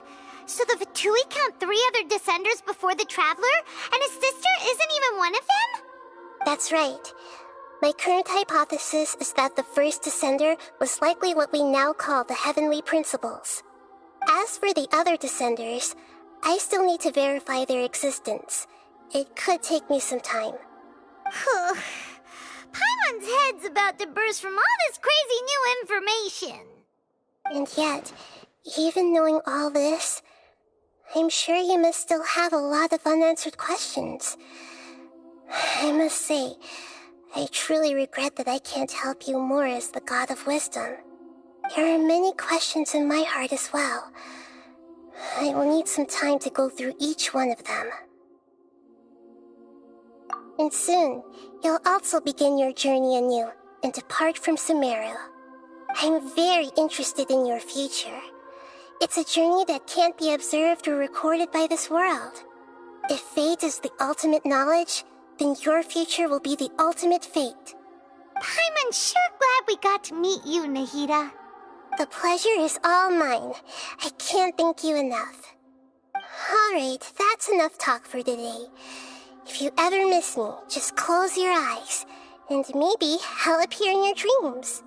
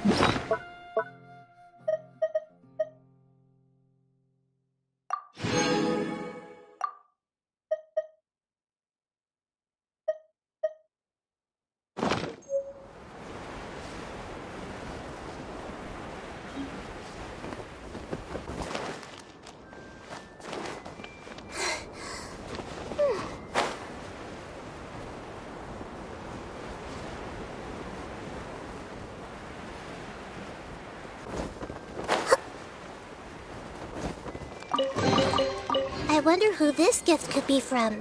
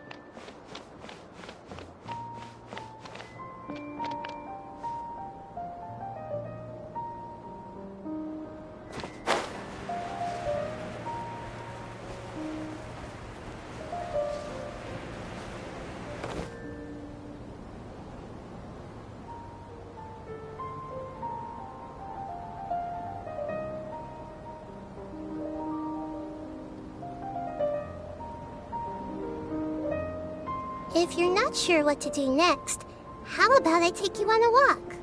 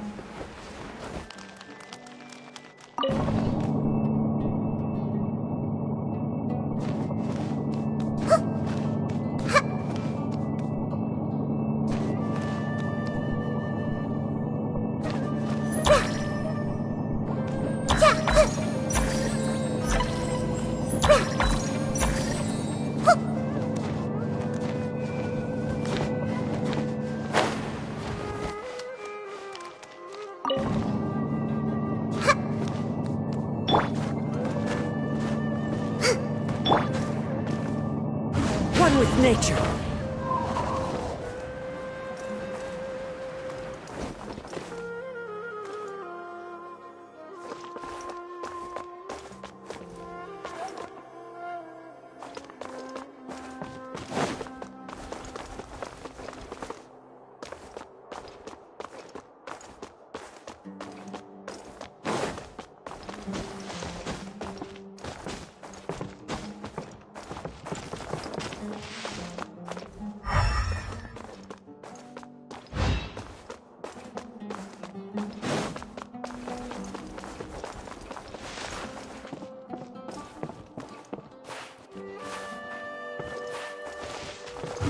to the wind.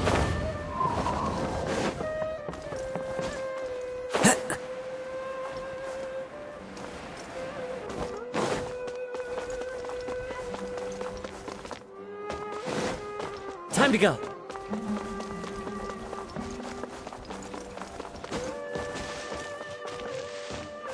The wind knows me.